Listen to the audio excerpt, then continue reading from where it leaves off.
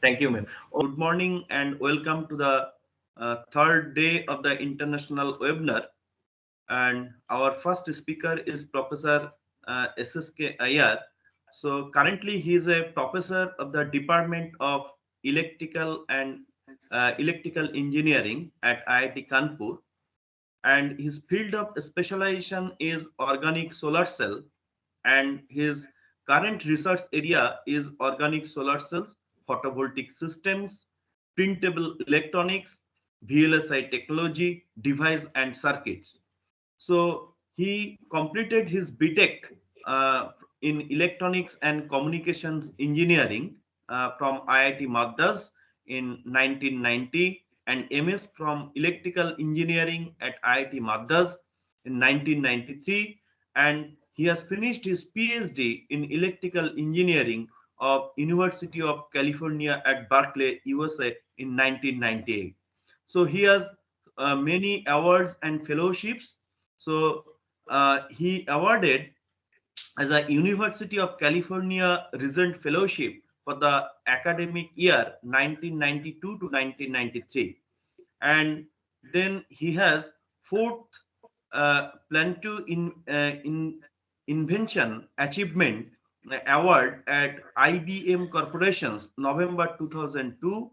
So he was one team award for EF USA development and implementations at IBM Corporations February 2004.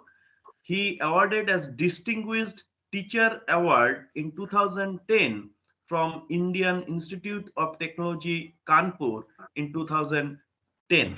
So he has a lot of teaching and industry experience.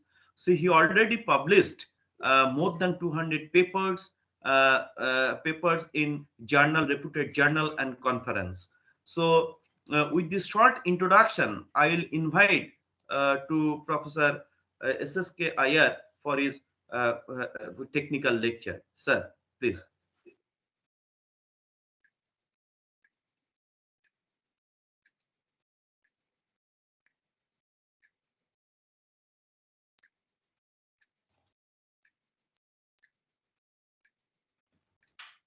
Thank you, Professor Mondal. I'm really touched because I gave a very brief resume. I thought that I should directly get into the subject, but it just shows the care with which Professor Mondal is handling the whole thing. And yes, I think I don't know how he managed to dig up all these details, because I myself am not remembering many of these things. So it was very kind of you. Thank you very much for introducing me.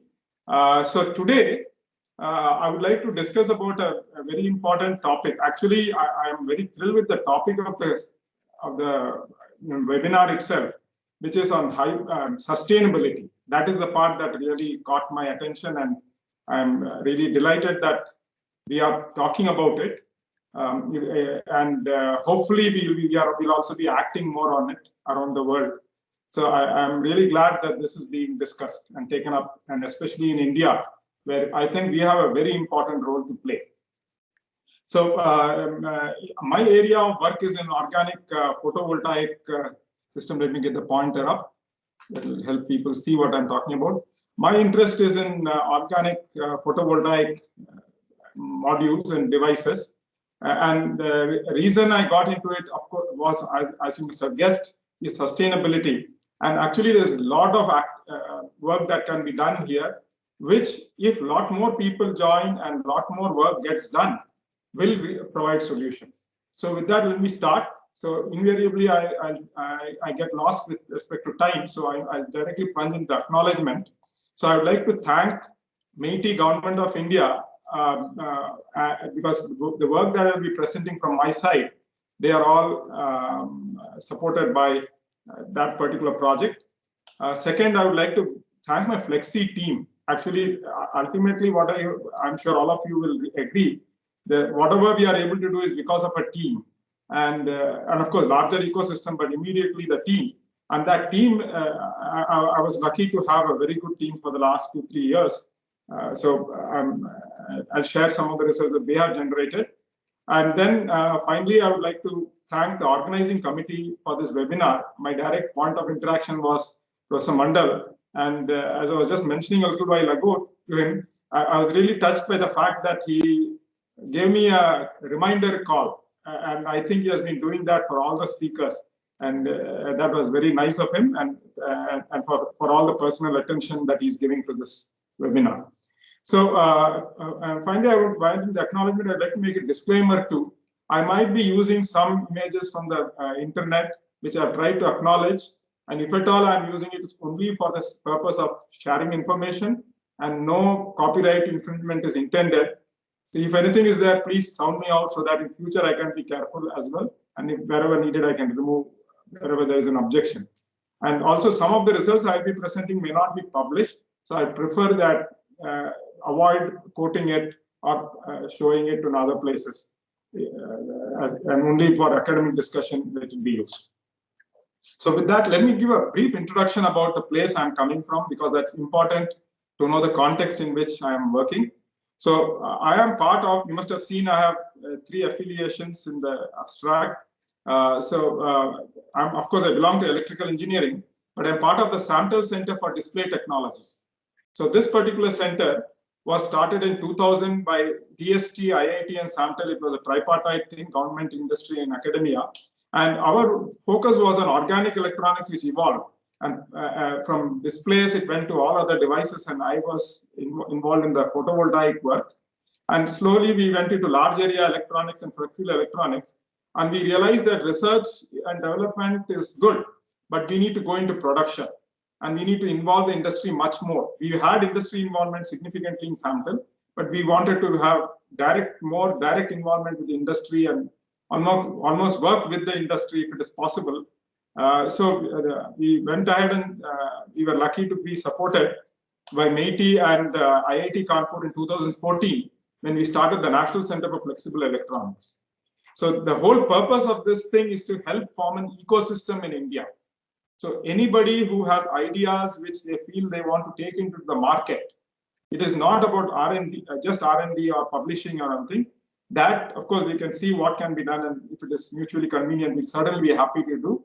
But for production-related things, startups, things like that, if any support is needed for any of your centers, of course, you can keep your IP, but you are welcome to work with us. We can develop new common IP as well. But this is an opportunity for us to do something in India. So with that, let me go to the outline of my main academic part of my talk. So first of all, I do believe organic photovoltaics offers an excellent opportunity for sustainability. Here we have been talking about materials, but not just materials associated with it, the processes involved, all that. We can have a lot of R&D by which we can ensure that right away we go to a process which is sustainable. The reality is, if we don't take care of it, nature will remind us, and we'll be forced to look for other solutions. And maybe, of course, it will provide more job opportunities for R&D folks, because you first have to do some initial research and then you have new research for sustainable approach. Maybe that, but besides that, but it will cause a lot of harm to environment and people. So I think it's a good idea that we directly go into sustainability, and OPV offers us that. So in this, there are various aspects in which we can do it. So I will be talking about the materials use. I'll be talking a little bit about the process for manufacturing. So mainly I'll be talking about non-chlorinated solvents and some benign solvents. Some of them are non-chlorinated but maybe more harmful. I'll be talking about paper substrates and printed module. May not be in that order. First I'll talk printed paper substrate, non-chlorinated solvents, and then the actual mode of manufacturing, which is printed modules. So what is organic photovoltaic technology, and what is OPV?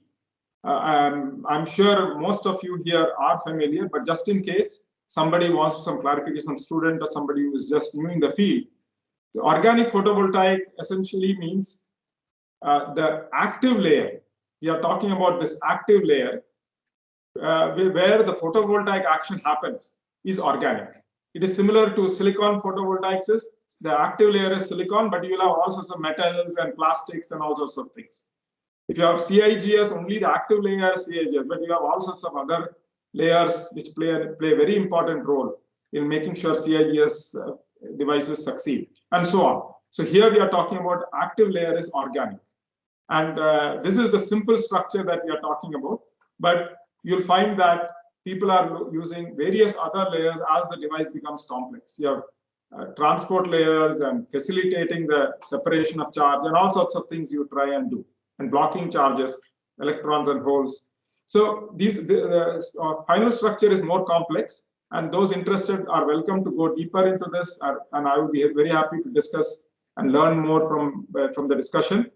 But in this particular case, one of the points to note is we do want to make active layer organic. So you have acceptors, a class of material which are more like p-type in the traditional semiconductor lingo, or donors, which are the n-type in the traditional lingo, where your electrons immediately coming in there.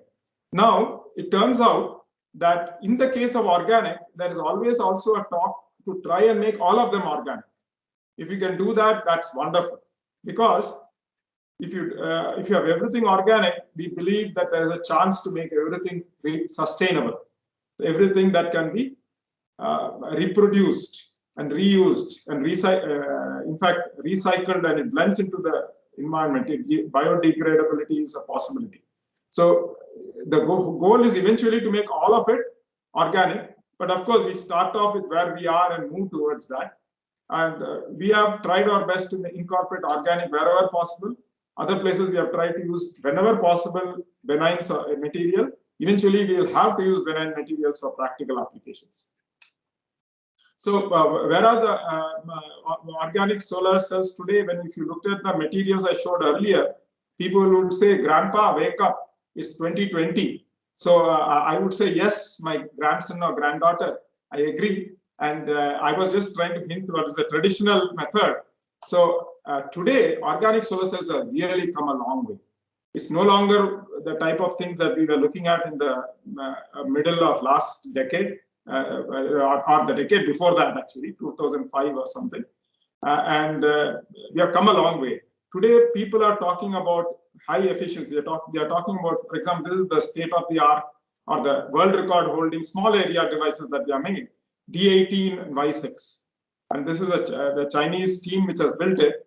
So one of the main tricks that they do is they make sure that the response is over the full range of the, or rather, if not a full range, a wider range of the solar spectrum.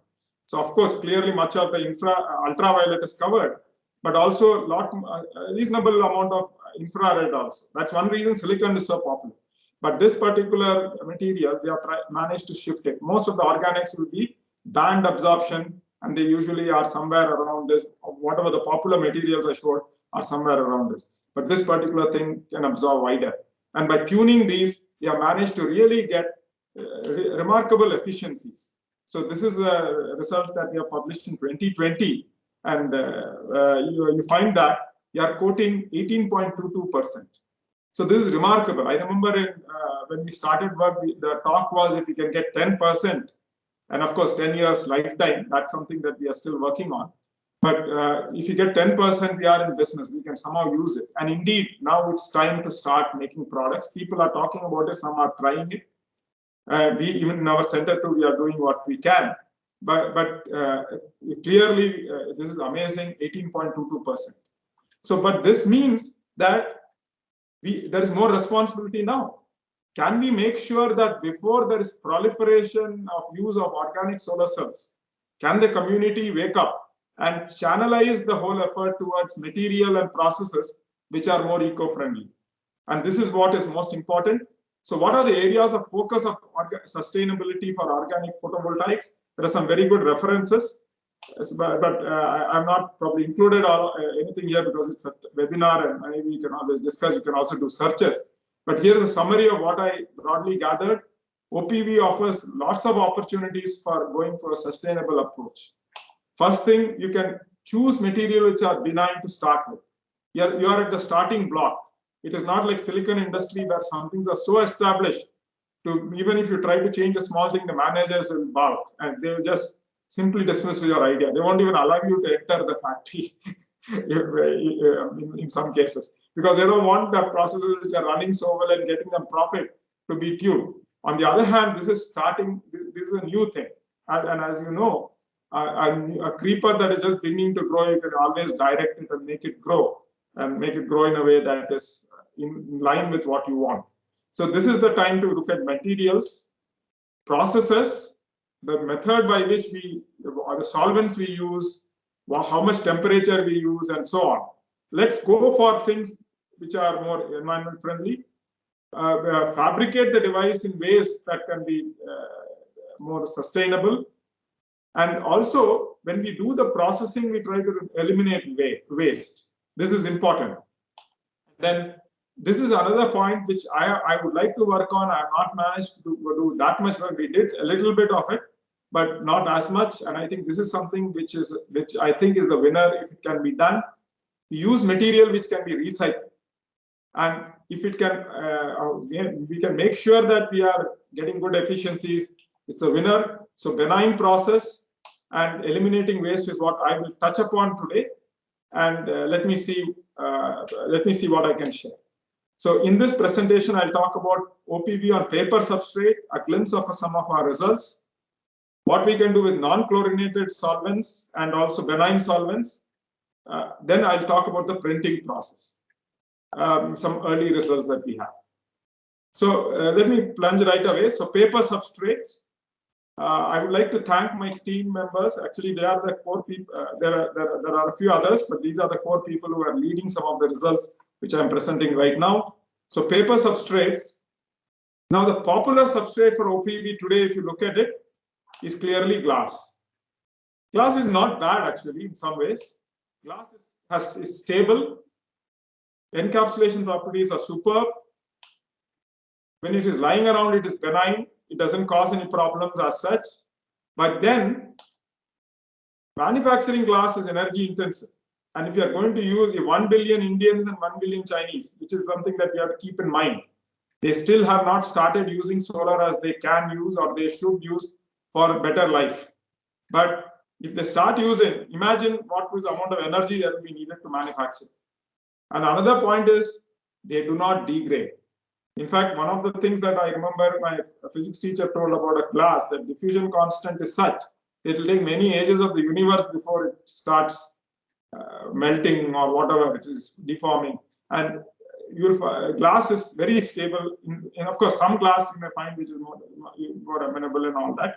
But typically, it's very stable and you need very high temperatures to make any change in that. So it does not degrade. So in small amount, it's okay. But if you have too much of it, you will choke. The other popular material for OPV seems to be plastics. And this is an amazing group in Denmark. They even started a company there, Infinity Solar.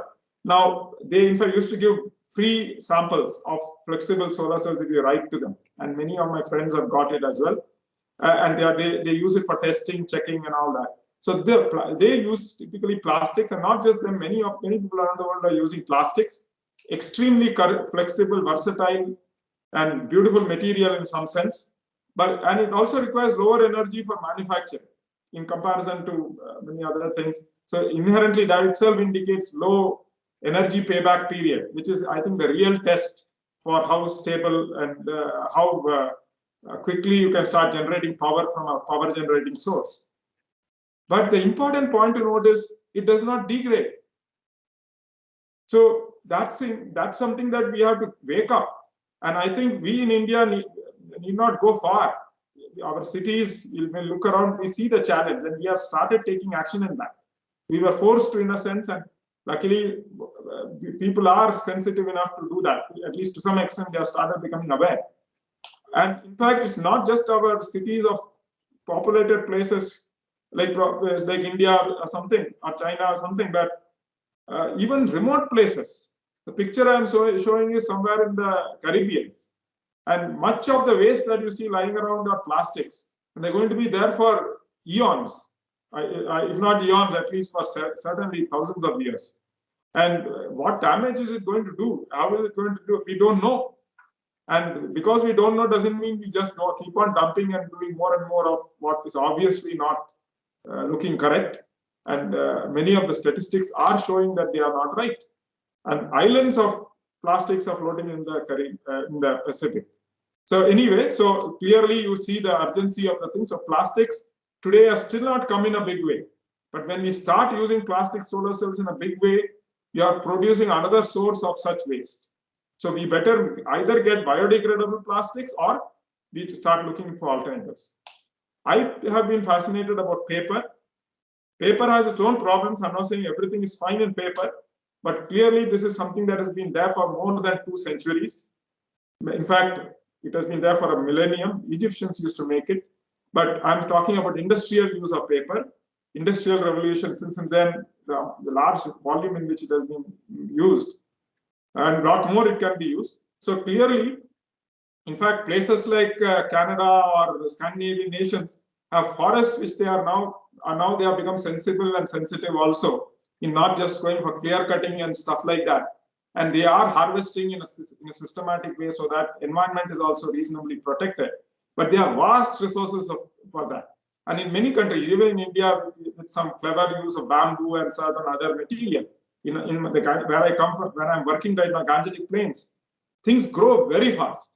So if we can really use areas for generating paper. So this is something that is clearly a renewable resource. So, and this is something that we should be looking at. Source of raw material is most part green. Low energy requirement for manufacture, because we all remember paper burns very fast, so you cannot go for very high temperatures. More scope for recycling and biodegradation. Even after its lifetime, in fact, I remember when I was growing up in Calcutta, even a scrap of paper will not be wasted. Everything would be reused and recycled. And no wonder when, even though so many people are living in a much smaller place, you find that life is still quite very sustainable. In fact, all the waste goes helping growing vegetables in the outskirts of the city. So the recyclable approach is the best. And that's something that we should go more and more. But as we go to modern equipments which are much better, of course, the facilities are much better, plastics and so on, these are being disrupted. And as the quality of life and people will come out of the poverty level and so on, I think there'll be more use of such material. So we have to go for paper and such things. But note that paper has a challenge. It's low temperature processing. It's wonderful from an environment point of view, but it also means that many of the new processes have to be developed, and it also means stability can be less of devices that are made. You have to watch out for that. But maybe it is not bad. Okay, birth and death both are equally, in a way, a law of nature, and is the way it should be. So once the lifetime is over, it should degrade. So we should make sure that it survives the life that we want. But over lifetime, that is an issue. We have to work on that. But those are things that we can work on in the long term, but we can go for short-term uses. But immediately, the roughness of paper, the substrate itself being fragile, how to handle it, these are issues that one has to look at. But it's not intangible. We can work on this. And the device can be vulnerable to environment. One has to study this more. We find that it's not bad at all. It's not so bad. So far, whatever little reliability study we have done, poor encapsulation property of paper is an issue, unlike glass. So that's what we have to watch on. So what did we do? We studied the temperature, looked at various sorts of paper. So this is something I'm quoting from one of the earlier publications. So we took all the commercially available papers and we subjected them to different temperatures and the ambience to see how it degrades. And we find that glossy paper goes up to 200 degrees. So not bad. So 200 degrees is doable. Of course, we would like 250 because zinc oxide, many of you who are working in this will know you need 250 to get good quality for many of the solar cells. But 200 is doable. You can work on it. So we went right ahead. So we started looking at the smoothness aspect. We looked at all the different papers, checked their roughness. So we find that glossy paper is good. It looks good in this plot, but it's actually 150 micrometer. So it's not it's not as good as it looks for the practical device making. So AFM results have helped us find out all that. So we went and looked at lots of polymers for smoothing, and among them we found these 3 to be promising candidates. And this is attractive because it uses water as a solvent. But we went ahead and studied this from making devices, and this is what we found. The smoothing properties we find is, you can see, these 2 are good. Polyvinyl alcohol and also the polyvinyl formol, both are good. But polyvinyl formol is also having a very tight distribution. So the roughness is much more controlled. So right away we went ahead and used this. So chloroform is a solvent. There's a catch here. This is a chlorinated solvent. But all the same, we went ahead and did this for the time being. We found that 160 degrees 3-hour annealing is needed, which is doable. 200 degrees we saw was a limit. With the paper, we found we had to use around this thickness. And what we found is we could bring down the thickness to below 3 nanometers, which we can live with to get, and we have been getting decent yield thanks to this. So we went ahead and fabricated devices. I'll cut to the chase. So we looked at our popular material, P3ST, PTB7. So essentially, we used the paper smoothing layer and went ahead and built this. Remember that light has to come from the top because paper is opaque. So we used silver at the back electrode, and now what electrode to use, that is something that one has to decide. But we use silver to start with, and we built these 2 devices. These are small area devices, and then we did manage to make some decent device. And it's not just one swallow makes a summer. We went ahead and made a significant number of them, and we found that P3ST, this is a median value, and median value is higher than the mean because we are finding that with our improved processing, we are able to get higher and higher efficiencies and more stable process. That's understandable, and that's known in all manufacturing and development work. So, but we got 6.44 with PTB7. So, to the best of my knowledge, is one of the highest people have talked about. Now, so we made paper solar cells, but then we have to start looking into benign solvents, not just non-chlorinated solvents. I think I should have named this benign solvent because I'm not just talking of non-chlorinated solvents. So we have to look at the toxicity of the solvent. This is the key thing. And here I found a very nice paper, especially the way they have told it very nicely. McDowell and Bazan's paper, Bazan's group. I like the way they put this graph. So this is how the toxicity changes. So I think the toxicity levels, and here the additives are also included. Many times we use additives to get a better film quality and all that. So your main material may be very nice, but when you add that dopant, it actually behaves like dope in humans, I guess. It ends up really, it can become very polluting. So we have to be very careful on that. But all the same, this is the general toxicity. And I think they did some experiment on the poor rats, and it's gram per kilogram. There is a weight of the rat versus how many grams is needed. And you can see that as you go from halogenated aromatic all the way to alcohol and water esters and so on, the toxicity reduces. But what is also to be known, of course, it's not monotonic. You do find bad things above also. But the funny thing I found was even water can be toxic. Of course, I guess maybe they must have drowned the rat. I don't know what they did. But all the same, water also can be toxic. So too much of anything is bad, I guess. Adhigam ayya amradam visham, as they would say.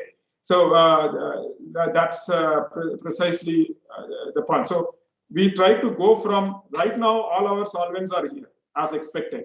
And usually, I remember a maxim one of my professors used to say, Professor Bhatt used to say when he taught processing, that what is not good for humans often ends up being good for silicon, and what's good for silicon often becomes not good for humans. So that's precisely what we find all are here.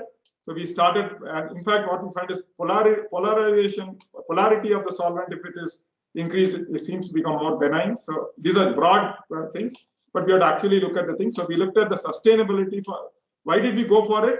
We want to go for manufacturing just to be sustainable.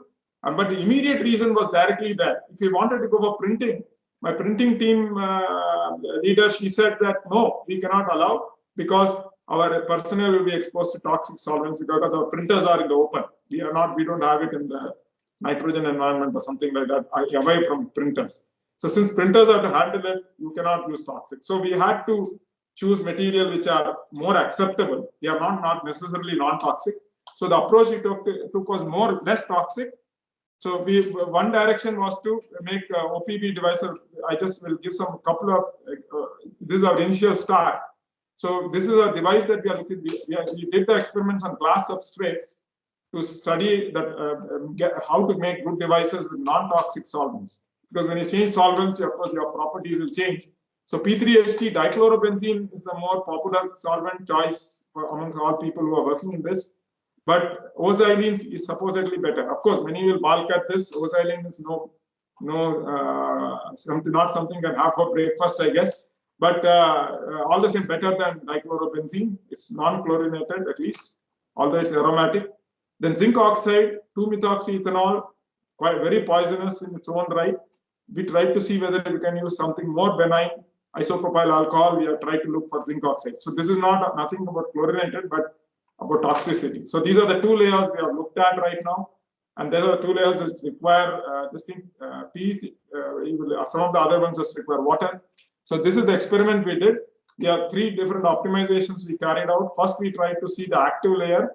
So in this, we use O-xylene for the active layer, but we continue to use old thing for ZNO. Then using this thing P3H, we tried to use optimize which is the best one for ZNO, IPA, how to get the best process, and then finally did both the layers with the optimized process.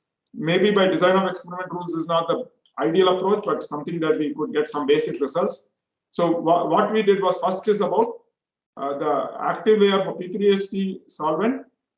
We did layer thickness optimization and we did temperature optimization for the process. So the control device gave us 3.47% mean and 4.34 median.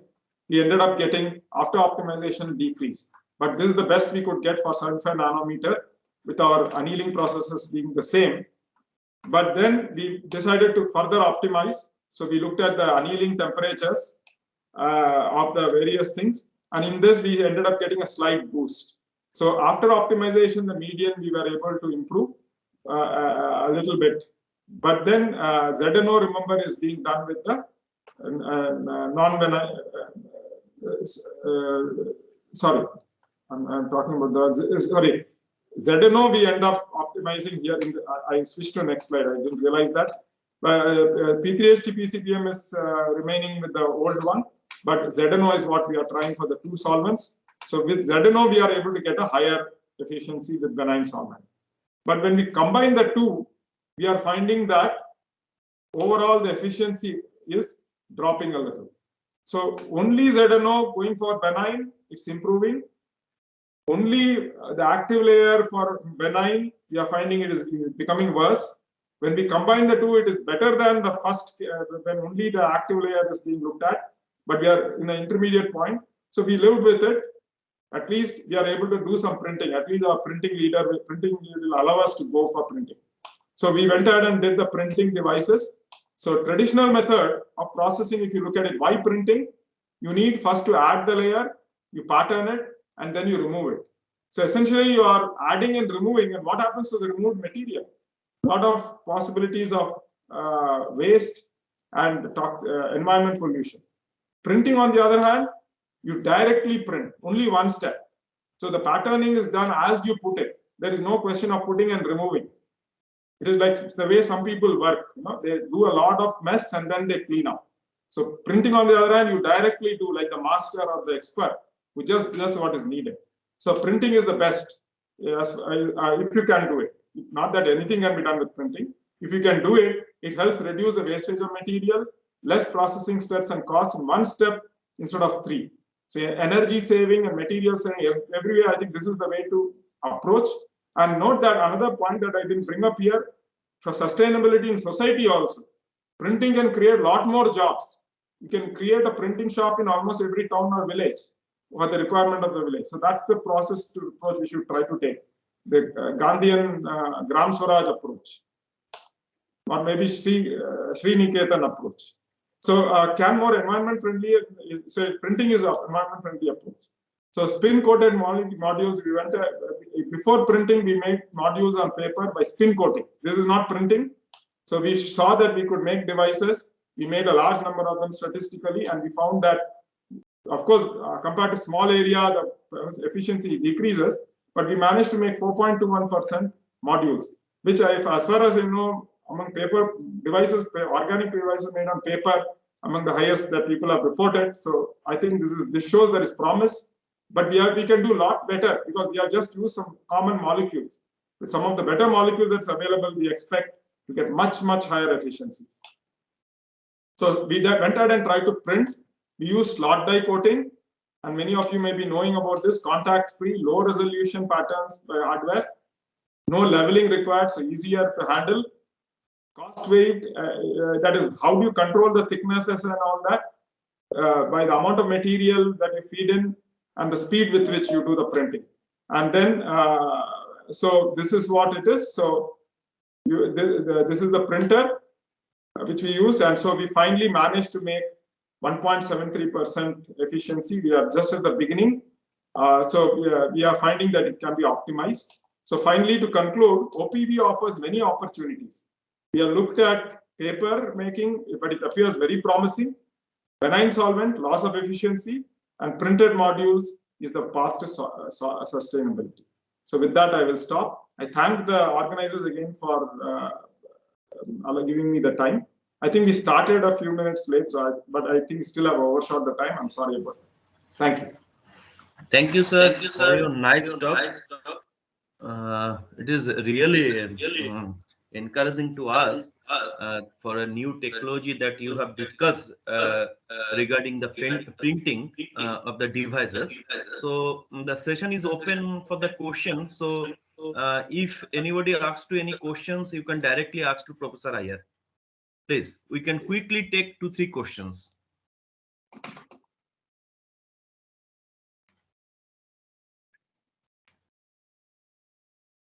Participants and other professors are present here.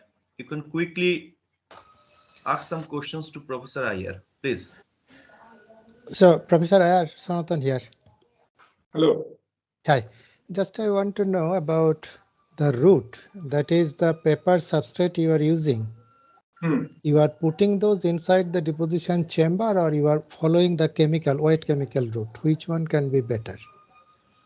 I would think ideally I would want wet chemical method because that's something which is lower cost. Yeah. You don't need vacuum and stuff like that. Right now, when needed, we are putting it in vacuum. For example, we had to deposit silver. That is one of our Achilles heels. We are trying to replace it.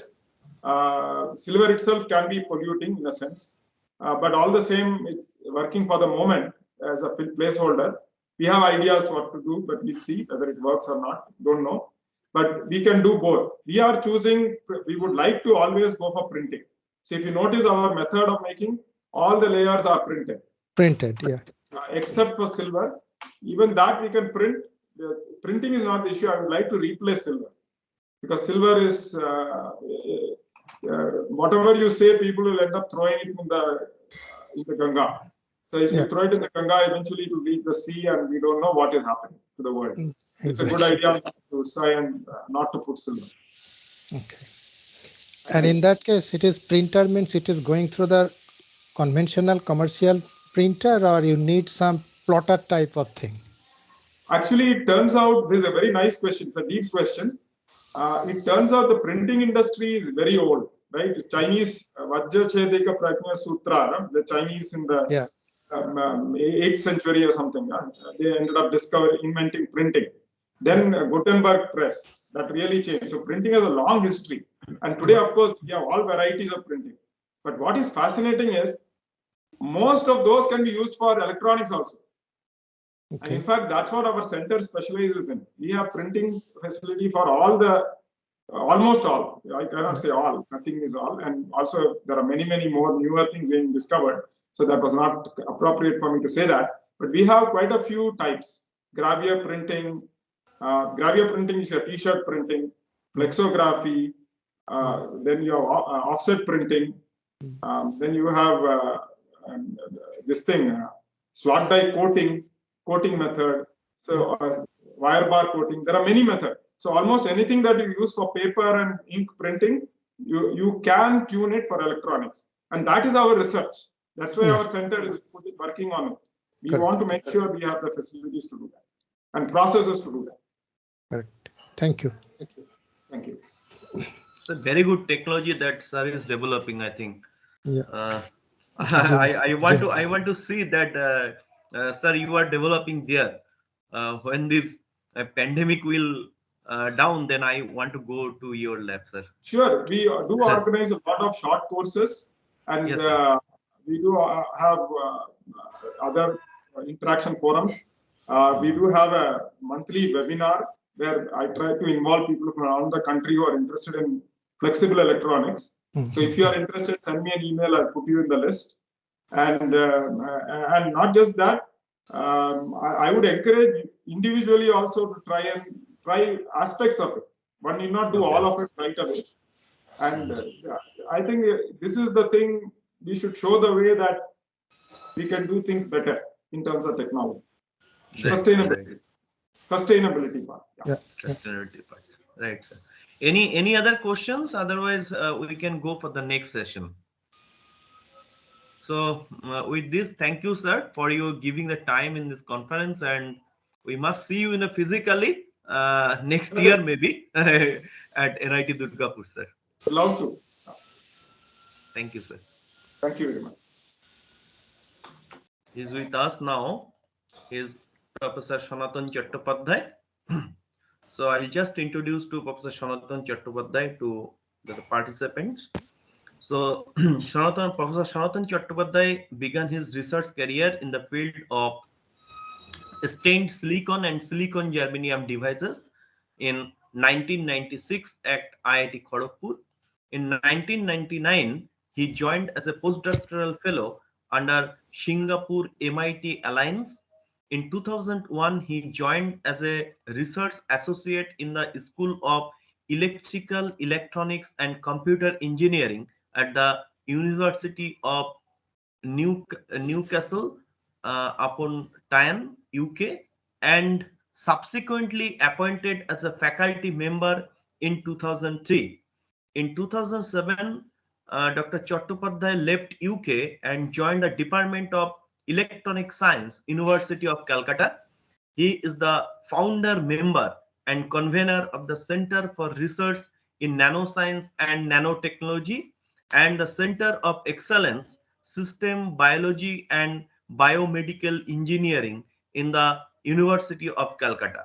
His research interest is he is currently doing the research include the stained silicon and nanowire MOS devices, electronic biosensors, electronic monitoring of food adulteration, and digital microfluids, nanoscience and nanotechnology, and solar cell. So his research, and he has a long research and teaching experience, and he already published more than 200 papers in reputed journals and more than 170 conference papers. He also co-authored of the 2 books, and he wrote the 17 books chapter. He's a member of IEEE Electron Device Society. BO is in several colleges and universities, organizing committee of several international conferences. With this short introduction, I'll invite to Professor Chatupathi for his technical lecture. Sir.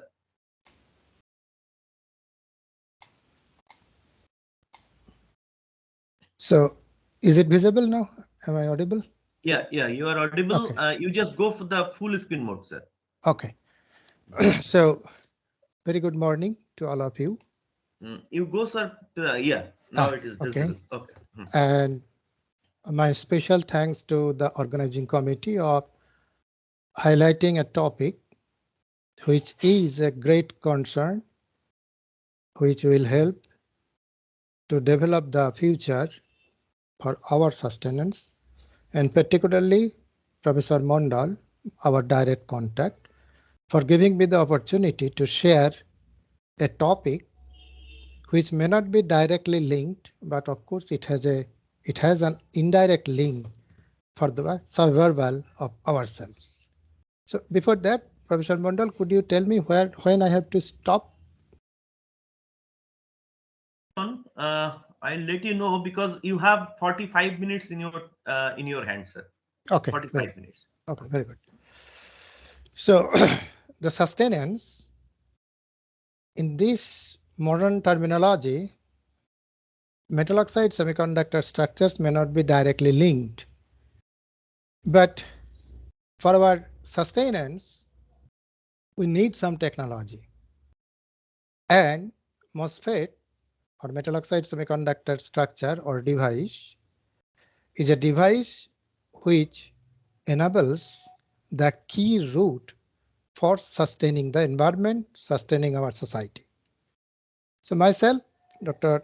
Chatupathi from the Department of Electronic Science and from the Center for Research in Nanoscience and Nanotechnology, University of Calcutta. So the area I would like to touch is a brief introduction regarding sustenance, a correlation between the technology and the sustenance, the key enabler of this technology, that is MOSFET, and particularly in terms of material, I would like to stay in silicon and modern techniques to strain it for its performance enhancement, and some emerging materials, of course, related to organic devices. And then we'll summarize it. So if you look at the human history of last 11,000 years, starting from the agricultural point of view, it shows that the progress of human society, the survival of the mankind is directly related to the progress of the technology. In that sense, if you see, after the earth-breaking discoveries and innovations in the 20th century onwards, has propelled the human population to survive in a much bigger way with respect to its previous years or centuries. And if you see the breakthroughs or the techniques and technologies that has enabled it, there are some very earth-breaking discoveries and innovations. I'm not going to detail because of the time shortage, but it definitely covers the life-saving drugs. And in terms of their progress of technology, it's a complementary area and approach. I would say that if you look at the middle of the 20th century, it is the semiconductor devices after which the growth of human population has been almost a perpendicular line with the year. So that means semiconductor devices got a huge role to sustain the progress of human population and their survivals. Although it is indirect, but it has indirectly helped other areas to develop so that the population can survive. So I should say that MOSFET is the key enabler of the sustenance of the mankind, which has expedited the growth of human population. And it is such a device, in terms of understanding, we can say that it is nothing but a three-terminal switch having two fixed terminals to drag currents and a third terminal to have a control over it to manipulate its operation. So in that sense, if we see about the market of sustenance of the human society itself, we are living in the era of 5G communication. As Professor Iyer already mentioned, flexible displays, artificial intelligence, connected cards, driverless cards, data. We are living with data. So data manipulation, data storage, and Internet of Things, that is everything remote control. So that is the way the modern society has been destined to be. And if you look at the market area, consumer electronics, industrial automation, automotive, aerospace, healthcare, defense, these are the projected areas where the next 20-25 years the entire mankind will focus on. And who are the enabler of that? It is, of course, the energy. Of course, We are living in environment, so we have to take care about the environment, where particularly we should look for the gases, the chemicals, the wastes, as Professor Iyer already mentioned. All the products we are looking for, its wastes are the main hazards to the environment. And sensors, one of the devices, including optical sensors, solar cell photodetectors, that is going to take the main lead for the further progress of this modern civilization. And in terms of devices, only it is the MOSFET which has taken the big role to sustain. So MOSFETs, it is the workhorse, and MOSFETs and its scaling, that has been the preferred route for sustaining this progress. And then in terms of a MOSFET, what are the parameters that we should look for and how the entire mankind is looking for? It is the threshold voltage. People are looking to lower it as much as possible. The offset current, that is the power dissipation part, which is also a contributor to the global warming, because if you look at the total number of circuits and systems and computers and laptops and mobile phones, those are contributing power because all these are dissipating power. Although for a single device it is very small, but in terms of the total consumers world throughout the globe, it's a huge amount. So always people look for to reduce this offset leakage current. On-state leakage current is the circuit driver, so try to increase it. Transconductance, if you increase it, it will be better because faster devices. Channel conductance, again it is related to the resistance, so power dissipation. Then subthreshold swing, smaller is the better because it gives you the speed of the device. Multifunctional devices you need at a faster speed. Then drain voltage, lower is the better because of the power dissipation. Channel mobility, that is the key enabler of the performance of the material system in the channel, higher is the better. And DIBL, another detrimental effect to reduce the threshold voltage, which will increase the leakage current. So along this paradigm of parameters, the entire MOSFET research has been evolving for the last 50-60 years, and the main focus people gave in the up to last decade, it is the reduction of threshold voltage to reduce the power and increase the speed. But the next, in this particular era, this particular few years, people are focusing more on this subthreshold swing part, which is the speed maker of the devices. So I will focus this lecture mostly to focus about the parameter of the device MOSFET, where this subthreshold swing will be increased gradually. What are the changes that is happening gradually? My thrust will be here, but of course along with other sub parameters. So if you look at this paradigm in MOSFET, whatever the parameters we look for, you can categorize them into two families. One is the geometry and another is the material parameter. Material parameter related to the mobility of the channel and dielectric constant. And in geometric parameter, it is the width of the device, the channel length, and the oxide thickness. So along with this focusing, people started, particularly the company Intel, they started to do particular goal-oriented research from 1970 onwards. And if you come back, you see how the gate length, feature size of the devices has been reduced gradually and systematically, and it came to now almost 7 nanometer. So few atoms are being used to create these MOSFET devices, of course following this particular rule of scaling down. So reduction of device geometry in a systematic manner has been the preferred route from last 50 years to improve the performance of such devices.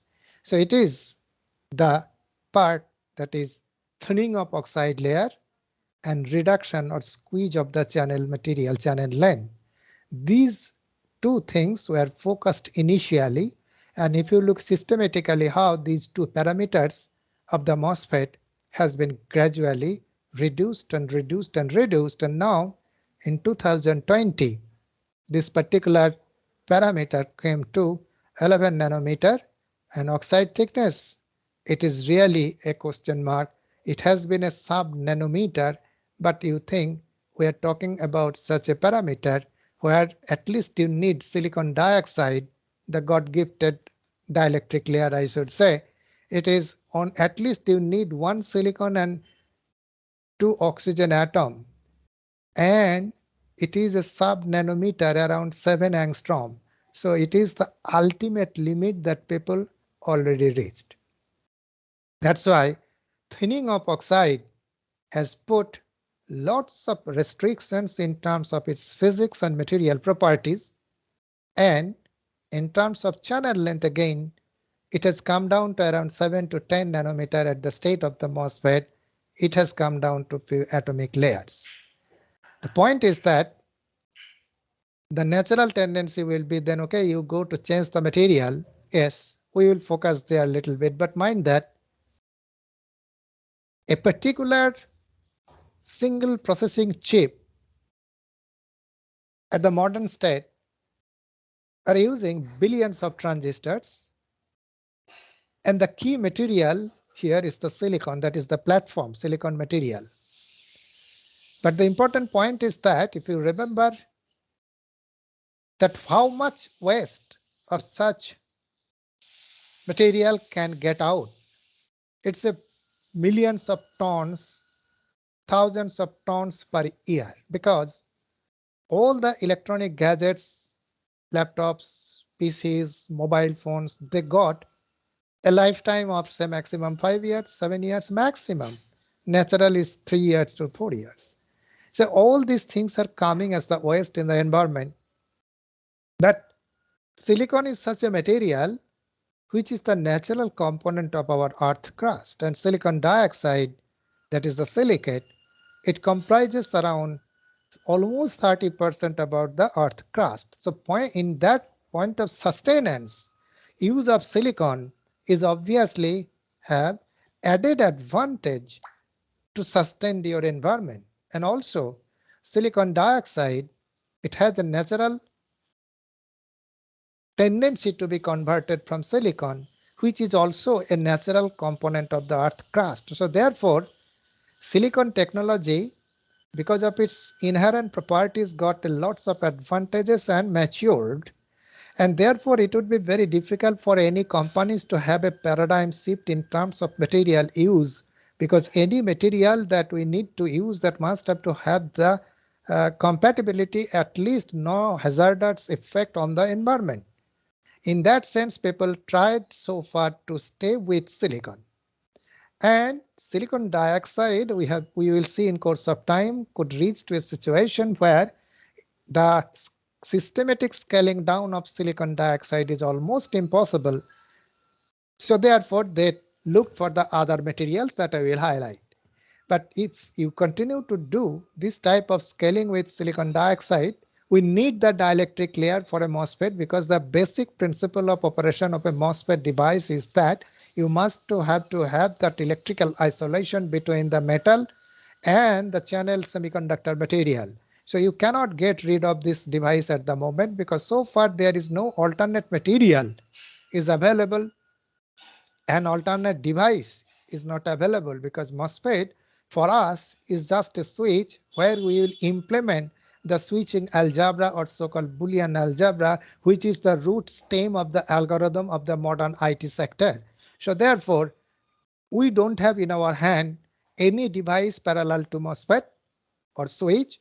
We don't have any material parallel to silicon. But today I will highlight what are the other materials that people are trying for to replace silicon, although it is not a potential matured material so far to replace silicon immediately. But if you continue to scale down the silicon dioxide systematically, then lots of physical limitations will appear, particularly in terms of generation of unwanted ions, traps, interface states, hot carrier electrons, threshold shift, and other breakdown effects. And most importantly is the unexpected leakage current, means where your device is not working in a working mode, rather it is in a standby mode still. If the leakage current is too high, it will create an enormous amount of static power dissipation, and that static power dissipation will indirectly end up to increase the temperature of your environment. So therefore, out of these challenges, the direction is that look for the alternate gate insulator so that the leakage current can be reduced. Look for the alternative material so that you don't need to reduce the material dimension. So higher mobility material, but must have to have the compatibility. Second, third is the alternative devices so that the overall power dissipation get lost. But out of this drastic scaling, what is the phase we are living in?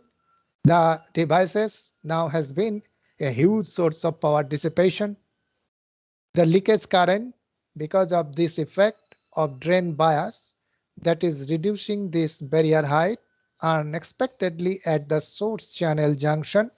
So that is ending up with some further leakage current, power dissipation.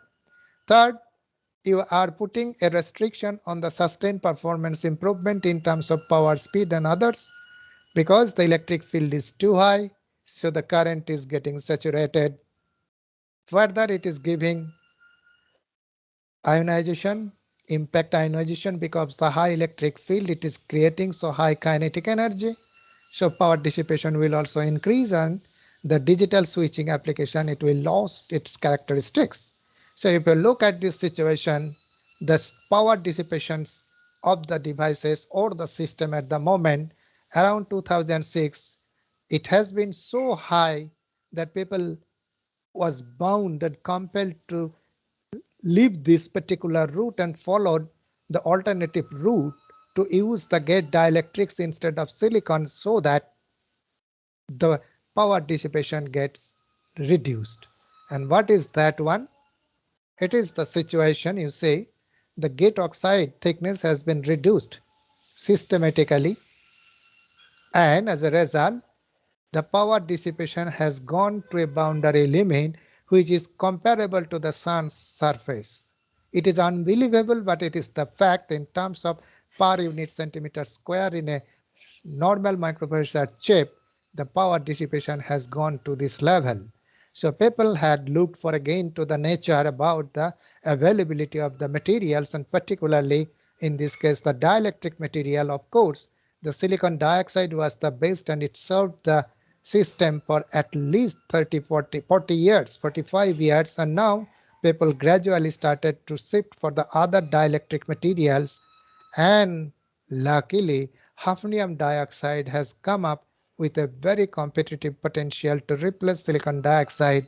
And if you look at this particular point, hafnium dioxide has replaced silicon dioxide in our modern integrated circuit chips, but keeping the same electrostatic integrity. That means the performance of the silicon dioxide has not been compromised, but the material of high dielectric constant has been used so that the thickness of this material or dielectric layer could be higher than the silicon dioxide because this is the ratio of the higher dielectric material and the silicon dioxide.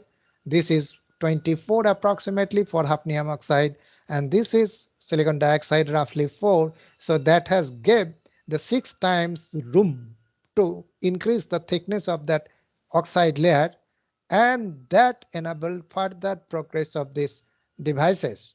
And particularly people are looking for other devices having very high dielectric constant, but mind that technologically it must have to be compatible and also environmentally. Ultimately everything that we use will go to the environment at the end of the day, and none of these materials that I'm showing here, although they got very high dielectric constant but could not be used as a substitute or replacement of silicon dioxide in the silicon technology. So at the moment also hafnium oxide has emerged to be another very interesting material. Instead of having its dielectric properties as the MOSFET gate insulator, it is now also showing a very good ferroelectric properties, and perhaps that will give another flexibility for this technology to survive by using these negative capacitance properties. That is a different types of story, but hafnium oxide now has been emerged to be a very good material to be utilized for different purposes other than being used in the MOSFET technology. And another particular point people are looking for, focusing for last few years is the sub-threshold swing of the MOSFET devices. That means how much voltage it will require to have a 1 decade of change of current. And this particular sub-threshold swing, if you look at that, has two components. One component is directly related to the body factor, and the other component is totally the thermodynamic factor. So the point is that how can you reduce the body factor? If you go for the conventional MOSFET, the common thermodynamics will not allow to show you that the subthreshold swing value can go below 60 millivolt, means the minimum value of this parameter can be 1 tending to 1, and if you then replace this value, it will give you approximately 60 millivolt per decade at room temperature. So therefore, whatever the conventional transport properties of these devices, that thermodynamics will not allow to go beyond this one. That means the speed of such devices is limited. So therefore, it has propelled to go for the other type of devices in terms of material use, that is called the ultra thin body MOSFET, multi-gate MOSFET, nanowire, carbon nanotube, graphene, and other type of negative capacitance FET, MEMS, and NEMS. All these devices will enable that the thing, means SS, can be below that one that I will show in course of time. So that one of the researches that people are focusing, and a tremendous effort is being devoted to reduce this subthreshold swing for the state-of-the-art devices to sustain your civilization. So the scale down was such that it was scaling from the lateral side. So lateral electric field was getting very high. So therefore started to create technology to increase the number of gate in the vertical direction of the channel, that is double gate and then triple gate and then gate all around. This is the generic evolution of the MOSFET technology to increase the vertical electric field in comparison to the lateral electric field, so that you could maintain the proper electrostatic integrity, less leakage current, and MOSFET operation. And eventually the nanotechnology has been emerged. So these two technologies got a bridge here, where this geometry is the option to maximize the perpendicular electric field across the channel. That is, it can replace the complexity of fabrication of the gate all around structure in technological point of view, and then you can go for quantum wire or nanowire FET. So that is one side of the story. It's a bit older story of the MOSFET technology evolution, where scaling down and it has been evolved to the ultimate nanowire FET type of structure. But in 1970, people did not focus on the material because that needed to develop a new technology, new material incorporation, where the industry had to pay a huge amount of money. So therefore, they chose to follow up the geometrical route to scaling down. Now scaling down is saturated, so people are looking for to replace the channel material so that the mobility can be increased. And it is interesting again, as silicon got the best compatibility with the environment and best abundance in the environment, so therefore people were reluctant to leave silicon from the production line. So therefore they created a new technology that is called incorporation of strain into the silicon, conventional silicon, so that that strain can modify the inherent band structure of the semiconductor, particularly silicon, and that reduces the effective mass, because the band structure and effective mass is nothing but the curvature of the EK diagram of the semiconductor. So by incorporating some amount of strain into the material system, that particular band structure got steeper, and that enabled the lower effective mass. And if lower effective mass, you will get higher mobility. So therefore, strain has been the main route after 2003 in the modern MOSFET devices to incorporate, to manipulate, to engineer, so that you can exploit this amount of strain to modify the band structure of silicon to get higher mobility, so that it can either follow the scaling down route, or you can amalgamate the scaling down advantage along with this strain incorporation to sustain the progress, so that the progress can continue. And therefore, two particular route had been followed so far. One is called the global straining approach. That is, you create a virtual substrate, and on top of that you create silicon means grow silicon, and particularly the lattice mismatch is there. So silicon germanium got higher lattice mismatch than silicon. Silicon is a very thin layer around 10 to 15 nanometer. So in this configuration, silicon will be forced to accommodate the lattice constant of germanium, and therefore lattice will be in tensile strain, and that tensile strain will be able to reduce the effective mass of this channel region, and that is the key of increasing the mobility. So this is the route that is called the global route. Another route is the so-called localized route or localized straining, such that MOSFET got a source and drain region. Why not you incorporate these two different materials in the source drain region with different lattice constant, and during processing that can either squeeze this area or can provide some tensile force along it, and anyway by this way you can create a strained area in this channel underneath this oxide layer, and that strain energy is sufficient to increase the mobility. So this is the basic technique to use silicon to stay with silicon, but by technologically you can modify the band structure of such silicon and you can take the advantage to sustain the progress. So therefore other type of strain in technology is also available. I am going this step by step. So by this global straining, you can see these are the substrate layers by which you can incorporate some amount of strain, and that particular amount of strain will be sufficient to modify the mobility, and therefore this is your MOSFET in real life. And if you see the mobility, yes, using strained silicon channel, the mobility can go much higher than silicon, almost 2 times higher than the conventional silicon.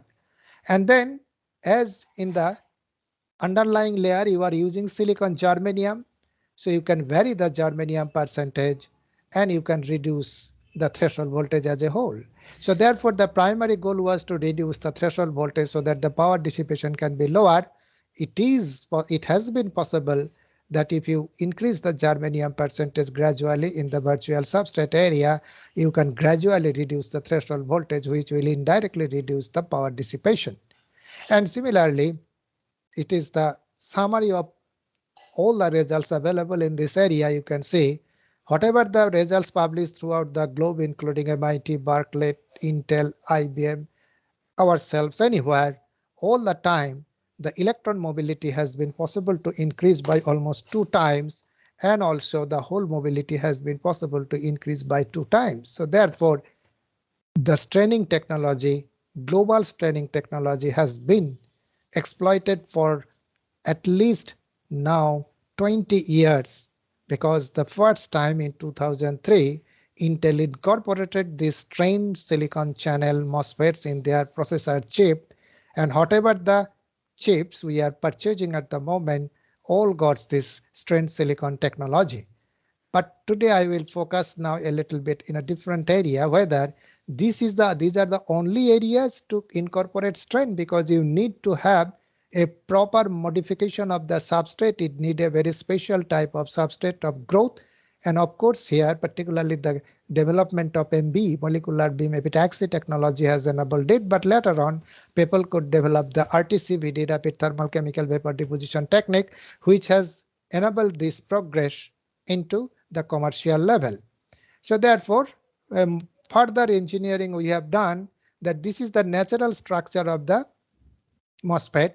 So whether we can engineer these two regions so that we can change the specific volume of the channel area and the specific volume of the source drain area.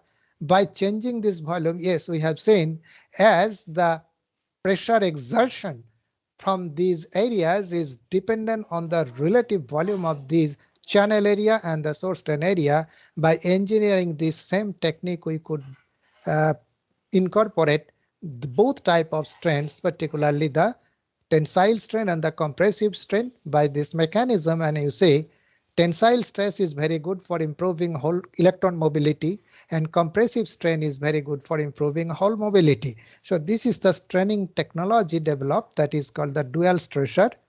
And then as I mentioned, that incorporating a different type of material is costly and a cumbersome in terms of technology. So therefore, whether the natural material that are being used in the MOSFET technology can be utilized for the incorporation of the strain in terms of material.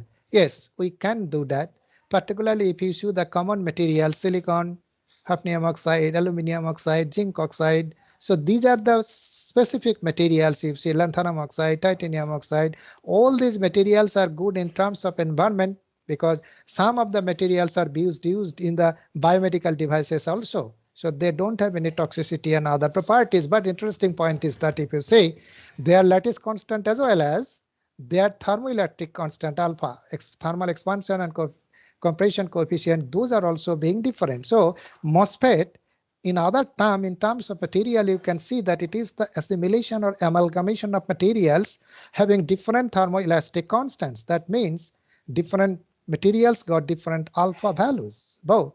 Whenever you are fabricating a MOSFET, this entire material system goes through a thermal cycle of around 1000 degrees centigrade.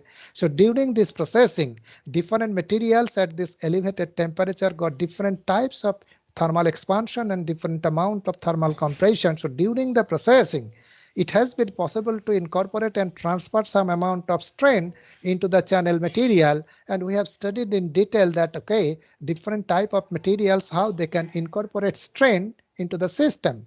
And you see a conventional MOSFET, if you change 4 basic steps I am showing here, where you change it gradually, you can see, yes, the strain initially 2 components were identical, but gradually you do processing, means you incorporate different materials step by step.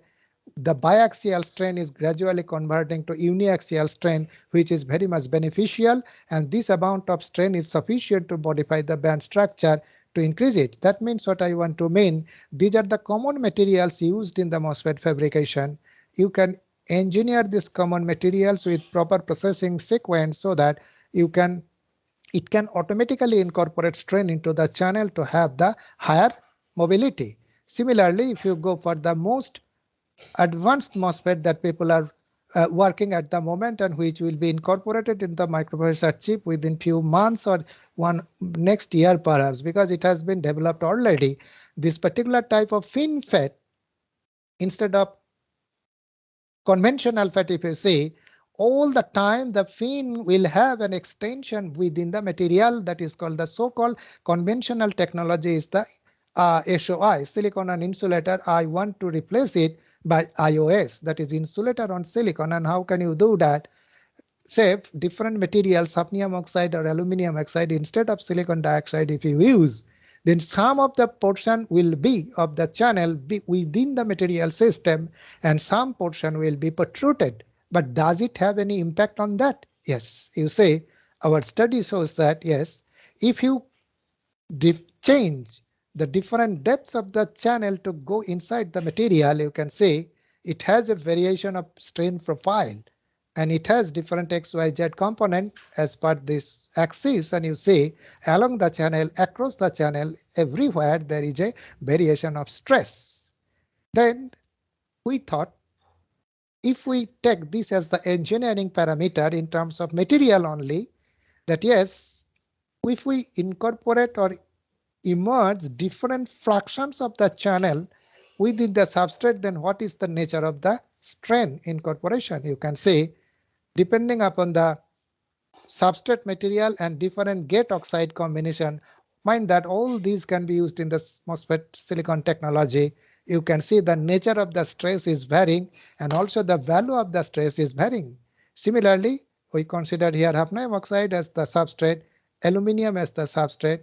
When hafnium oxide at the substrate and change the gate material to alumina or hafnium oxide or titanium, you can see different amount of strain can be engineered. Similarly, if you see sapphire, alumina as the substrate and you incorporate the gate oxide with alumina or hafnium or titanium, again different types of strain can be incorporated. So therefore, if you check the step-by-step CMOS processing with conventional material system, again you can see there is a huge variation of the strain. And finally, if you consider about the ratio of the protruding to emerged of the fin height, different amount of current can be tuned.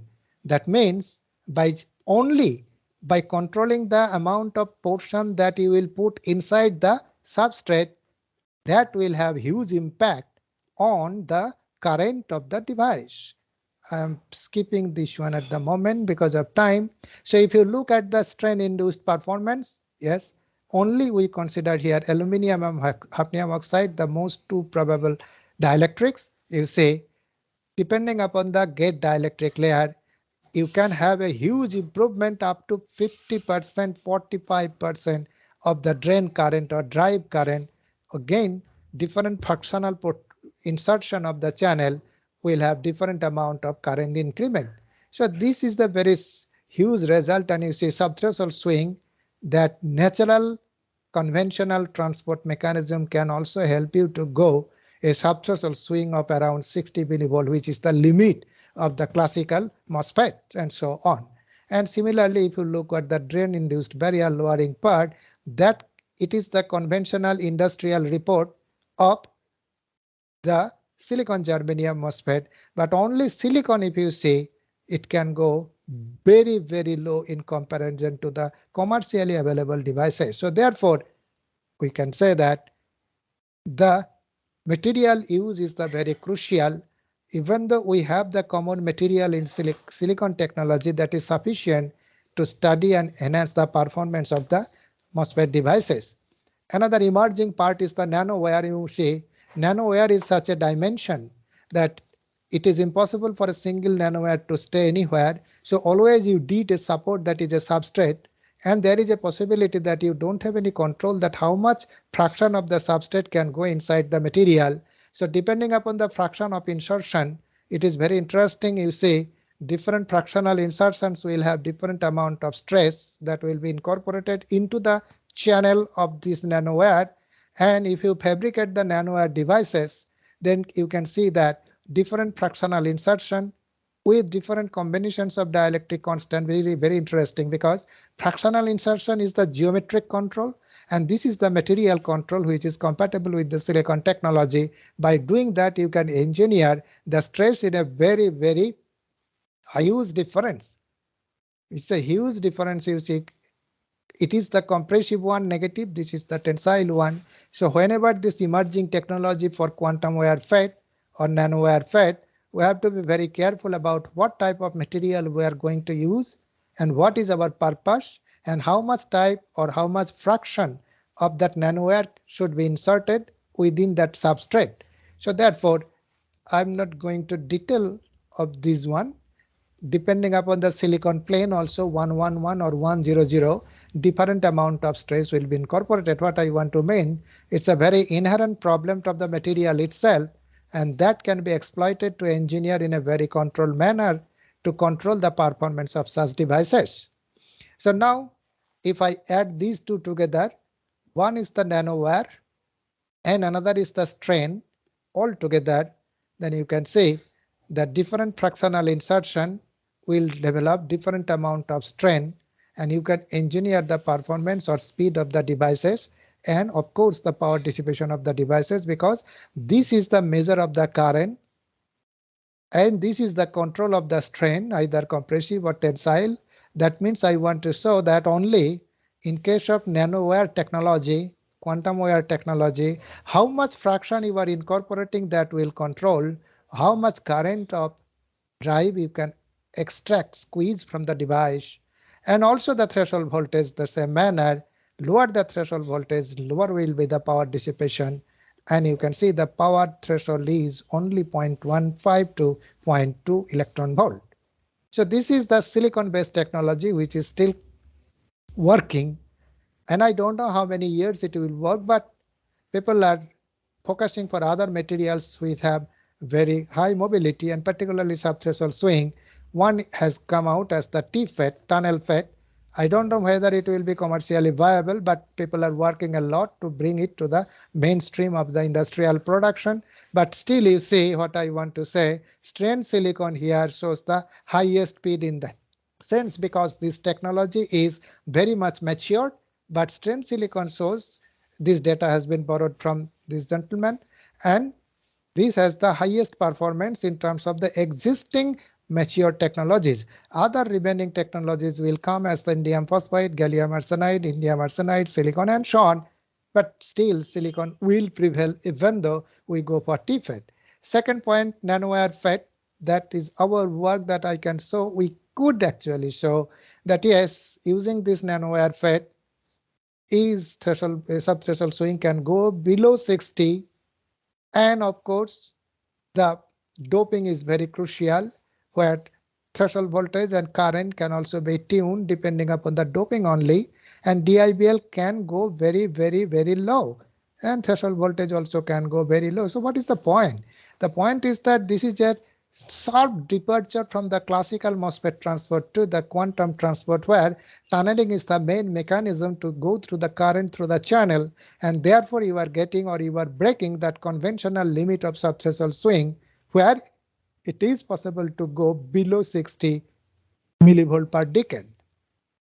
Another important area people are developing at the point is the 2D material with electronic transport. I am sorry, I do apologize because I could not put this reference. It is taken from a gentleman. I am sorry, I apologize again because I forgot to place this reference here. So I have taken this data from that paper, and it shows that in 2D case, silicon still survives. And silicon, you see, it has the mobility beyond 1000 or 1500, even though it is 2D.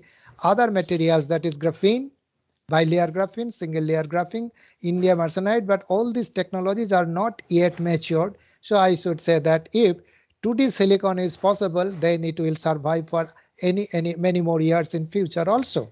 Another type of material people are working, not only Professor Iyer is focusing on the organic solar cell, but also people are trying to have biocompatible and organic MOSFETs and field effect devices, particularly thin film transistors. You say that field is also progressing in a very rapid pace. That is around last 50 years. The mobility of the organic semiconductor materials has also been possible to increase, and people are focusing that whether it can go to the silicon level.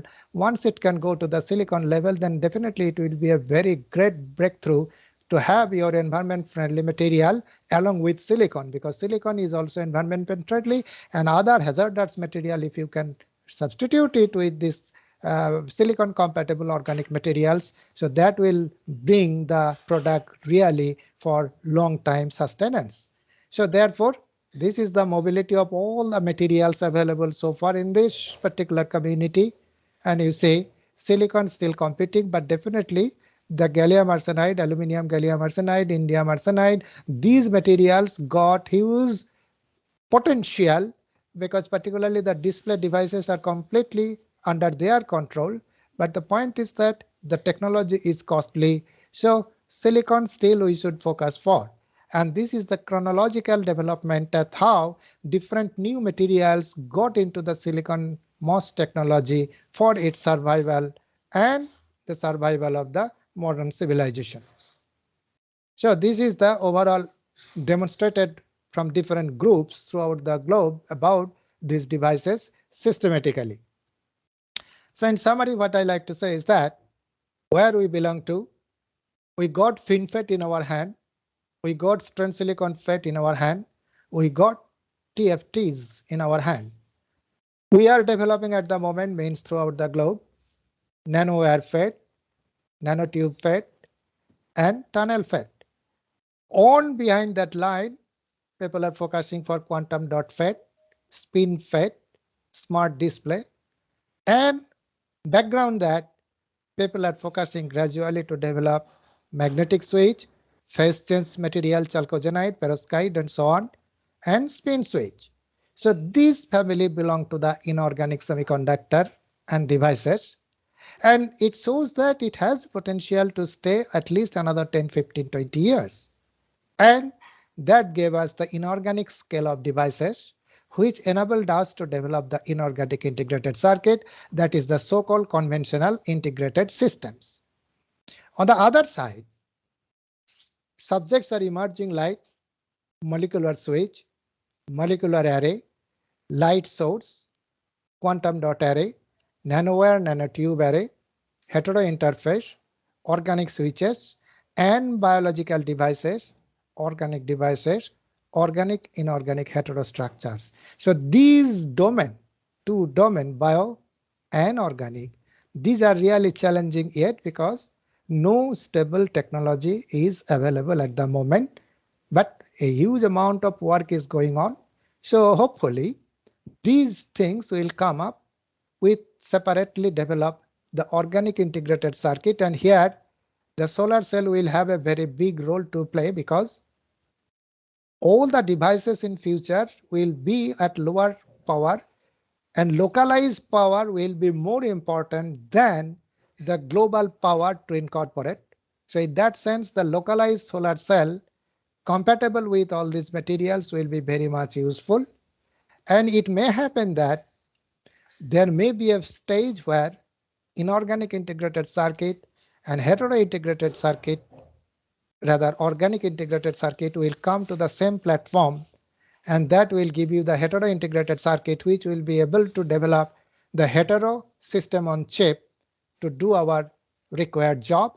And if it is only on organic integrated circuit, that will be able to deliver us the flexible integrated circuit. So along with this framework, I don't know which one will progress at which pace, but ultimately all things will come together to meet the need of our future, because to survive in the environment, perhaps the organic and biocompatible, biodegradable materials will be the most viable one, along with the existing silicon, because that is also environment friendly. And these two together perhaps can make the best approach for the future to sustain. So acknowledgement, that is the development of Center of Excellence from World Bank, and then the project supported from the state government DIT, the DST, central government, UGC, and agencies for providing the fellowships to our students. We acknowledge these funding agencies, and this is the academic collaboration that is going on with different institutes, with different persons. And this is my research group with the students. They are continuing, some have completed. And along with this, I like to thank you for your patience. Thank you very much.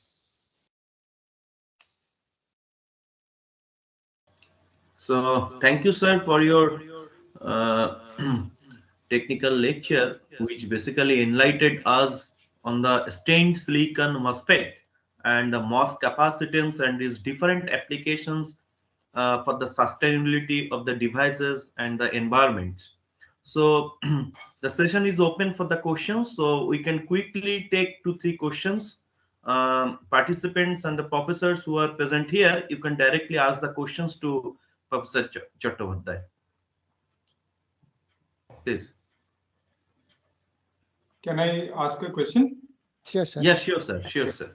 Thank you. Thank you for the question. I think it was a good comprehensive review of some of the key ideas that are there today. I think it was very nice, and I'm sure it's a lot of students would have really enjoyed and learned a lot of things in this.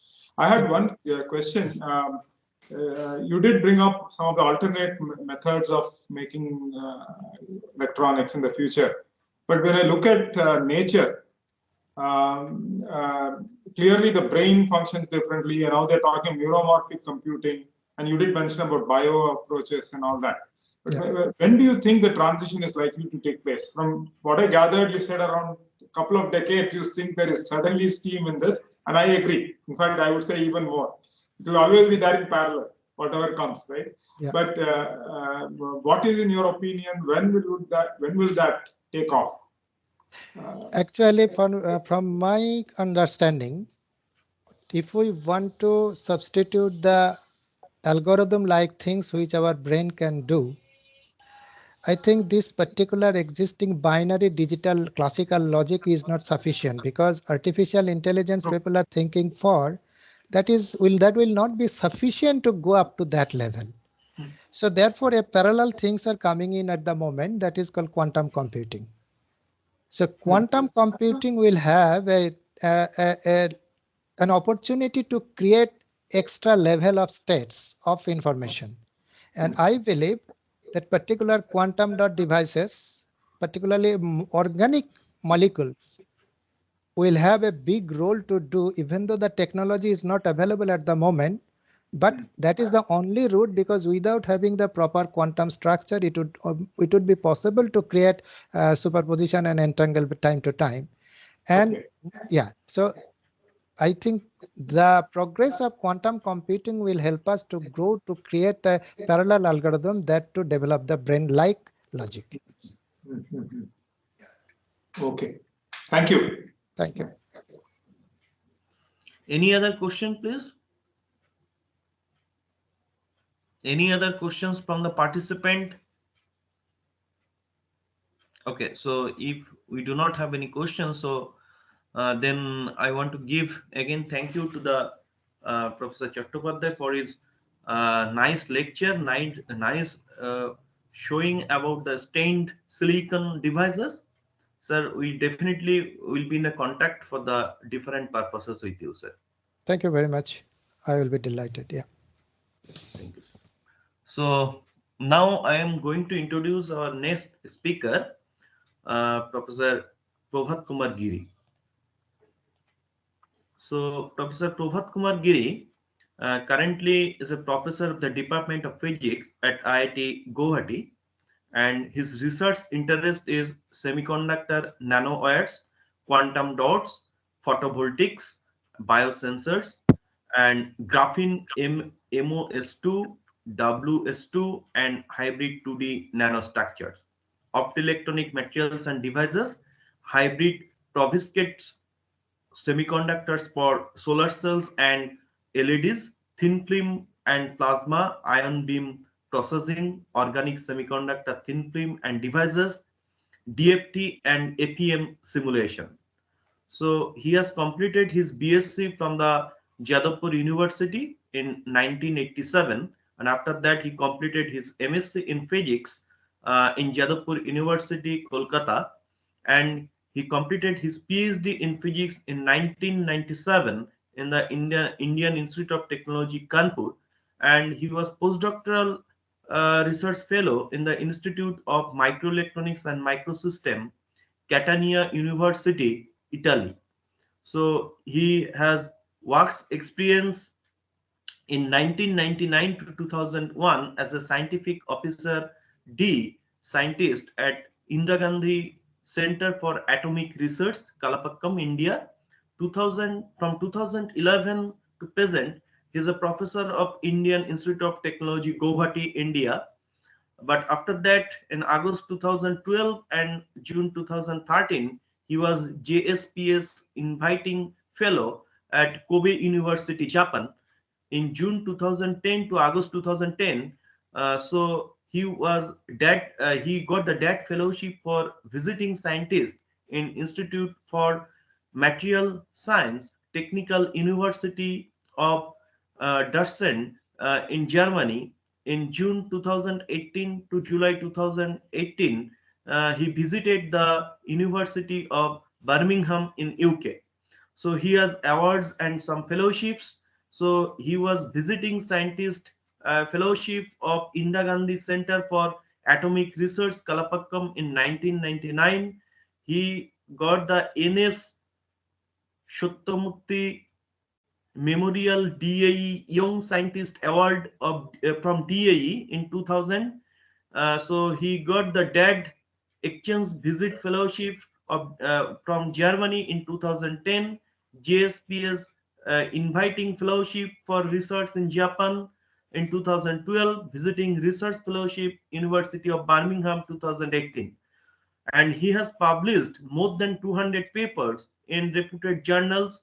He published 7 books and more than 150 conference papers. So with this short introduction, I am inviting Professor Giri for his technical session. Sir, please.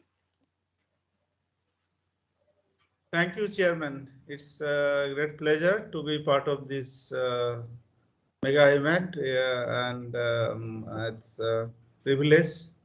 So I am going to talk about two-dimensional materials and their heterostructures. So basically photophysics and some applications. So So we have been working on semiconductor for last 2 decades, and my present focus is actually on semiconductor nanostructures and 2D materials, photophysics and sensing applications. So I started my career from IIT Kanpur research career with studies on defect clusters, and then 2003 onwards we have been working on semiconductor nanostructures including quantum dot nanowires, and then 2005 onwards we started working on 2D materials and quasi 1D like carbon nanotube, graphene, and all varieties of 2D materials. I will be reviewing some of these in my talk. And then we also work on organic semiconductor, thin films and devices, hybrid perovskite semiconductor. Probably you had a wonderful talk by Professor Iyer. And then we take help of simulation to study in depth understanding of the device performances. And basically we are looking at these kind of devices like photodetector, LED, solar cell, and then catalysis, photo or electrocatalysis, SARS application, plasmonics, gas sensors, biosensors, using these 2D materials and semiconductor nanostructures.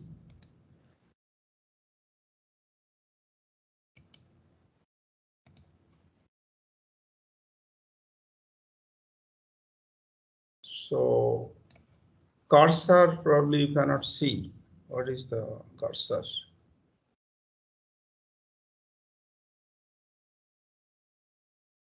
Maybe you should right click and no, with the thing on, right click the mouse. Yeah. Earlier it was, yeah. It's not probably coming. Yeah. Now it's coming, I think. Yeah. Okay, sorry. So this is the outline of my today's talk. I will be giving introduction to 2D materials. You had already some talks on 2D materials, I understand. So I will be brief in this, and will half of the talk will be on overview of our research on 2D materials, including graphene, MOS2, WS2, and some new classes of 2D materials like palladium selenide, bismuth oxyselenide, bismuth selenide, which is one of the topological insulators. So there are some interest in these new class of materials, and we'll be talking about their optoelectronic applications and basic physics. And in detail, I will be discussing about physics of coupled charge transfer dynamics in these 2D heterojunction system, MOS to WS2, and then their applications in self-biased photodetector, and then engineering the light emission property of these 2D material through plasmonic, that is metal nanoparticle enhanced light emission, and then future perspective. So discovery of 2D materials is something like it's making impossible to possible. Like for many years, for the general audience, it was thought that the human body is incapable of running 1 mile under 4 minutes. That is, body cannot run as fast as the horse or the faster cheetah like of animal. But in 1954, that barrier was broken by Roger Bannister at Oxford University, and then in Australia, and then it is commonplace that you can run faster than these 1 mile below 4 minutes. So now you can actually run below 10 seconds for 100 meter.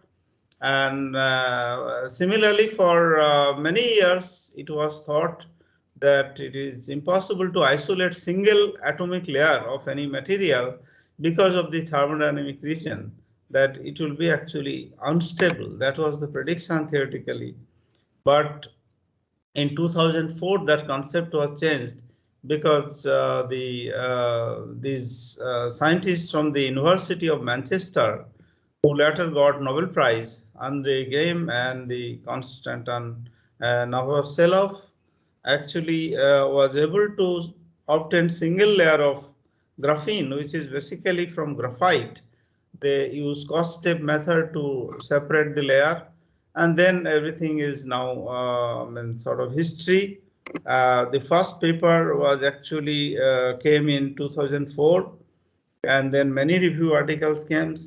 But actually, any discovery is not so smooth. This idea of single layer graphene actually paper was submitted to Nature, and it was rejected twice because it says that it is impossible to isolate two-dimensional material as it was believed. And then another reviewer said that there is no sufficient scientific advancement, but somehow it was later published in Science with this title, Electric Field Effect in Atomically Thin Carbon Film, and then subsequently with several groundbreaking experiments, they were actually able to prove the potential of this new class of material, and then they were awarded Nobel Prize in 2010. And now, of course, huge investments are made about this research in graphene and 2D material, including India. We have nanomission, and a lot of funds has been poured. So you can see in 2013, European Union, they granted some 1.35 billion for the graphene consortium, and there are 126 academic and research institutions involved in this project. Basically, their goal is to commercialize graphene and related product. And as you will see, actually, the 2015 onwards, there are more 2D materials have come, and graphene research has been a little bit down, but it is still parallelly going on. So 2D materials are hot. And it is believed that all these research on 2D materials or nanotechnology has been possible with this groundbreaking lecture by this famous physicist Richard Feynman, which was delivered in 1959. He actually talked about manipulating atoms, and then also he talked about layered structures, that if we could separate just few layers and with desired property, then we could actually achieve something which we cannot think of. And that is what is happening actually from 1986 onwards. And this was sort of the most fundamental idea which was floated. And actually, these lectures have thrown some challenge to the audience, and certain goals were actually met immediately after this lecture. But until the STM was developed, certain more intense activity on this nanotechnology took up. And interestingly, much before the graphene was discovered, there is this 2D material MOS2, which I will be talking about some interesting physics of this material eventually. So this was actually molecular thick MOS2 was single crystal was actually isolated again by this adhesive tape, which is the same as the Scotch-Tape method used by the Nobel laureates. And of course, that time people did not know what to do with this kind of ultra thin material, and the properties were not, potential of this material was not realized, because this is one of the lubricant material, but people did not know that it is a very good electronic material at that time.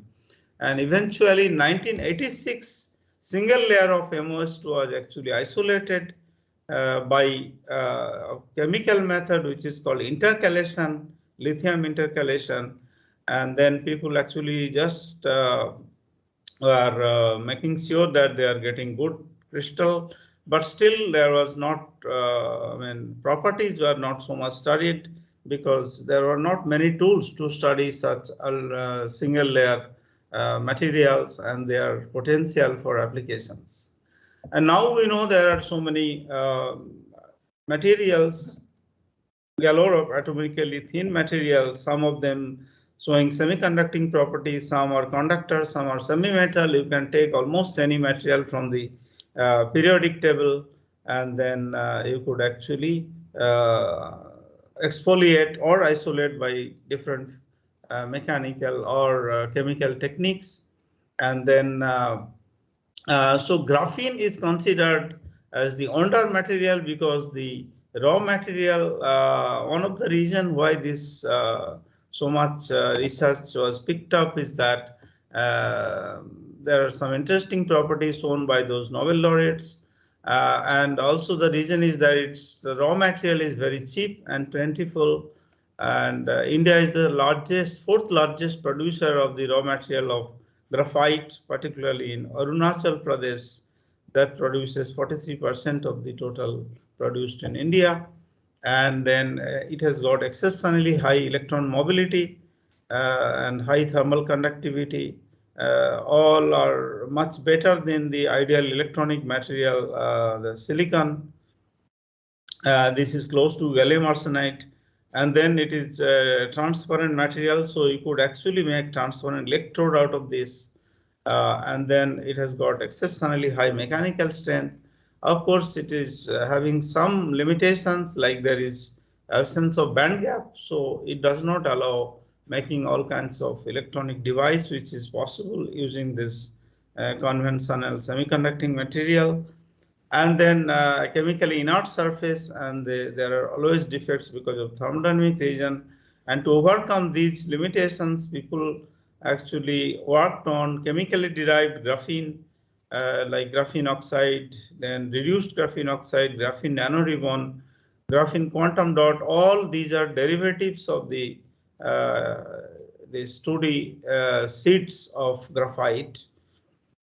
And they have some tunable properties, interesting properties. A lot of applications also has been explored. I will be talking some of these. And as we see that this graphene research actually started 2004, and then it picked up. I mean, it reached a peak around 2015, and then there is certain some trend in number of papers. Of course, this is very high. Still 50,000 per year in 2015, and then slight reduction, whereas we see that the publication trend in other 2D material is actually picking up somewhere around 10,000 per year in this I mean 2018 or so.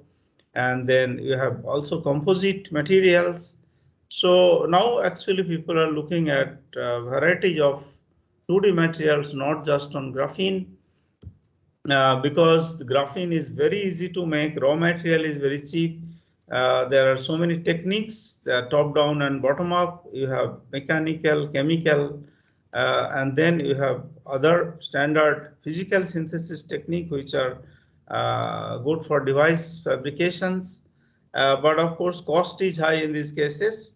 So if depending on the price and quality, so low price and high quality comes from the CVD growth technique, and the lowest cost technique and compromised quality comes from the liquid exfoliation. And you can actually use just a kitchen blender to make these 2D materials, including graphene and some of the well-known semiconducting 2D materials. So that is one of the reasons people have been pursuing this material. So it's very easy to synthesize, and this graphene has been applied in so many applications, energy. Then you have semiconductor, transparent conducting oxide. I believe these might have been covered by other speakers in this seminar. So current families of 2D materials, these are the most studied 2D materials. Here the blue ones are actually monolayers. They are stable in room temperature, and the green ones are actually stable in air but not very stable, and the pink ones are actually unstable in air but they are stable in inert atmosphere. So some of these materials they have interesting properties, but stability has been one of the issue, and that's why the device fabrication is not so much preferred. And the gray ones you have they have been exfoliated down to monolayers, but their properties are not so much known. So I'll be talking about some of the new families of 2D materials, and universal attributes of these 2D materials is their tunability of properties, and then flexibility or bendability and transparency. So they are good for electronic applications, that you can have some of them insulators like the boron nitride, or semiconductor like MOS2, WS2, or metallic like the graphene. And since this is ultra thin, so everything is at the surface. That means interface between two materials, you can have the properties affected by impurities or erratoms, and the defect can drastically alter its properties. And you can actually tune their properties by electrostatic or magnetostatic field. There is, because this is means ultra thin, outside is atmosphere, so you have very little electronic screening, and then that gives rise to some interesting property about the of the carriers, that is the fundamental charge carriers. I will be talking about those excitons, which have exceptionally high burning energy in this 2D material because of low electronic screening. And then the lattice strain, of course, you can like strain engineering in semiconductor is well studied, so that also can be applied in these kind of materials. And they are mechanically, their 2D nature is important, as they are inherently flexible, strong, and extremely thin.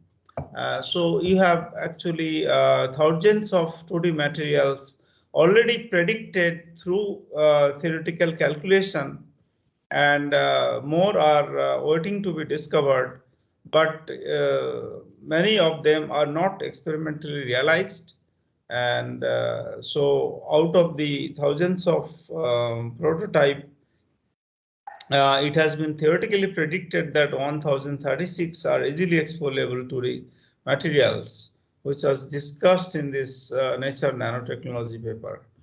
And now we can see that one material, unlike this well-known semiconducting silicon, which is a semiconductor, you can make it very good insulator just by oxidizing, or by heavily doping you can make it type of like conductor. That is not possible in these materials. So you need to combine material, and from there this heterostructure or hybrid material concept came for the 2D material. So this was also started by these Nobel laureate groups. They could actually assemble different layers of 2D materials, and then you can get actually, but most of these has been actually done by sort of transfer technique, not direct growth. So we actually took up this idea of growing directly one 2D material on another material without compromising the interface, because when you do transfer, there is interface impurity or defect.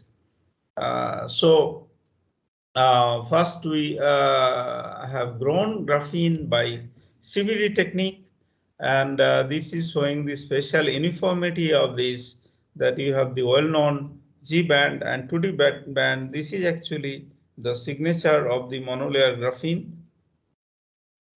and this is sort of uniform, but you can see there are some layers. So this is about micrometer, and you can actually through Raman spectroscopy you can actually come to know whether you have been able to grow monolayer or bilayer, because this 2D band shape, if it is fitted with single peak, then it is monolayer. If there are two peaks fitted, means this will be a little bit broader than this, and then you know you need to fit two peaks, so that is actually bilayer. So this width of this peak actually tells, and this D band is actually the disorder or defect which is not desirable usually, but if you have defect you can actually functionalize the material easily. If you don't have defect, then interaction with the other materials reduces. So defects are sometimes desirable, as in semiconductor, you put impurity and get a lot of interesting property. So here also, and we use this defective graphene as a platform for the growth of aligned Giordano zinc oxide nanowires, which is a very good UV optoelectronic material. And this was published in 2004. Depending on these different layers, that is, if you have gold nanoparticle or gold film or no gold, you have different kind of morphology. Without gold, you have nano ribbon kind of structures of the graphene, and then you can grow nanowires, hexagonal cross sections, nanorods, and they have good. In fact, we found that there is some epitaxial relationship with the graphene hexagonal pattern lattice to the zinc oxide hexagonal lattice structures. So those details I'm not going into. And then this paper is actually showing MOS2, CVD grown MOS2, and then grown on graphene layer. These heterostructure, if MOS2 is on top of graphene, then you get some electrocatalytic performance, and then if you interchange this, then you get different the electrocatalytic performance. So for the first time, we actually showed this stacking sequence dependent photoelectrocatalytic performance of these heterostructure van der Waals solid. Of course, that time we had actually done the word transfer of MOS2 on graphene, and later we did direct growth. And this is the graphene quantum dot. We also studied basically these are chemical exfoliation of graphene oxide, and then basically there is some kind of cutting. We studied the mechanism of growth of this also. And then we looked into the light emission, that is high photoluminescence yield. The main, those things are coming actually from different kinds of functional group like this. These are shown by this band diagram, that we could actually isolate the emission peaks from different kind of origin. One is the zigzag edge of the graphene, and then armchair edge is giving 440 nanometer emission. So these are the different peaks, and then we did some processing annealing study to figure out this mechanism.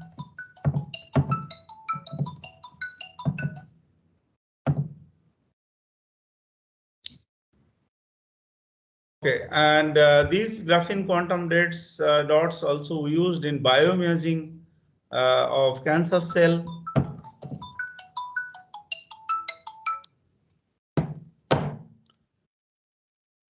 So this is basically showing that two different type of edges, armchair edge and zigzag edge. You can actually get different kind of these cell viability.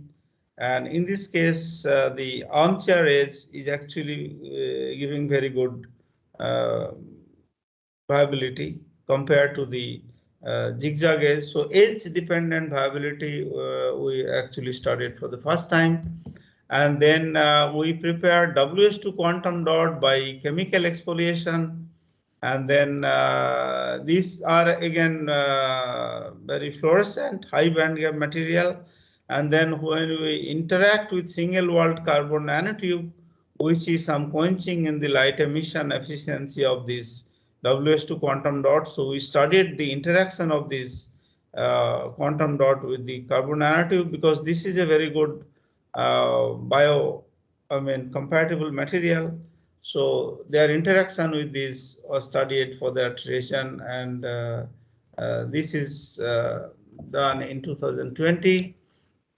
And recently we studied the WS2 quantum dot based cell burst photodetector, which are deposited on silicon wafer. And if we put this gold nanoparticle in between, then actually we see very high performance, that is exceptionally low dark current and very fast photo response with this gold nanoparticle embedded. Basically, this is just accepted paper. Here you see with gold you have actually this photocurrent and dark current. There is several orders of magnitude, about 5 orders of magnitude difference. And the low dark current is actually can be understood from this band diagram, where this Fermi level of the gold layer actually is enabling the carriers to be trapped here under the dark. So you have exceptionally low dark current because this cannot flow. And because of under bias, you have of course this band bending, and then you have a Schottky barrier. So there is a self-biased performance coming in this. And then also just last month we published this work on the new 2D material. This is a bilayer palladium selenide. This is an interesting material because for the NIR photodetector application, and this material, unlike the other 2D materials, most of the materials are isotropic in the 2D form, but this material, because of this kind of out of plane atoms, you have some anisotropy. And this anisotropy actually we studied for the first time using unpolarized laser. People have done it with polarized laser, and we could actually get this anisotropy ratio using unpolarized laser from the temperature dependent of the Raman shift of the two different modes of these B1G and A3G band. And this temperature dependent thing ratio gives us the anisotropic ratio, which actually matches with the work done by the polarized laser, which other people have done. And then we also looked up into the thermal conductivity of this material, which is coming out very low. So that this is another interesting material, bismuth oxyselenide. That is also, this is a sort of multifunctional material, because this is a semiconducting property. This material has again in the Iyer range, and this also has ferroelectric property.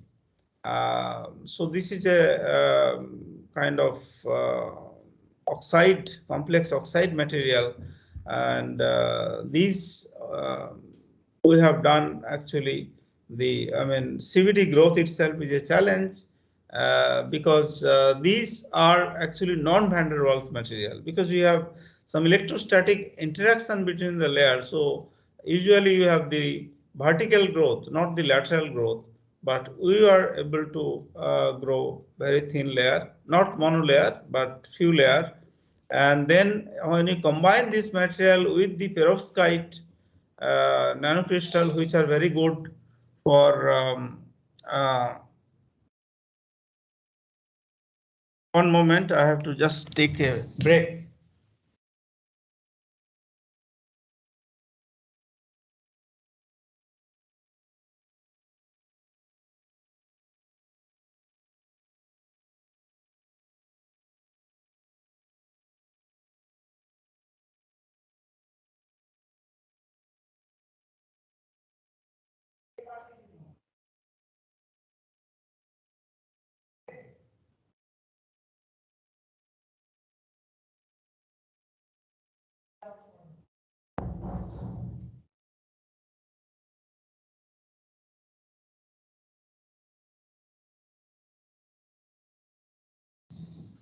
I'm sorry, so there is some visitor. Okay, so can you hear me? Hello? Yes, Yes, sir. Sorry. So this heterostructured material, we actually looked into the charge transfer property because we are interested in the photo detection applications. And here we see that if we put these cesium, lead, bromide nanocrystals over this 2D material, because of the band alignment, you have actually electron transfer from this layer. So basically, some electrons are transferred from the perovskite to the bismuth oxyselenide layer, and because of this heterojunction, you have actually the charge under reverse bias. Of course, these charges will flow out of the circuit, and then you have this photo detection. So because of this process, this material actually loses, I mean, recombination is reduced, and there is less photoluminescence. Eventually, this will have higher light emission, but we are interested in the photo detection under bias. So this system actually we studied through DFT calculation also. Details I'm not going, I'm just giving you the glimpse of these varieties of heterostructure system. And then very recently we also studied the high performance photo detection in the bismuth selenide nanosheet, which is a topological insulator. And this material, if you do europium doping, then we see exceptionally high absorption coefficient. And with europium doping, we can actually tune its band gap from the from 1.1 to 0.8 electron volt, and this is the undoped system.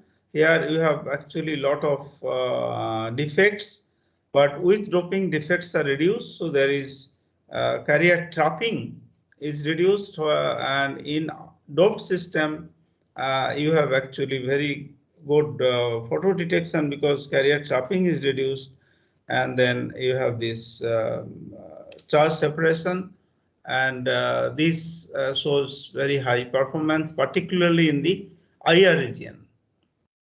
And now I'll be talking about the one system in detail, that is this MOS to WS2 heterojunction system with light. What happens? What is the charge transfer dynamics in this system?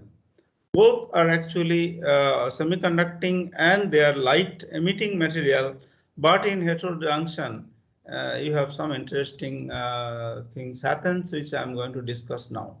So the this MOS2 in the bulk form, it is actually indirect bandgap semiconductor, whereas in the monolayer form it is a direct bandgap semiconductor, and there is many body excitonic effect in this material, and there are some unique things observed in this material, which is called valley polarization. So in conventional 2D material like graphene, you have the inversion symmetry, whereas in MOS2 the inversion center is absent, and due to the lack of inversion center, you can actually have these circularly polarized light can be used to establish valley polarization. So we have actually in this MOS2 we have this splitting of the valence band, and then you have transitions possible from these different levels, and you can actually control the value occupancy by optical helicity, that is depending on the polarization of the incident light, you can actually get different population of these bands. So this valleytronics is one of the interesting feature of this system. Most of the system, this is an extra degree of freedom to control its properties other than electron. And these monolayer MOS2 has very high photoluminescence yield, and as compared to bulk, the PL quantum yield of the monolayer is about 10 to the power 4 times higher. As you can see, the quantum yield goes down drastically with increasing number of layers, and the band gap in the monolayer is actually quite high compared to the bulk, even though this is indirect and this is direct. So direct band gap is one of the very interesting feature for practical optoelectronic applications. And in this monolayer MOS2, the exciton binding energy is exceptionally high, which is basically as you shine light, you create electron and hole pairs, and they can stay in the bound state, that is called exciton, and that due to reduced dielectric screening in this monolayer or ultra thin material, you have and also you have the heavy band mass. So this exciton binding energy is proportional to the effective mass and inversely proportional to the dielectric constant. So both the factor, this is increasing, this is decreasing. So as a result, your exciton binding energy is at least 10 times higher than the conventional semiconductor, the exciton binding energy. And in this system, because of this high binding, you also have another quasi particle that is called trion, which is basically like three particle system.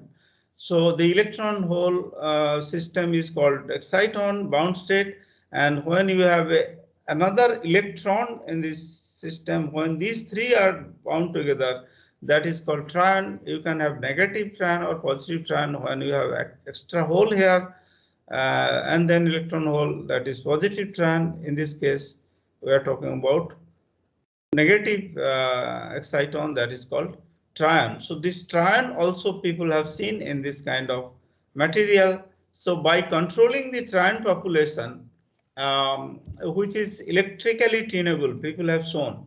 So we wanted to control the trion population without the electrical bias. That is why we actually went for the heterostructure system to control the trion population. And these trions basically has a lot of interesting features, applications, particularly for light emission, even for quantum information processing. There is some potential, there is some work. I'm not going into those details.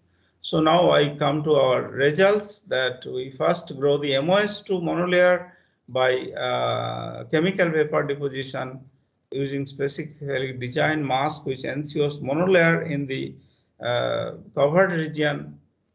So this is actually directly exposed region, the whole region where you have multi-layer growth, and the covered region you have actually monolayer growth because you need very low pressure, vapor pressure in that region.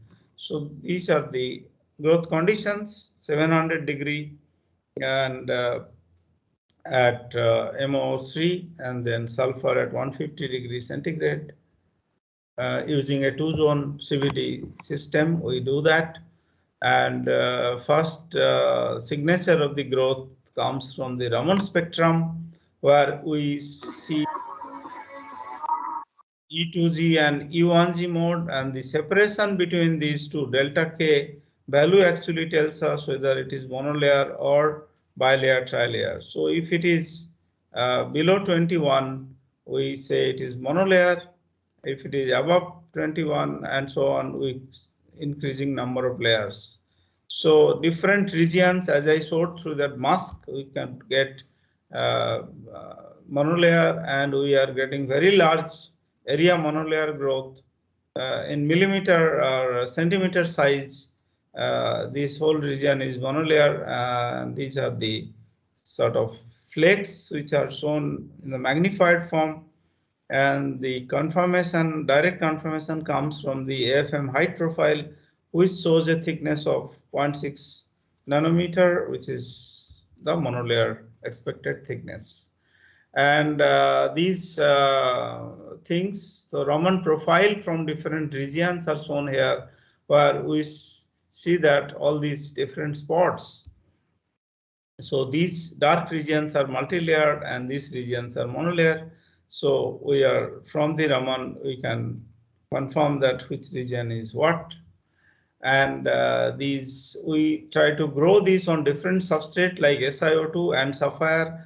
And sapphire gives much better quality film, because the photoluminescence peak you can see is narrow compared to this.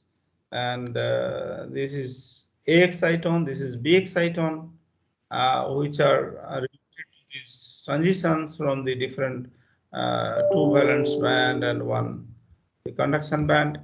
And then we actually make WS2 quantum dots by chemical exfoliation to make the heterostructure on MOS2. So you just drop cast the WS2 quantum dot on MOS2. WS2 is made by this NMP based chemical exfoliation by ultrasonication. This is tip sonication basically. And these are the morphology of the heterostructure system, where you have ultra small quantum dots, 4 to 5 nanometer quantum dots of the WS2. So these are monolayer as well as very small size. So you have very high band gap due to quantum confinement. And this is the lattice of the quantum dot. And then this is sitting on a monolayer MOS2, where we can see both the lattice, and the XPS analysis actually confirms the both MOS2 and WS2 presence. But we also see some defects, particularly sulfur vacancy in MOS2 and WS2, which is unavoidable because the sulfur reacts at much lower temperature than the MO3.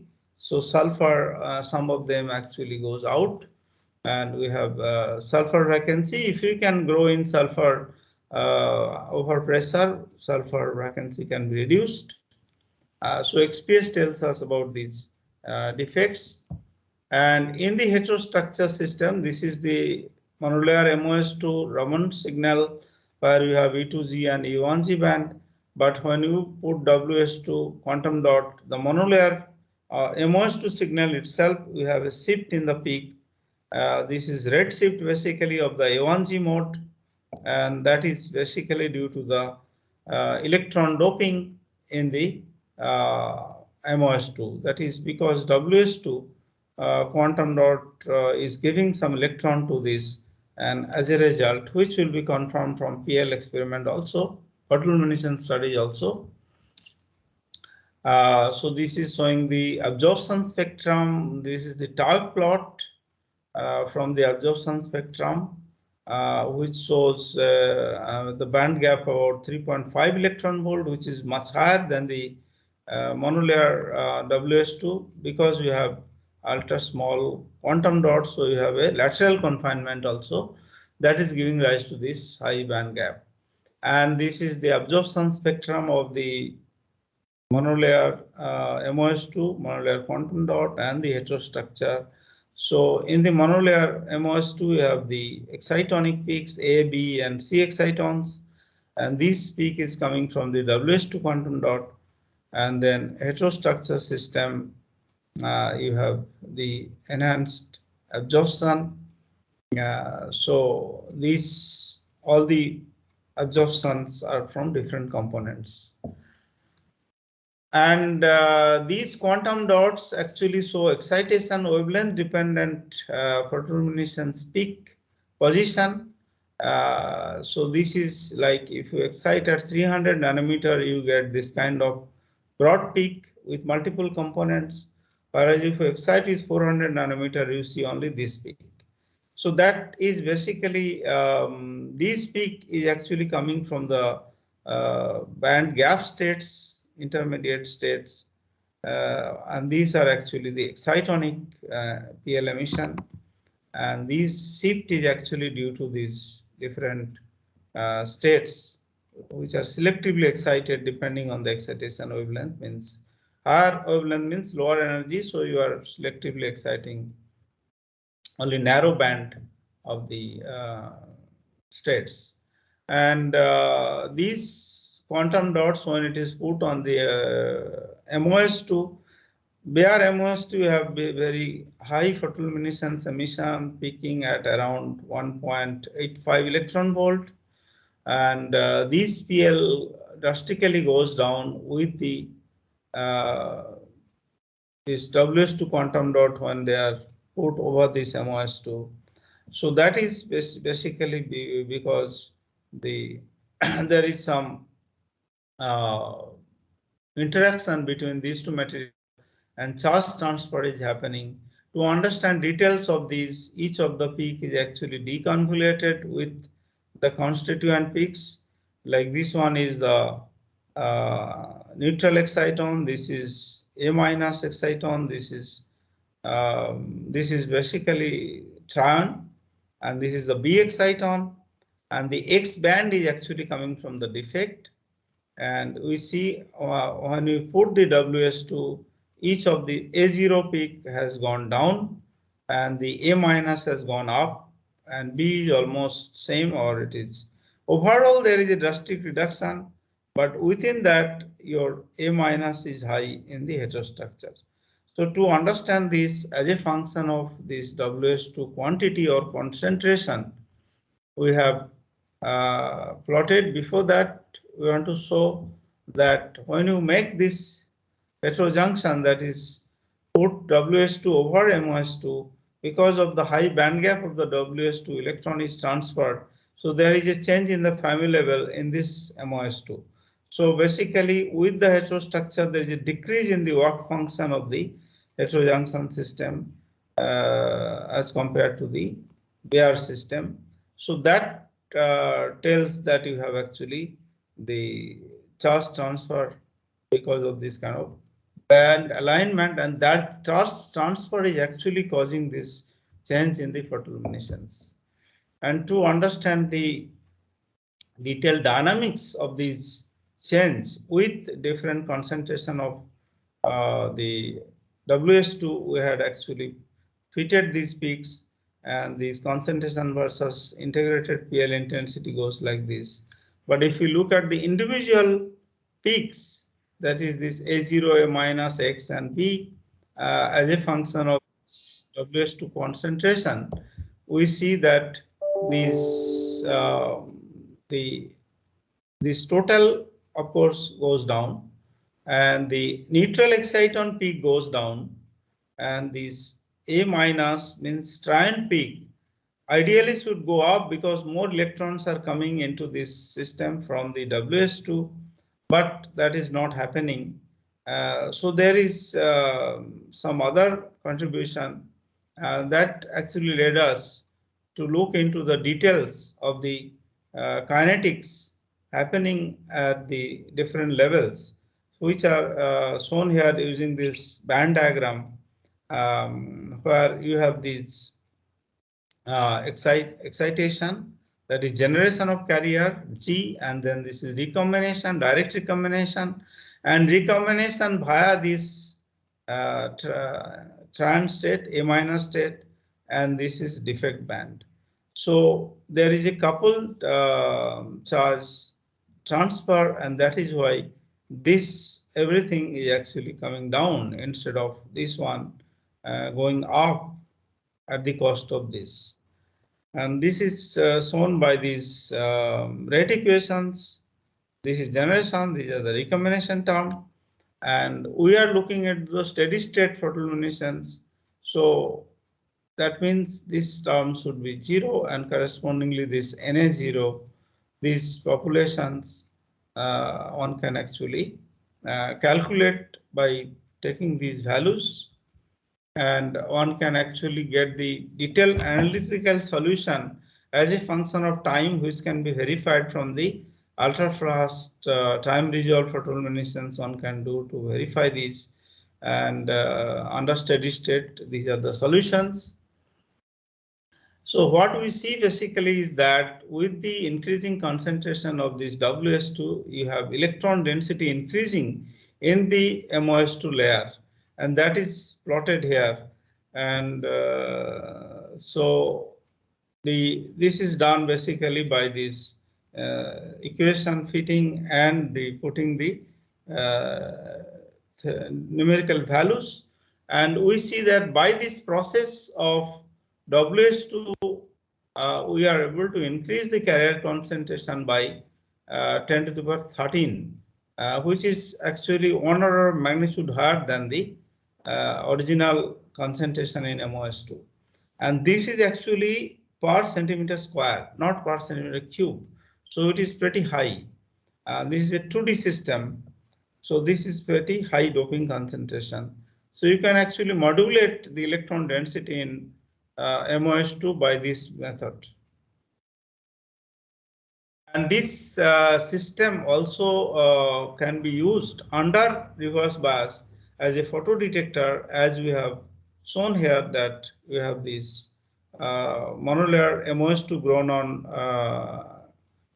SiO2, and then we have this WS2, and then we put 2 electrodes, and then in the without WS2 you have a back-to-back Schottky contact, whereas with WS2 you have a symmetric IV, so there is a PN junction, and then photocurrent is much higher than the so here the photocurrent is much higher than the pristine system. And this is showing the power dependent current and the response time. So under the 405 nanometer excitation, we can get ultra fast response like this. And these power law dependent thing 0.7 means actually ideally it should be close to 1. So this means there is some recombination loss at the interface. So even then we have very good performance. The on-off ratio is 353, and this is the responsivity, which is peak responsivity coming out to be about 2 ampere per watt, which is 4 times higher than the silicon photodetector, and the responsivity. So these are the showing the time response, and they are in microsecond scale, even with this quantum dot system. So reasonably fast and good responsivity. So this the Venn diagram, which is showing how the charges are transferred, which is giving rise to good photo, the on-off ratio and the fast response. It is because of this high band gap and this kind of band alignment, which was also proved from the Kelvin probe microscopy. And so this is the mechanism behind. And last thing is about the giant photoluminescence enhancement in the MOS2 system by putting this ternary heterojunction system. So here basically you have a TiO2 layer. This is fluorine doped TiO2, on which if you put MOS2 you have certain enhancement in the photoluminescence from MOS2. But if you put gold nanoparticle in between, which actually enhances the photoluminescence very much, and we are going to study the various contribution through experiment as well as theoretical estimate. So basically this fluorine doped TiO2 is made just by hydrothermal method from the Ti foil, and over that we have actually grown monolayer MOS2 by direct CVD technique. And so in this case photoluminescence is very high compared to the photoluminescence of monolayer MOS2 on SiO2 or sapphire substrate.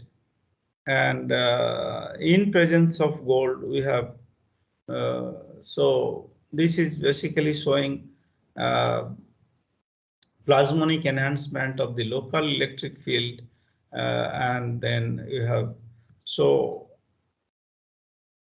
I'm going to talk about the PL enhancement factor, which is actually coming from charge transfer, and another is from the plasmonic enhancement, two different contributions. Because of the band alignment in this system, so you have this MOS2 and then you have the FTiO2. So in absence of this gold layer, you have actually, this is at higher, so the charges are coming from here, MOS2 to TiO2, and this is actually reducing the trion contribution. So that is how it is increasing the excitonic photoluminescence. And then in presence of the gold layer, you have high electric field enhancement. So theoretical estimates of the electric field enhancement factor can be made from this quasi-static limit, that is from the just from the classical electrodynamics. One can actually calculate the electric field enhancement due to this gold nanoparticle, and so that factor comes out to be from this formula, taking care of all the dielectric constant of the medium. You have some enhancement factor is coming out to be 19.5 from theory, and experimentally we are actually getting a factor of without TiO2 we are getting a factor of 22. Theoretically it is 19.5, and without gold, if it is TiO2 MOS2, we have a charge transfer induced factor of 30. So ideally you should have these two things multiplied, that means it should be 660 times, whereas we are getting a combined thing of 463 because of some interface losses. So this is quite closely matching with the experimental factor is closely matching with the theoretical predictions.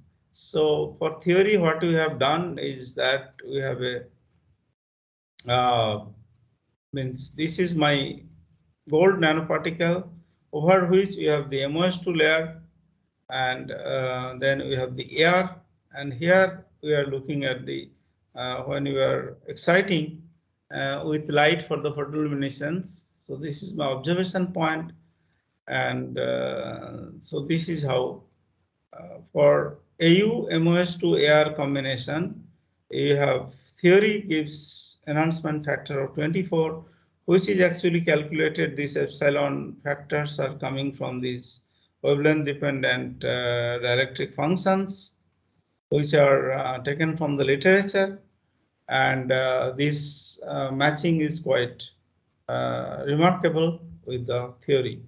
And for the first time, we are able to actually separate the exciton and trion contribution to the total enhancement thing.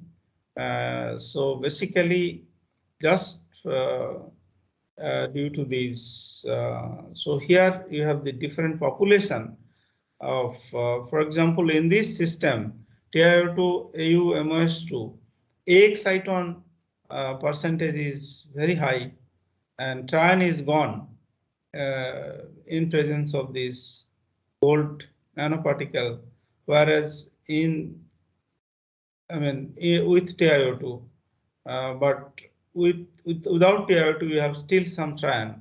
This trion is actually basically it kills the excitonic emission. And in the heterostructure, the bound exciton means defect related photoluminescence also decreases. So this actually tells us that we can actually engineer this light emission property from this monolayer material.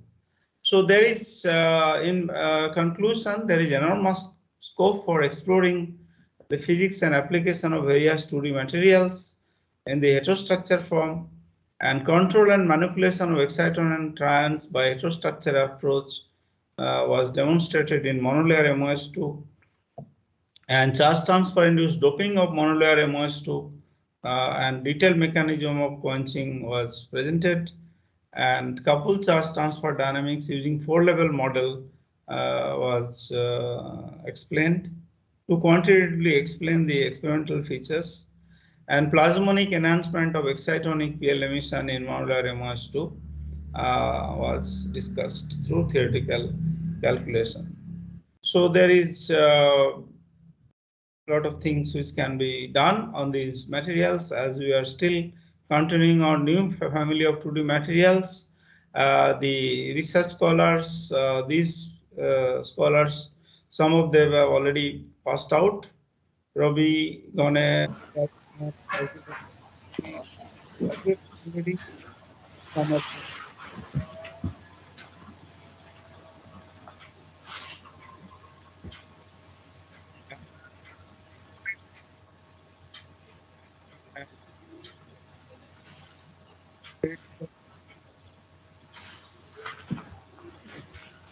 Thank you very much.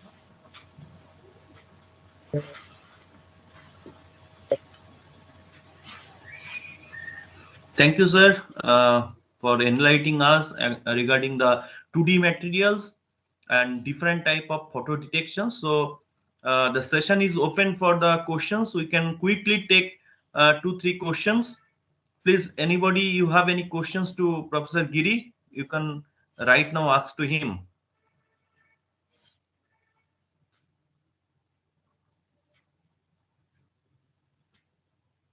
Hello, I am audible? Yeah. Okay. So I think there is no questions from other side. So I have just one question to sir. Sir, most of the case you have shown the photo detection you have done by fabricating the MOSFET. So what is the procedure that you have fabricated the MOSFET? That means the depositions of the electrodes by photolithography. We have not done MOSFET. This is just a 2-electrode system. Okay. Okay. So it is not a transistor configuration. It is a planar device. Okay. So as you can see, photo detectors basically here, for example. Yes. Yeah. So this is basically the contact is actually from these top electrodes. There is no at the bottom. This is gold and this is also gold. So this is a sticky type of junction. Planar junction. Okay. Yeah. Okay. So of course one can do the for FET kind of or transistor configuration where your gain will be high, but the response will not be high, or the responsivity will not be high. So there is some trade-off if you go to the transistor configuration. Okay, sir, my question is that how you have depositing, that means by lithography process or by simple evaporations process, sir? Yeah, actually it is through mask. You have to, I mean, these are all very small layers, no, because the MOS2 which you are growing at most is millimeter. So typically they are hundreds of micron, means you have to make the lithographically designed mask, which is few micrometer, typically some 50 micrometer channels. So we have some lithographically designed mask, which is good for the thermal evaporation of the gold or TI AU layers. And what is the distance between these two electrodes, these two top electrodes, sir? These are about, depending on, we have made different kinds of device, from 100 micrometer to 1 millimeter. That is the... Okay. So what the observations from your side, if you just made the large difference between these two electrodes, the responsivity is increasing or decreasing, sir? Basically, if you have large electrode separation, and then there will be some losses because the diffusion length of the carrier you have to think. Right, right. So ideally, it should be short gap. But in that case, we use actually what is called interdigitated electrode, IDE. ID. Okay. So That for is metal semiconductor metal. yeah, no, multiple Multiple finger type. So this one, for example, this device we made with using IDE. I'm not showing the IDE pattern, but this one done with means there will be multiple interdigitated electrodes, and the one which I was showing earlier that was having only 2 electrodes, not multiple electrode. So with IDE you will see better performance. Okay. If we have large gap, then there are some losses during the transport the carriers. But you are getting bigger area for the light to absorb. Absorption. Yeah. So there is we have not really studied the gap separation dependent performance. Those can be for optimizing the device performance. But our aim was the physics. Okay. Okay, sir. Thank you for your nice talk, sir. So we definitely with your contact because you have done a lot of advanced things in the material science as well as in the photo detection purposes. So This does not require really a big facility, and we are just doing some simple yes, sir. things. Yes, Not sir. really. Well, I am also doing here at So, NIT Durgapur. thank you for your kind words. Thank you, sir. Thank you, sir. Twitch. Yeah. So, Dr. Mukhopadhyay, born in 1958, and he is currently as a Dean Faculty of Science at the Manipal University, Jaipur. He is also a Professor of Physics, Department of Physics, School of Basic Science at the Manipal University, Jaipur at Jaipur, Rajasthan. So prior to taking up these responsibilities on 8th of December 2018, he retired as the chief scientist and head of the advanced mechanical and material characterizations divisions of CSIR Central Glass and Ceramic Research Institute, CSIR CGCRI, Calcutta in July 2018. He joined CSIR CGCRI in 1986 as a staff scientist. He did his BSc in Physics Honors from the University of Kolani in 1978. He did his MMC in Physics in MSc in Physics in 1982 and PhD in Science in 1988, both from Jadavpur University, Kolkata. He did his postdoctoral work at the University of Sydney in Australia and in Germany. He was also a visiting scientist and adjunct professor at the University of North South Wales, Australia, University of Technology of Sydney, Australia, and University of Berlin, Belgium, and University of Saarland in Germany. So he has more than 178 publications in SCI journals, about 155 national and international conference publications, about 60 invited talks and 20 keynote addresses, and also 15 plenary talks on his credit. He has H index of 35 and I index 10 of about 100. I10 index is about 110. His work has been credited over 100 publications. He has guided 12 PhD students and 3 postdoctoral students. Now he is a co-supervising of 3 new students at the Department of Physics at Manipal University, Jaipur.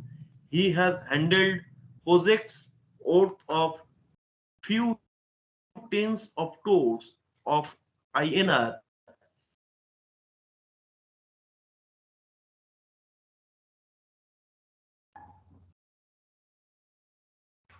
or co-chaired numerous technical sessions in the national and international conferences. He is the recipient of many awards and including his the Sir C.V. Raman Award of the Astrological Society of India and the MRSI medal from the Material Research Society of India. He also has 7 Indian patent on his credit. In addition, co-authoring with Dr. Arjun De of UR Rao Satellite Center, ISRO, Bangalore. He has published 3 books from CRC Press, USA in 2015, 2016, and 2018. His major area of the research including synthesis and characterizations of the nanomaterials, nanobiomaterials, nano indentation, deformations and fracture of bulk glass, structural ceramics, functional ceramics, thin films, smart materials, amorphous metals, and biocoating, multilayer thin films, synthesis, biomaterials, and natural biomaterials. He also has been interested in the high strain rate deformations of the materials. So with these brief introductions, I am going to invite Dr. A.K. Mukhopadhyay for his invited talk. Sir, please. Thank you, Professor Mondal, for such a kind introduction. The topic of today's talk is Advanced Characterization Techniques for Development of Sustainable Materials, Prospects and Challenges. My co-authors are Deepak Kumar Chandu, Pradeep Shekhar Das, Panjima Bhattacharya. All of them are my PhD students who have already got their degrees. So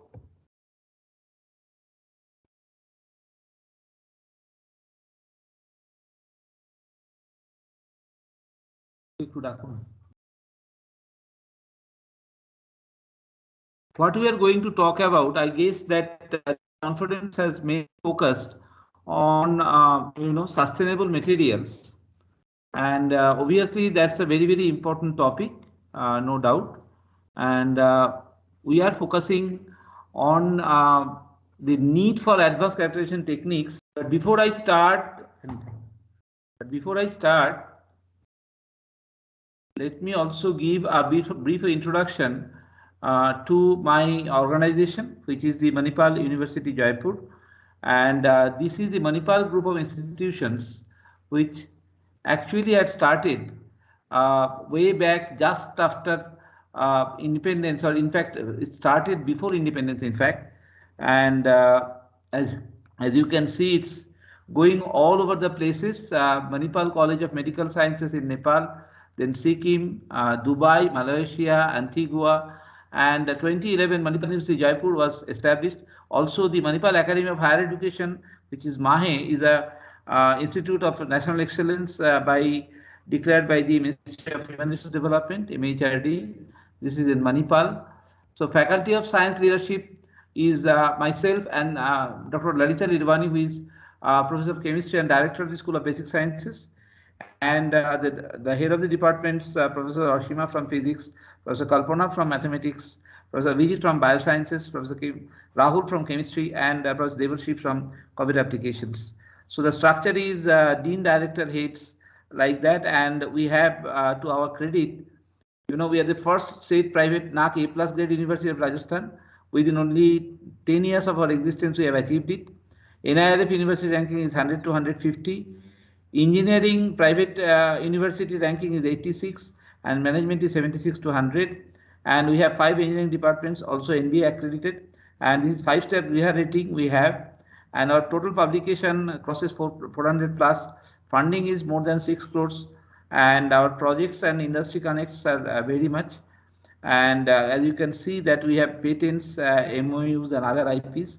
We offer graduation, post-graduation and PhD courses in physics, chemistry, mathematics, biosciences and computer applications, which we call Bachelor and Masters of Computer Applications. So that's all about the 5-star. Also the campus and the hostel, they have the 5-star GRIHA rating from again the Ministry of Environment. So that's a big achievement on us, and We actually supply energy to the grid. We develop all our energy needs by solar cell driven systems. Now, sustainable development, I guess during the last few days, there has been a lot of talk. It's basically the development that meets the needs of the present, but do not sacrifice the ability of future generations to meet their own needs. That's very important. So, to make a mega city, I cannot kill all the trees and all the lands and all the waterlands, wetlands, and everything. That's the main key discussion of today's, I guess. And there are 17 goals. I'm not going to read it because definitely there has been a lot of discussions during the last few days, but these are important, very important. In fact, they are driving today's conference. Not only that, we know that one of the key components of development of the civilization or the today's cities or urban areas are the effects of cement use, which is a phenomenal pollution. And frankly speaking, this is the third largest industrial source of pollution, with more than 500,000 tons per year of SOx, NOx, and COX. I'm not going to read all these, but you can see that how dangerous are their effects on the environment, on human health, and the planet as a whole. And that's why the challenge is how we can replace cement or the associated materials which cause such pollutions. Similarly, fly ash is a fine powder that's a byproduct of burning pulverized coal in electric generation of power plant. And it's a pozzolan, basically a substance containing aluminous and siliceous material that forms cement in the presence of water. When mixed with lime and water, fly ash forms a compound similar to Portland cement. This makes fly ash suitable as a prime material in blended cement, mosaic tiles, and so on. And when used in concrete mixes, it can improve the strength and segregation. Now, there are two varieties, C and F. I think this has been very well known, so I'll be skipping that if required. But what's important is how is the FA production? And we can see that we are very high in terms of FA production, and they are too dangerous for the human body. As you can see, tinier they are, deeper they go, and the more damage that they cause. And that's why we need to also take care of the 2021 report of the government of India. And as you can see here that the total production in the first half of 2020-2021 is about 84.22 million tons, which is a huge quantity. Of course, there has been utilization, but the challenges are even bigger because of the high percentage of ash content there. So we'll talk about alkali activated clay, which is a good substitute material, and the whole idea is to use alkali activated clay and similar cementitious material for sustainable development. And for doing that, we need to make sure that the macro scale mechanical integrity and the micro or nanostructural scale mechanical integrity is good, is reasonably good. That's what we would like to see. And when we look at the literature, I have given the details of our publications there. It's very interesting to see that there has been almost no study on the hardness and Young's modulus of these kind of materials, particularly alkali activated clay materials. And that's what was kind of the driving force for us. So what we did is we started with the white china clay, which is a very common material, and we developed basically activation solution of sodium hydroxide, and with that we did the activation of this material and we produced the material. So that's the whole ball game here. And when we do that, we of course would need to characterize that. The XRD tells me that there are a number of keronite peaks which is expected, and some unreacted keronite is also there. So that's the kind of thing that is there. And when you see the pore volume, you see there is a wide variety. I mean, 30 to 150 angstrom pore diameter range, and typical surface area is about 18.2 meters square per gram. And the DTTJ tells me that there is a endothermic reaction which reveals the loss of structural water at about 515 degrees C. And this process actually leads to the formation of metakaolin from kaolin. As a result, my total weight loss is about 12%, which was incurred, and a sharp exothermic peak, of course, exists at about 1000 degrees C, and that's how the whole thing is. And basically, this metastable spinel structure again transformed into pseudomulite, followed by ultimately the formation of the classical mullite structure. So this is a continuous process of phase change and phase formation. This is a microstructure, and we can see that typically 100 to 300 nanometer particles are there, and they join to form a nano-columnar structure that's shown here. These nanocolumns then fuse together to form the nano layers, and finally these nano layers superposed onto one another to form the classical layer structure, which is well known for the white china clay. So however, it is obvious that such superposition could not make a perfect match between the individual nano layers, and there will be residual porosity. So that's there. That's not very much unexpected.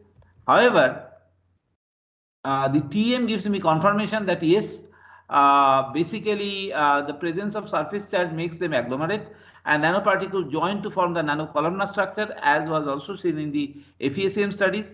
These nanocolumns again fuse together to form the individual nano layers, along with the presence of some residual porosity, and these observations corroborate with again the FESM structure. Further, these nanocolumns are superposed onto one another to form the classical layer structure. So everything is here, as you can see. This is the final layer structure, and the TM confirms that. Okay. Now, what are the compressive strength? As a function of curing time, it goes on increasing, of course, non-linearly, and kind of saturates at around 14. We checked it out up to 20. There is not much of a change, and starting from about 5 MPa, it can go up to 30 MPa. So that's quite good. Also, it can depend on the clay type, the source of clay, ALSI ratio, the curing temperature, curing time, what type of alkali activator I am using, and the process condition of alkali activation. So these are the things that we need to take care of when talking about the compressive strength value. Some of the fragments obtained from these compressive strength tests conducted after various curing times were dispersed in water, and the pH data were collected. And as you can see, T increasing to note that the pH values generally decrease gradually. It implied that during the alkali activation process, as the curing time progressed, so did the extent of reaction. This can only happen if there is a better chemical reactivity. And that's what is happening here. Therefore, when we did the alkali dissolution, we also see the similar kind of phenomena, that as the curing increases, my alkali dissolution increases. So that means basically steady decrease happening of residual alkali concentration with curing time. Thus, the decrease in the pH value as well as residual alkali concentration with increase in curing time confirm a slow but sure dissolution of the WCC, the white china clay, into alkali. So all these are corroborating nicely with each other, because what is happening, that the gradual dissolution of the alkali solution lead towards the huge reduction in residual alkali and resulted in a better cross linkage of the SiOL bonds with the passage of curing time as the alkali activated process continued, and hence a concomitant nonlinear increase in sigma C, which is the compressive strength, with increase of curing time. And if we look at the FTIR data, again I will not read through it. Basically, there are two or three major issues. One is the stretching of SiO and ALO linkages, which is around 465 centimeter inverse, and then at 540 centimeter inverse, this is the SiO-AL bond, and at 850 centimeter inverse, there is an absolute absence of the characteristic peak, which confirms that I do not have here AL4 coordination, only AL6 is present. Okay, so there is a large amount of kaolinite, and then it would be expected. This means that even after under strong alkali concentration, it did not dissolve the aluminium completely. This process retained the octahedral nature of aluminium and probably thereby strengthened the SiOL bonds. Fair enough. And so everything is corroborating with each other. So we can have a picture. And as I go on to, heat up, study the thing as a function of curing times, the overall scenario of the fracture mechanism that occurred inside the present ACL block will need to be tested, and that's why we went for the FESM pictures, and the details are here. So for the interested reader, they can look at the things. And interestingly, the microstructure gives me a very, very interesting point to observe. The presence of microclastic deformation factors occurring in the microstructure is clearly indicated by white arrows, which are here, and the bands appear to be parallel to each other. That's shown in 8B, And as you can see, the layer structure of the alkali electrolytic clay was evident in figure 8c, and in a bigger magnification, we could also confirm that there are shear induced deformation in these flakes. So there has to be a mechanism which would kindly kind of justify that. Similarly, after 7 days, we can see the presence of microstrip cleavage in figure 1a and figure 9a, and then inner regions of the microstrip cleavage with formation of localized shear bands. These are shown by the FECM pictures, and also there is formation of columnar shape like structures, which we can see in figure C, and higher magnified view depicting ample presence of parallel shear bands. So you can see the shear bands here, here and here. So that's the kind of scenario we are in, and this will go on increasing as we increase the basically the curing time. And what happens is we get that there are quite familiarity with the formation process of white china clay and their fracture process. There is a synonymity in the mechanism. And after 14 days, of course, we have much more localized shear deformation, enhanced presence of microstrip cleavage formation, and the magnified views confirm that. And also, we can see the presence of nanoscale parallel bonds, band formations are there. So therefore, we can say that localized microplasticity and nanoscale plasticity are taking a major role here in the clay structures. So maximum shear stress generated was typically of the value of 2.7 GPa, and typical shear strength is about 0.03 to 0.5 MPa. So therefore, the localized shear stress, which we calculated and showed in our paper, is much higher. It is well established fact that failure occurs in a soil element if on any plane the maximum shear stress sigma max exceeds the theoretical shear strength of the plane, and that's how the failure is occurring here.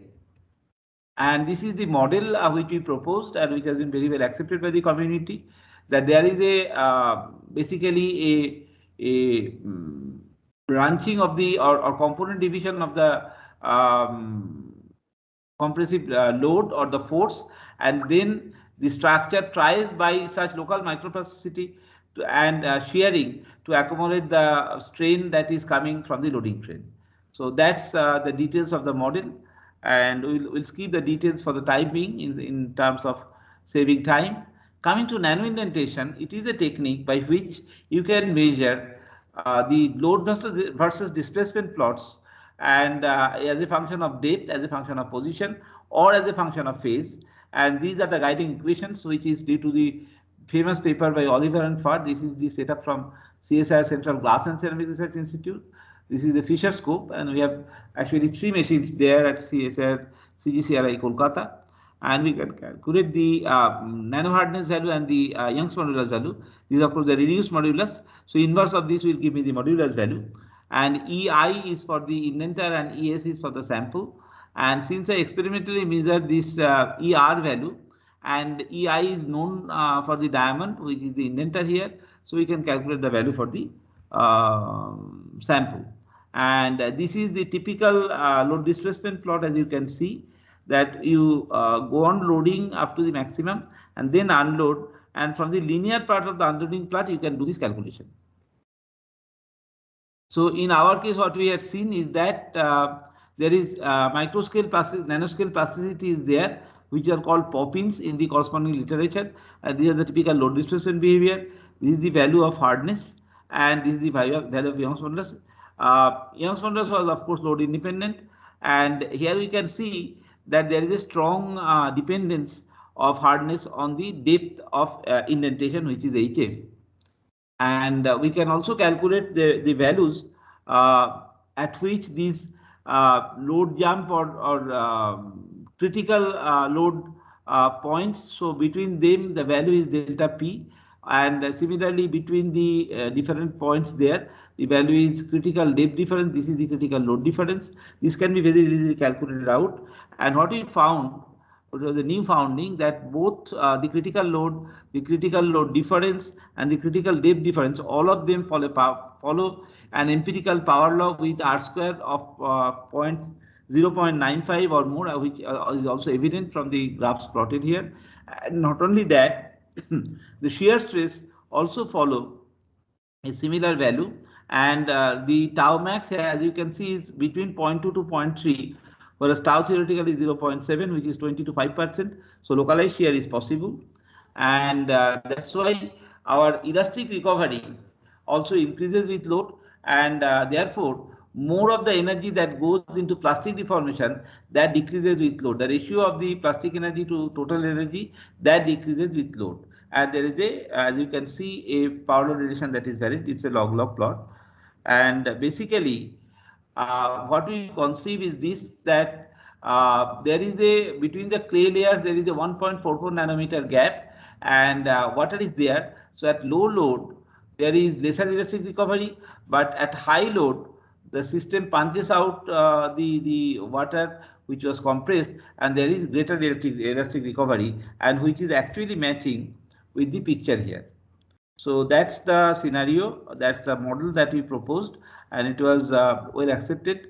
And the details are here. Again, I'll skip that to save time. If required, we'll come back to that. So what we have done, an improvement as high as 420% in compressive strength was achieved after 28 days of curing, and it completely matched with the variations in residual alkali and pH concentration. And nanointention results provided the first ever experimental evidence for the presence of nanoscale plasticity and the increase in nanoscale contact deformation resistance, which is PC, as well as the nano hardness of the ACL with an increase in the applied nanointention load. These results implied that the development of a unique strain tolerant microstructure in ACL was achieved. A qualitative model also was developed. So we took this and then jumped to composition tuned alkali activated fly ash. So we have one material which is basically only fly ash, and then we partially mix that up with white china clay, and the third variety, which is S3.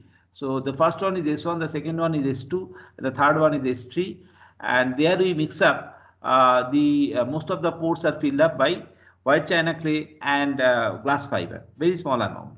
So this is the literature scenario, which says that there is a lot of variation in the data depending on the composition and the type of class of fly ash and this amount. And if we try to understand, there is nanoindentation data very little.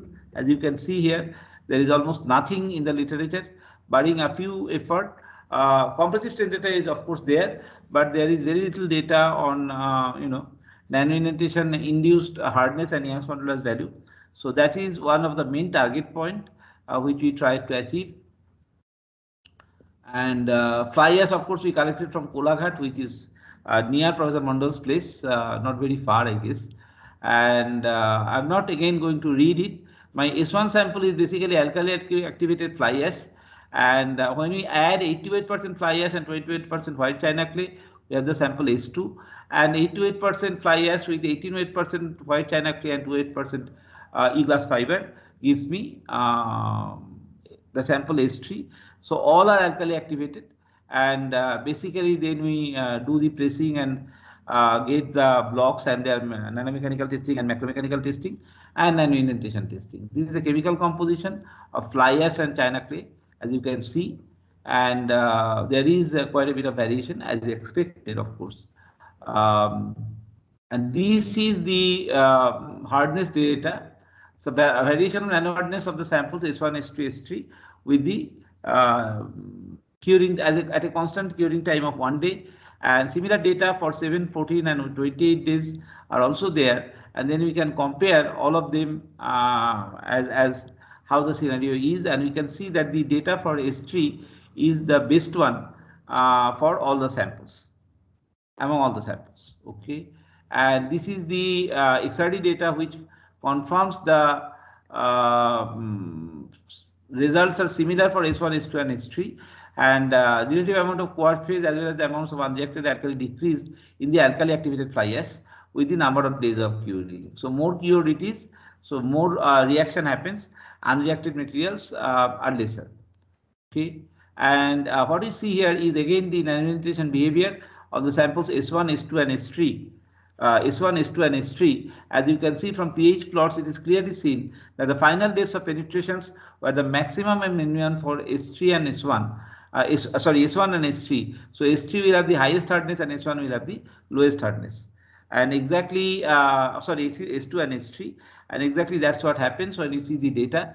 We can see that S2 has the lowest data and S3 has the highest data as a function of curing time at different loads. Okay. And for a given load, if we, the general trend was that for any given load, the magnitude of H usually increased rapidly with the number of days of curing prior to reaching a plateau after about 14 days of curing. And this also matches with the typical values of H, which were the highest for S3 and lowest for S2. Similarly, also see the Young's modulus gives us a similar variation. Here also the sample S3 has the highest magnitude of Young's modulus, and the data confirmed that after the first day of curing, Young's modulus of sample S1 become nearly equal to or even slightly higher than those of the sample S2, and S2 was the lowest, and the S3 was always the highest, and it did not vary systematically with load, so it was independent of load, I would say. So, and if we do it as a terms of curing days or curing time, so we can see that at loads of general trend of 100, 300, 500, 700 and 1000 millinewton, the general trend is that the magnitude of E usually increased with the number of days of curing prior to reaching a steady state magnitude after about 14 days of curing. That's expected because of the bond formations. And the highest value is about 20-25 GPa for S3 and 5 to 8 GPa the lowest one for S2. So this is in complete match with the picture of the hardness data and Young's modulus data. And the elastic recovery again were load independent, and also the as the elastic recovery was load independent, nano hardness data was also load independent as shown in earlier figure 3. At a fixed load, ER was the highest for the sample S3, so it will have the least of deformation, and as a result, this result corroborated also well with those presented in the earlier figure, figure 6. So this is the elastic recovery as a function of curing time, and the major point is alkali activated fly ash based blocks exhibited a uniquely strain tolerant microstructure. So the elastic recovery is not very load dependent. It entheses its own inherent capability to enhance the intrinsic resistance against nanoscale initiation of contact-induced permanent deformation as more external force was applied. The genesis of this inherent capability lied in its ability to accommodate the misfit strain created due to the applied dynamization load, and basically it has a layer structure. So the layer structure of the present fly ash based alkali activated blocks possibly aided to accommodate the misfit strain, possibly through localized sliding between the layers. So that's the kind of proposition, and this is the compressive strain scenario. Again, the highest value is for S3 and the lowest is for S2 as expected, and only minimum of course is not for S2 but for S1, but the values are quite close. The corresponding extension data shows the opposite trend that is expected. This is done in an instrument machine with cylindrical blocks, which is very common to do. Now, as you can see that as the curing time increases for all the samples, the compressive strength increases, and this corroborates with the decrease in the pH value and the alkali dissolution both decreases, which means that during the alkali activation process, as the curing time progressed, so did the extent of reaction of the alkali with the fly ash with WCC, which is S2, and fly ash with WCC, and reinforcing glass fiber S, so which is sample S3. This can only happen if there is better chemical reaction. So that's the genesis of the whole ball game, and this is the FTIR data. Again, this is similar to that of the clay, but specific differences are there. So SI and SI ALO linkages originated from within individual tetrahedral coordination, which are at 455 to 468 centimeter inverse. At around 550 centimeter inverse, we have the SiOL bond, where L is present in octahedral coordination, and there was a definite shift of the corresponding peaks with respect to the wave numbers, characteristic of the starting fly ash, which is the first one here. So this means that a change in the chemical bonding of the system has taken place, and the absence of the characteristic peak at 850 centimeter inverse again confirmed that it is not a coordination of 4, it's a coordination of 6. That therefore we can say that the vibration at 1009 and 1033 centimeter inverse, this can be assigned to asymmetric stretching of ALO and SIO bonds in correspondence, which are somewhere here, as you can see. Okay. With curing time, frequency of the corresponding peaks are decreased. It means that with the increasing time, more alkali activation, as we had shown earlier, had indeed occurred. So this is a confirmation, and this is the microstructure of the fly ash, and we can see that it contains spherical particles of radius from about 1 micrometer to 6.5 micrometer, and C and D show essentially the layered structure, and as you can see, that specimens cured for 28 days were taken and examined, and these results are shown in figure 14A for S1, 15AD for S2 and S3 in figure 16. So the pores of different shapes are there in S1, and in figure 14B and C, the white arrows indicate the presence of network structure. This here, as you can see, the network structure, which occurred due to polymerization reaction of SiO2, L2O3, and strong alkali, which is NOH. The layers of network in the microstructure appear to be parallel to each other, and the layers were formed by the random arrangement of mainly flakes of random shape and size, which is shown in figure 14D. And this is the case of the sample S2, and the network-like structure again was formed due to alkylation. Now here both fly ash and white china clay together are present.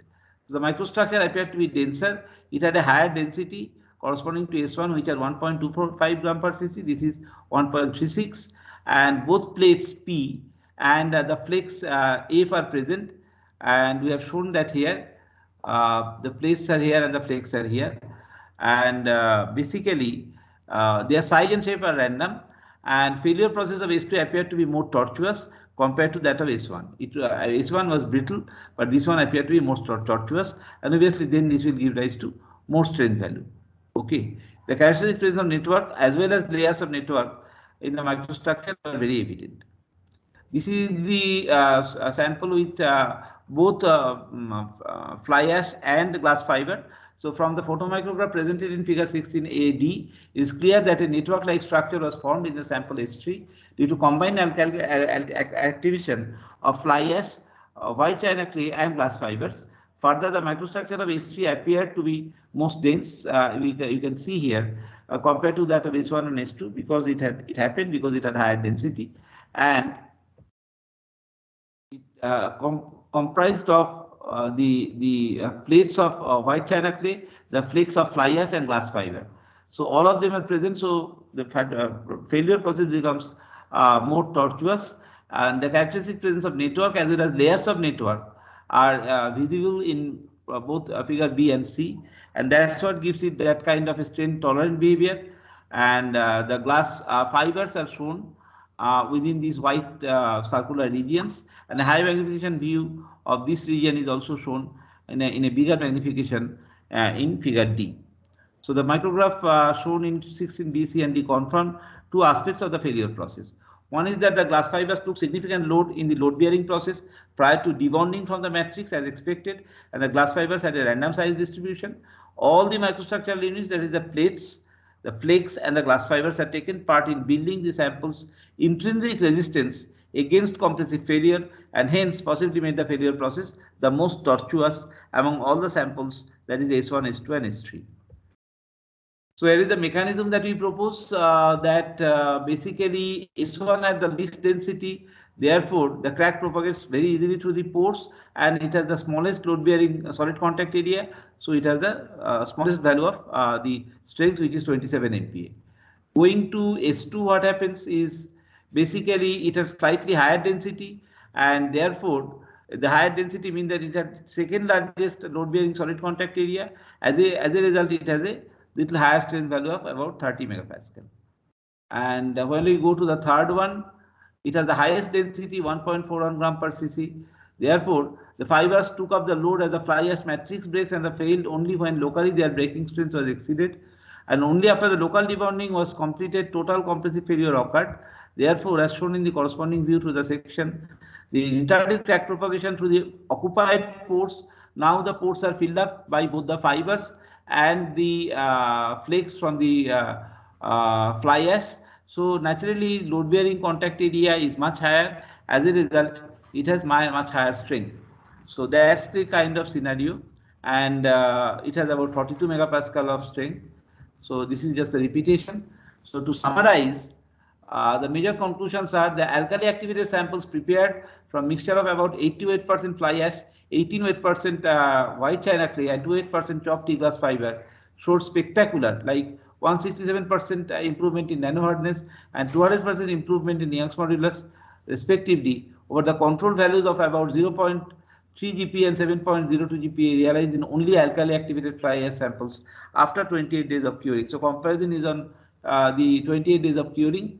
These data corroborated well with the 50% improvement in compressive strength of the same samples over the control value of about 28 MPa realized in only alkali activated fly ash samples after 28 days of curing. Furthermore, the enhancement in the compressive strength correlated well with the decrement in the residual alkali concentration as well as the pH concentration with increase in curing time. Furthermore, all the alkali activated samples S1, S2 and S3 showed a characteristic load independence of nano hardness and Young's modulus, thereby reflecting unique strain tolerance achieved by the respective layered porous microstructures. That's the major achievement, and basically that is my earlier group at CSIR CGCRI, and these are the books that I co-authored with Dr. Arjun Dey from ISRO, and this is the current group with which I am working at the Department of Physics, Manipal University, Jaipur. And it's time to acknowledge Professor Mondal, Professor at NIT Durgapur, and organizing committee members of this international conference, Director at NIT Durgapur for their kind consideration to invite me to present my story here. I also would like to acknowledge Professor Dr. G.K. Prabhu, President, Manipal University, Jaipur, Professor Dr. N.N. Sharma, Pro-President, Manipal University, Jaipur, Professor Dr. Lalita Nirvani, Director, School of Basic Sciences, Manipal University, Jaipur, Professor Asima Bagaria, Head of the Department of Physics at Manipal University, Jaipur, Director, staff, colleagues at CSIR CGCRI, present and past students, my teachers and mentors abroad, numerous collaborators, and my financial support which came from CSIR network projects, DST, BRNS, ISRO, and DRDO. And I'm very grateful to my family who have supported my dream at the at the level-based possibility and opportunity. And I thank you for your kind and patient hearing. And I'll be happy if there is any question to reflect on that. Thanks so much. Bye-bye. That's all from my side. Thank you, Professor Mondal. Thank you, sir, for your presentation and giving us some ideas regarding the materials of stain and its structures and detailed discussions, technical discussions on the facts. And now the session is open for the questions, so we can quickly take 2-3 questions. So I'll request to the students and the participants and the professors, if you have any questions, you can directly ask to Professor Kumar Mukhopadhyay. Participants, do you have any questions, please? Professor Tami? Yeah, can you kindly repeat? Can you kindly repeat? Can you kindly repeat the question? Okay, I think, sir, there is no question. So all right. Now, okay, no now again we can thanks give the once again to all of you for kind and patient hearing. Yeah. And if there is no question, with your kind permission, may I be leaving now? Yes, sir. Yes, sir. If you want to stay, it is good for us. Yeah, of course, of course. I mean, at least let me go out and join again if possible. Okay. Yeah. So now we'll go to the second technical lectures, and the second technical lecture will be delivered by one of the this current project collaborator. He is Professor Alex Tamib, and he's from the Higher School of the Economics and National Research of University, Russia. So I will give a short introductions on Professor Tamib. So he is leading scientist, researcher at the Laboratory for Electronics and Photonic Process in Polymer Nanocomposites in A.N. Franklin Institute of Physical Chemistry and Electrochemistry of the Russia Academy of Science. His research interest is on the electronic and photonic process, in solid state layers of polymer and composite materials for the applications of electronic and solar cell devices. So he has teaching experience, long teaching experience, and research experience, and research experience on rules for organizing of the education process by HSE teachers in 2019, and he has also conducted some training program in Russia, and he has more than 20 reputed journal publication and some good patents. He already uh, patented in Russia. So with this short introduction, I'll invite to Professor Tamib. Yeah, thank you, Professor Mondal. So my talk is entitled Optimization of the Thickness of Functional Layers in Polymers, in Polymer and Perovskite Solar Cells. So I'm in the staff of Frumpkin Institute, and I teach at the High School of Economics and Department of Electronic Engineering. And due to this, university was in the list of SPARC program, I'm participating in your project as a staff from High School of Economics. So it's some details, but not important for science. So in my content is brief, but it is wide in talking. So I will tell you firstly about organic solar cells, what is architect and what is materials, then about perovskite and perovskite solar cells, and modeling. So the aim of the talk. Starting from the basic, I would say carbon.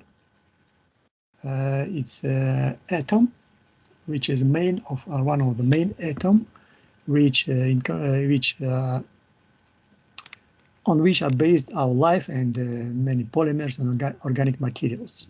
The main peculiarity of the atom is that in the molecules, it can form hybridization. It's shown here: sp3, sp2, and sp. And sp2 hybridization provides pi conjugation, the most important for organic electronic materials. And there is shown in the picture how it form the pi conjugation from p electrons in the hybrid from p and s electrons in the frontier electrons of the carbon atom. And you see the delocalization of as examples shown in benzene. It's from some conjugated system where 6 electrons are in one conjugated state, and it is important for electron absorption, for light absorption and electron conduction in polymeric materials. Look at this picture. You see how the pi interaction of p orbitals in the polymer chain can form sp2 hybridization, and this conjugated system is formed in the macromolecule of polymer. In the bottom, you see that it is shown that the length of pi conjugation can be not more or up to 6 units, because typical polymer can rotate and broke the conjugation lengths, and this breaking the conjugation creates a conformational disorder in a solid polymer film. Nevertheless, here it is a classification of polymers with respect to absorption of light. We can see the 4 types of photoconductive polymers. The first one is the polymers with a saturated backbone, no pi conjugation, and such polymers absorb menin UV region. The second polymer type is formed of polynuclear aromatic moieties with a pi conjugation system, which is incorporated into the polymer backbone as pendant group. And such polymer, you see this in number 2, it is carboxylyl moiety. And such polymer absorb in UV and blue range, so below 400 nanometers. The third type is the most important for our discussion. It's polymers which with high degree of pi conjugation in the main chain, including systems of pi conjugated pendant groups.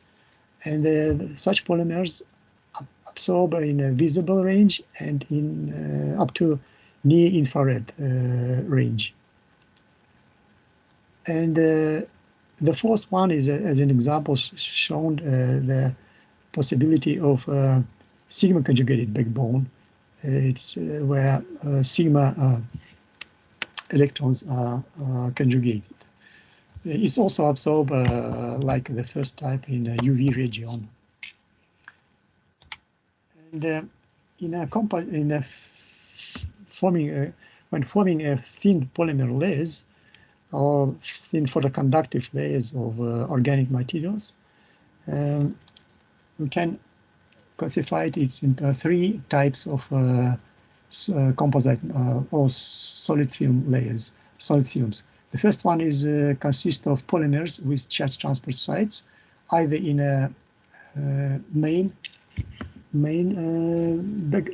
or in the pendant group. You see like green circles shown at show the charge transport sites.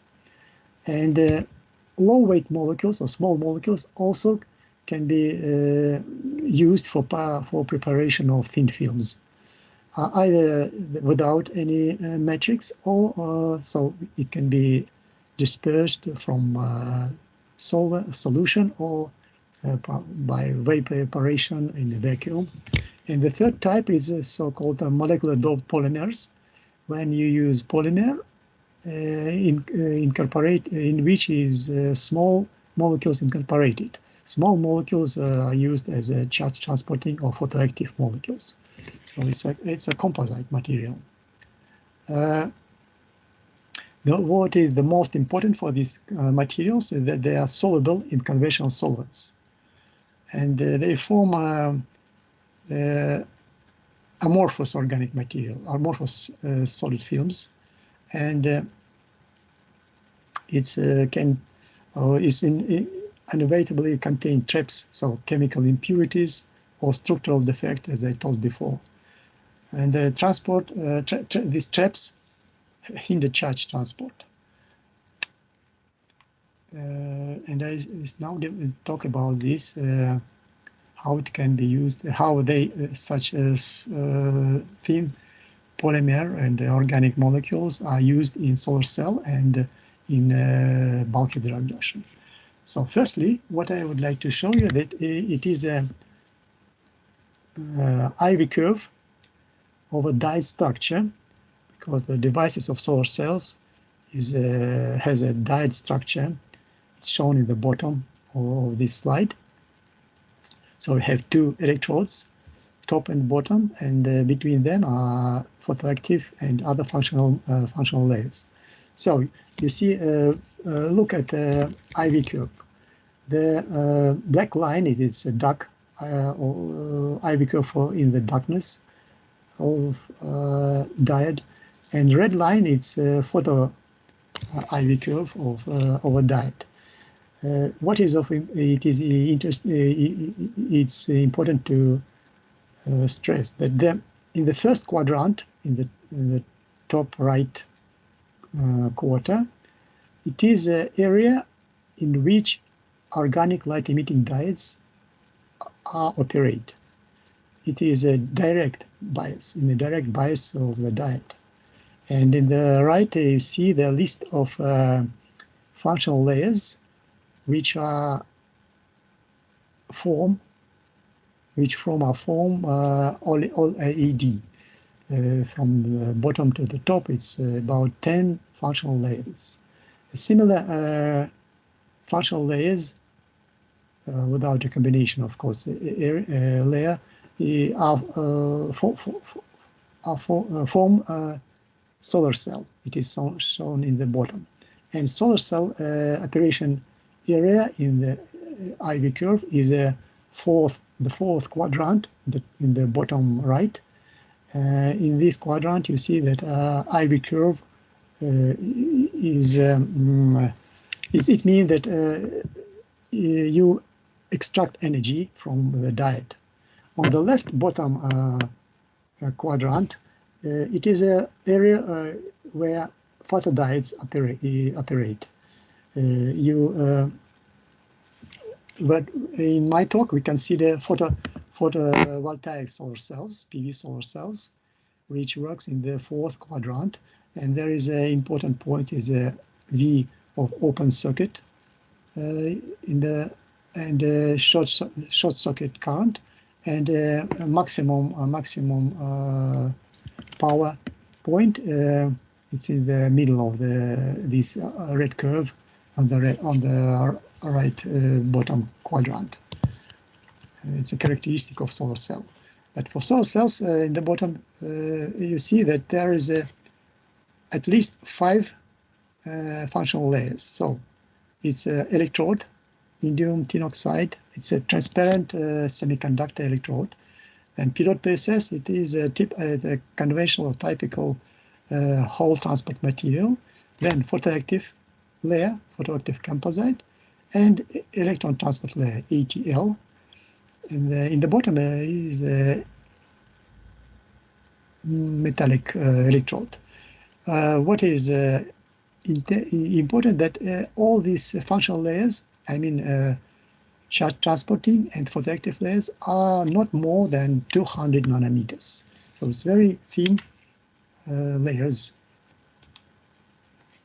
And that's why these thin layers are used, because in a disordered polymer composite is of a disordered media, and there are many traps, and that's why currents are not very high. So we need to make it not very thin, very thick, to avoid trapping and trapping of charge carriers when they diffuse from photoactive layer to the electrodes. And the first donor, another important side of these materials is that there can be electron donor materials. Typically, it's a polymer. They absorb light. And electron acceptor materials. It's materials which extract electrons from donor materials. And the first solar cells was of planar heterojunction structure. You see in the left of these two, left one of these two architectures, and the interface between electron donor and electron acceptor layers, D and A, was the main area where main interface where charge transfer occurs from donor electron from donor molecules transfer to the acceptor molecule.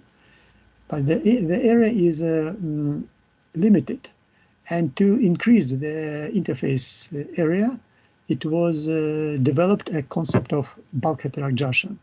You see it is on a right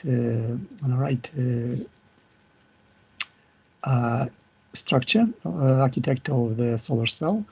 The advance of the bulk heterojunction is that it may be formed from a solution, only from solution, in which donor and acceptor molecules are blended, and it provides increased donor acceptor interface area, and the efficiency of such solar cells are increased many times compared to the planar heterojunction. In this slide, you see the main processes which provide convert of light into electricity. So photon absorb in the composite layer, then exciton absorbing photon will the exciton formation, exciton diffuse to in the bulk of this material, and it's dissociate either in the interface of donor acceptor layer, donor acceptor phases, or at the interface with electrode or charge transport layers. And the fourth is it can, before dissociation, the exciton can be recombine in the same molecule. It's called geminate recombination, and then it's when they avoid this recombination, it exciton produces free charge carriers, and charge carriers in a solar cell, it is diffused, also diffused to electrodes, depending on to electrodes. And in the extracting electrodes, we can find the current in the circuit. This is a schematic sketch of the processes. The main processes. The main is light absorption, and from singlet state or from HOMA state of the molecule, electron transfer to the singlet first state or to the LUMA level, lower unoccupied level, and it forms charge transfer state with acceptor, and finally the acceptor molecules transfer electrons to electrode, and donor molecules transfer holes to opposite electrode. What is stressed here in this slide, that exciton diffusion length is not more than 10 nanometers. That's why the functional layers is is of the order of 100 nanometers only. And what is also to be paid attention, it is that acceptor, typical Fullerene molecules, can extract electron from exciton formed on the donor molecule during a time less than 50 femtosecond. It is very important because during this time, in exciton in typical polymer, donor polymer, do not recombine, and it is rather exciton decay than it is relaxed to initial position. And in this slide, I show two main mechanism of transport or transfer of energy in the excitons in composite layer. So it's first resonance energy transfer model mechanism and a Dexter energy transfer mechanism. You see it's listed the main mechanism. It's a dipole-dipole interaction for the first resonance transfer, and the distance is about not more than 10 nanometers, which is limit diffusion length of the materials. And because the Dexter energy transfer mechanism is a more shorter distance of exciton transfer, less than 1 nanometer. And there is the X-ray diffusion equations, how can mathematically to describe these processes, both and Förster and Dexter, and typical values of diffusion coefficient is in the range shown in the bottom of this slide. And moving again to bulk heterojunction structure, there are two important functional layers shown in this schematic scheme. It's electron transport layer between cathode and photoactive layer, and hole transmitting layer between anode and photoactive layer. These charge transporting layer are of very important functional layers because they govern transport holes only to anode and blocking electrode, and electrons only to cathode, blocking holes. And that's why we can extract electric current in the circuit.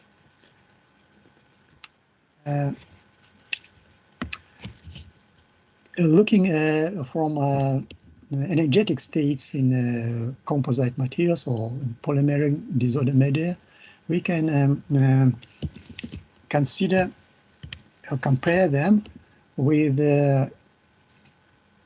conventional crystalline silicon state, and you see that in amorphous silicon, the sharp edge of conductive and valence band is not present, and there are tails in the forbidden band, and similar tails in the forbidden in disordered organic solids also is present in their solid lanes, like in amorphous silicon. Yet in organic semiconductor, the width of conductive and valence band or HOMO or LUMA analogs are narrow. That's why the mobility are not very high as in amorphous silicon, and the density of states, electronic states in organic solids can be described by Gaussian equation, Gaussian distribution, and it's a useful approximation in description of charge transport and charge transfer in such disorder materials. And in typical values of LUMA values is distance from vacuum level. Vacuum is 0. It's about -2.4 eV, and HOMO levels are positioned in -5.7 eV from vacuum level. So typical band gap, forbidden band gap in organic is not less than or around 2 eV. And how to find these important energetic states? There is at least 3 experimental methods which are widely used in description in determining the HOMO LUMA levels.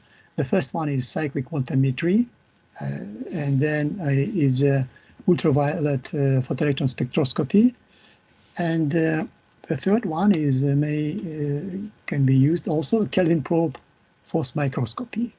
You measure potential work function of known materials. It is in this case is it's highly oriented pyrolytic graphite, and compare this work function with work function obtained from Kelvin probe microscopy for in other materials. In this case, it's shown for polyaniline. And when you know these energetic states HOMA and LUMA work function of the material. You can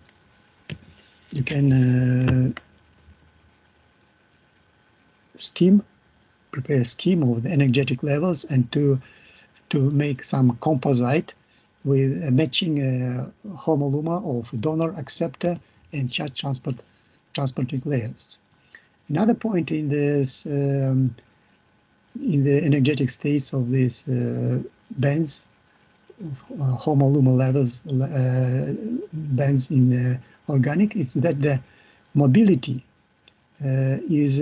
mobility edge or mobility states are more narrow than HOMA-LUMA states, because you see on the tails of these HOMA-LUMA states there are narrow shallow traps for charge mobility. That's why the transport is it requires more electron states in a HOMA level, and the Gaussian distribution should be very high to provide charge transport, good charge transport in such disordered materials like polymers and small molecules, organic small molecules. Besides them, there are deep trapping states for holes and electrons in the forbidden band gap and it's also limits charge mobility. How it's occur? It is occurred charge transfer. This is shown. This is a illustration of hole hopping between two aminophenyl groups, amino groups. You see on the left there is hole. So hole in organic means absent of electron in the HOMA level, and in the neighbor adjacent molecule it's a neutral molecule, and electron from HOMA level of the neutron molecule transfer to the ion, to this HOMA level or radical cation, and this means that the hole transfer from left to right. And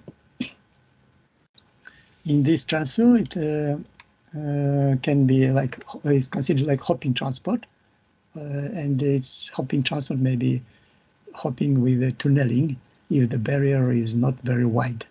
And the main, what is limiting is intermolecular transfer, because within molecule there is a regular distributed over transport centers, and between two adjacent molecule there is the distance between transport centers can fluctuate in a wide range. That's why it's space also disorder is present in such polymer and organic thin solid layers. And it is shown the typical drift mobility is ranged between 10⁻⁷ to 10⁻³ centimeter square per volt and second. Its drift mobility, I should to clear up that the drift mobility is measured by time of flight technique or SELIF technique. In field effect transistor technique, there are the same material can demonstrate more values of mobility because of the construction of architect of the FET field effect transistor. Don't mix them. And this listed main transport phenomena in solid layer state. So for solar cells, is the main transport process is diffusion. Diffusion, and driving force of the diffusion is a gradient of concentration of charge carriers, and the coefficient diffusion is shown as a Einstein relation. And for electrical charge, the electrical current in a solar cell, it is shown that as J short circuit current when the electric voltage is applied voltage is 0. So 2 driving force is the gradient of concentration, and it's a field of bias bias field between electrode or electrode and the photoactive layer. And as I'm remembering you that there are 2 important functional layers: the Hall transport layer and the electron transport layer in the solar cells. And in this work, in this publication by group from German or Netherlands, yes, they demonstrated very important fact that using the same electrode materials, in this case is silver and ITO, they replaced Hall transport layers. The P dot is a Hall transport layer, and titanium oxide is electron transport layer, and they replaced the position in the architecture of the organic solar cell. And you see that IV curve is changed, it's not dramatically. I would say it's slightly changed. What does it mean? It means that this whole transport layer govern what type of molecule, or what type of charge carriers, electrons or holes will be penetrate through it, through these layers into the cathode or anode. And the same conclusion is valid for perovskite solar cells, to which we are moving now.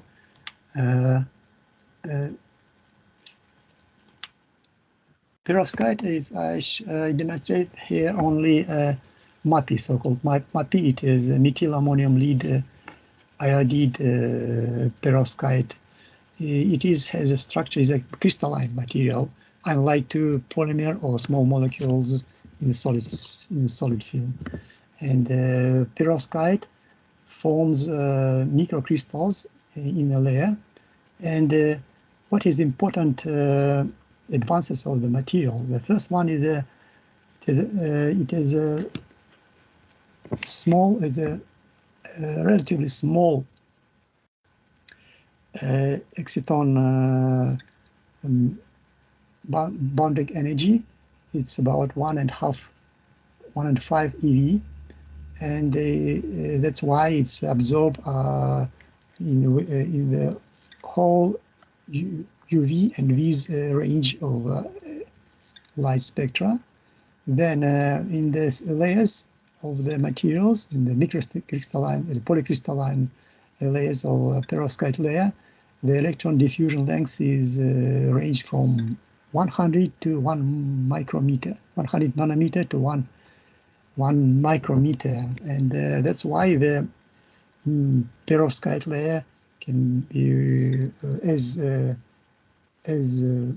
thick as several hundred nanometers. And the third one is very important issue, that the perovskite is soluble material, and it's possible to prepare solid layer by spin coating and other solution techniques for thin film preparation. And the first solar cells, perovskite solar cells, were of the structure like mesoscopic structure.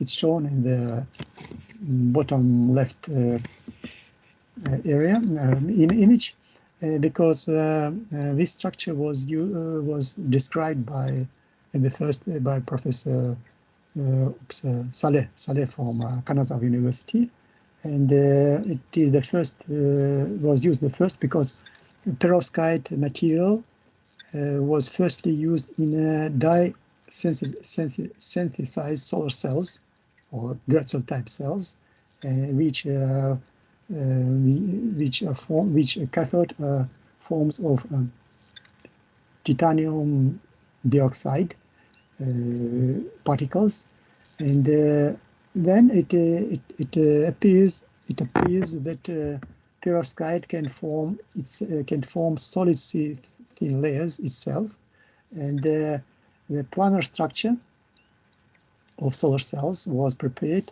with the perovskite, both direct cell. It is the similar direction as in mesoscopic one, and inverted cell where anode is in the bottom and the cathode in the top of the solar cell. The Bose type, I mean, direct and inverted cell works excellently because of the perovskite properties, and the whole transport and electron transport materials may be the same, and this is once again support the conclusion what was made for organic solar cells. I mean, for role which plays charge transporting layers. But what is unlike to the organic solar cell is that no bulkhead drag junction is needed for perovskite solar cell. Why? Because exciton bounding energy is very low, and exciton decay just in the bulk of perovskite. That's why we need not to incorporate into perovskite media, perovskite matrix, no one other acceptor molecules or donor molecules. So this is advantage of perovskite materials with respect to donor acceptor bulkhead drag junction of organic solar cells. That's why the electronic processes, photonic and electronic processes, is a little bit simplified. So only the first one is the first step is electron. The first one is the absorption of photon, and then electron transfer or electron injection to the electron transport layer, and then it is moved to collection by the cathode, and holes from perovskite move to hole transporting layer, and then it is transferred to the anode.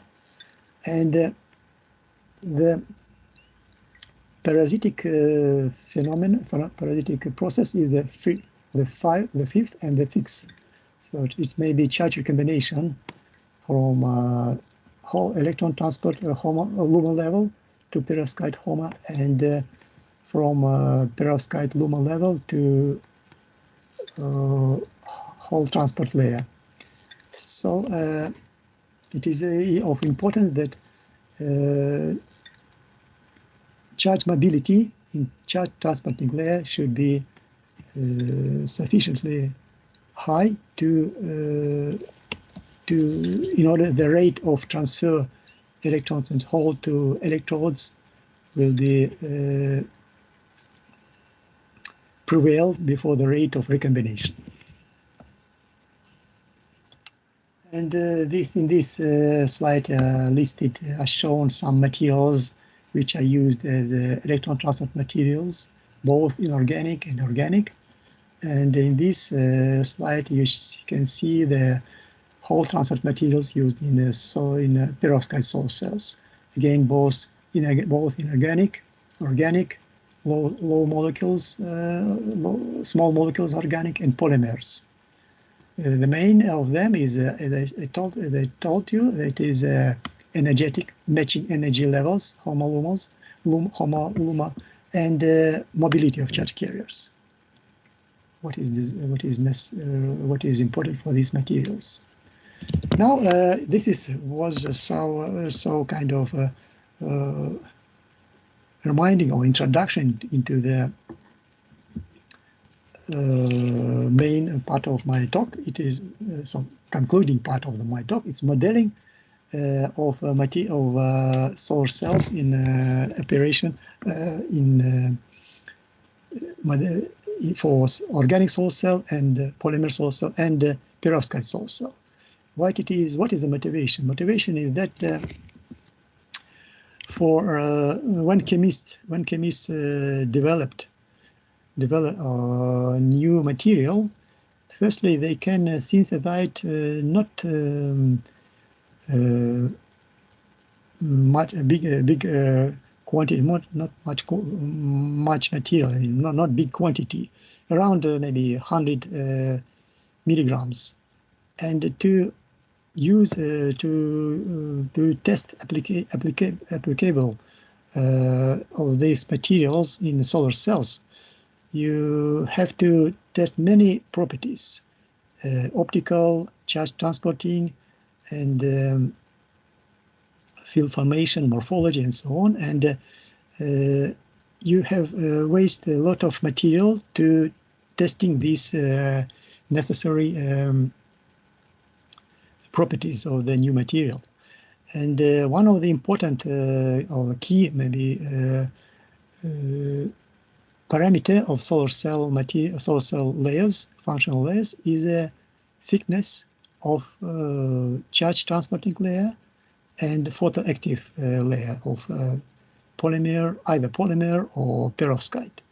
That's why when you have to test some charge transport material or some photoactive material, we suggest the modeling of optical modeling of this layer of solid layers to avoid time and resources and of material to find some optimal range of thickness for the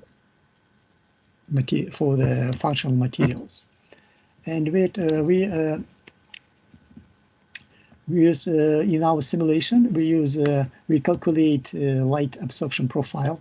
So we use light propagation, consider light propagation through the organic and hybrid. Hybrid means perovskite solar cells, studying by modeling the photocurrent action spectra using one-dimensional 2x2 optical transformatic methods. It was described in the work of Peterson and co-authors. Then this method consists in representing of solar cell like a set of flat layers. Yeah, you see that any solar cell was like a planar structure, and the bulkhead reduction was considered as also like a planar structure, because for optics it's not important, not very important. And each of this material, of these flat layers, is characterized by its thickness and complex refractive index within the Maxwell-Garnett model. Here, this complex refractive index consists of the real part. It is a refractive index, which indicates phase velocity, and imaginary part is extinction coefficient. These two parameters, optical parameters of the materials, were measured by spectroscopic ellipsometry, or it may be found in the literature for conventional materials like some PHT, fullerenes, and P dot, and so on. And we measured these parameters, coefficient of refraction and extinction, using UV cell ellipsometer, and this equation relationship show how we use it in this combination of these parameters in our modeling.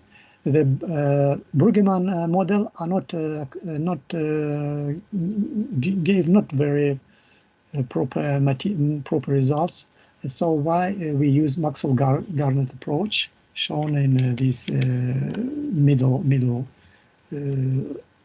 column in this slide. And yes, here is shown like we use transformatric methods for many functions, many materials which were involved in the solar cell. So at least it is a ITO level, then it is a whole transport layer. Photoactive layer consists for perovskite layer. It is perovskite solar cell. It is only one layer of perovskite, and for bulk heterojunction it is two materials, donor and acceptor materials. And then we consider metallic electrode like reflection layer. And before we insert correction on incoherent propagation in glass substrate, because the substrate it is a glass on which ITO deposited. ITO is a transparent electrode. And after using such a modeling, the following parameters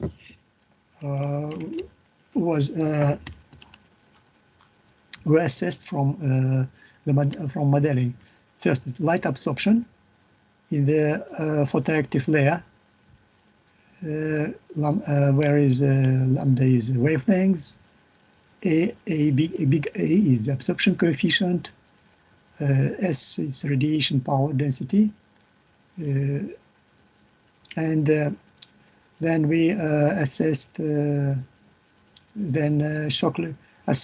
Shockley-Queisser limit for solar cell, and it was determined as shown. And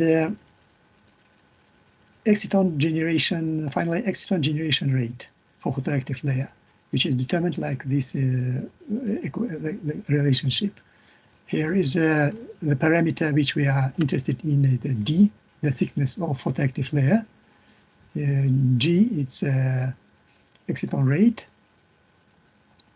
and exciton formation rate, decay rate, and gamma is photon and exciton, photon conversion to exciton, so it's efficiency, the quantum efficiency of exciton formation. And Q is average energy flow dissipation. And we compare our modeling data with experimental one. In these two tables, you see the experimental data, what we used, its thickness of bulk heterojunction, polymer bulk heterojunction, it's P3HT, it's a polyhexylTFN, and PCBM, it's fullerene, donor acceptor blend of thickness listed here. JSC is a short circuit current in the solar cell, and the efficiency. And in the MAPI, I mean the perovskite solar cell, the similar analogous values as listed here, and the range of thickness was several hundreds. After modeling, calculated data are shown in these two diagrams, and you see that exciton generation and Shockley-Queisser limit shown in this, and light absorption in photoactive layer, and they are arranged in the thickness of 30 and 150 for organic solar cell, and 300 and 500 for perovskite solar cell, and they agree well. I mean, we agree well with experimental data, and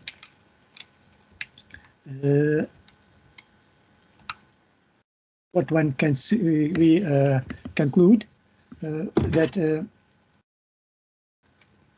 so we formed a software packet for bulk. Both bulk which can be used for both organic bulk solar cell and the perovskite solar cell.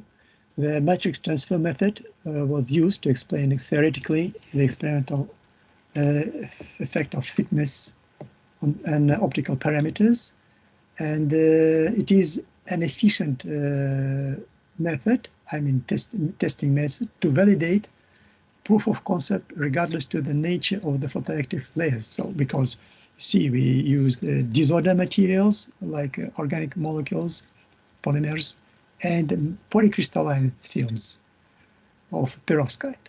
So the simulation method is suggested to be applied as a general predictive tool to rapidly test and validate novel devices constructed from different materials. So thank you for attention. If you have some question, please. Lecture. It was nice lecture on the polymer materials, and so the session is open for the question.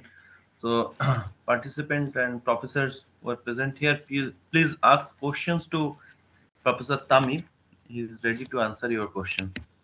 May I ask one question? Yeah, sure. Professor, have you done some simulation using the machine learning for the perovskite and organic solar cells? No, we use MATLAB. Yeah. MATLAB, no, not machine learning. No machine learning. Oh, yeah. It's a I would say first the tool for which can used be by students even. So that's why we simplified the approach to using all this. Yes. Okay. And I didn't show you. Sorry for interrupt you. You have one more question or not?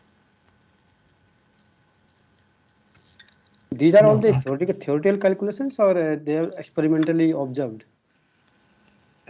It's a calculations using experimental data of ellipsometry. I mean optical parameters, coefficient, refractive coefficient, and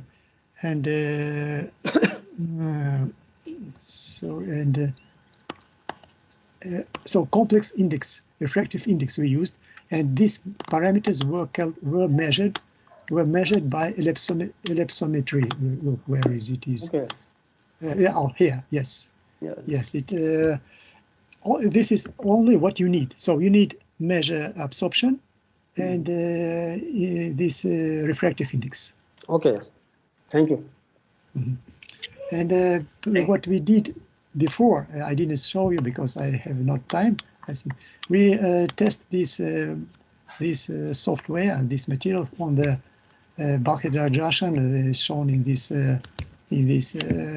slides, and it's also demonstrate good modality, good match fit well the for instance absorption and refractive index and exciton generation in a P3HD PCBM structure. One more question. Have you done any work effect of thickness on the EQE values of the solar cell? Not yet, because EQE values need to take into account charge transport. We at the moment we model only optic. Okay. And it is yes, it is how to say, we are working on this. We use multiple trapping model for charge transportation. Okay. And then we can model EQE. Thank you. Thank you, sir, for your discussions. And so now we'll go for the last session. So in the last technical talk will be delivered by Professor G.D. Sharma. So I'll just request to Professor G.D. Sharma to share your slide first, and then I'll introduce you, sir.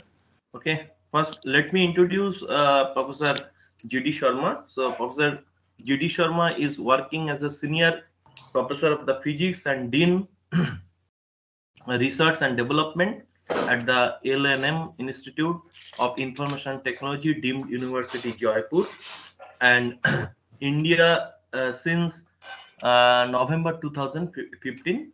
Professor Sharma obtained his PhD degree from India Institute of Technology in 1985, and after then he had joined as assistant professor at JNV University, Jodhpur, India in November 1985.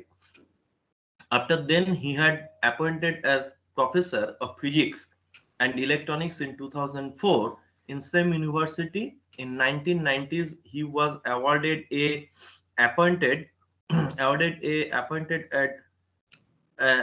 as prestigious Boycast Fellowship by Department of Science and Technology, Government of India in 1990s to work as visiting scientist at the Department of Electrical and Computer Science, the State University of New Jersey for 2 years. His area of the research is organic solar cell, nanocrystalline organic, inorganic hybrid solar cells, and fuel cells, organic, electronic, and nano materials for energy conversions and storage. He has research collaborations with different international and national universities and research organizations.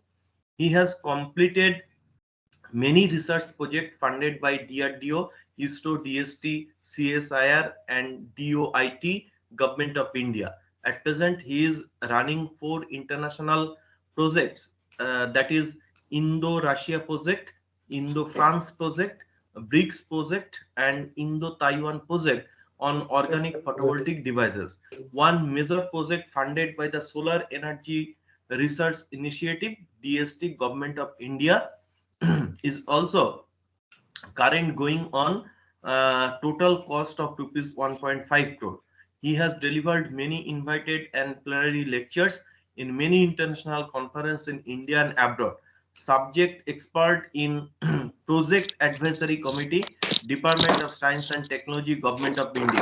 He is chair Project Review Committee of Defense Research Development Organizations, DRDO, Government of India.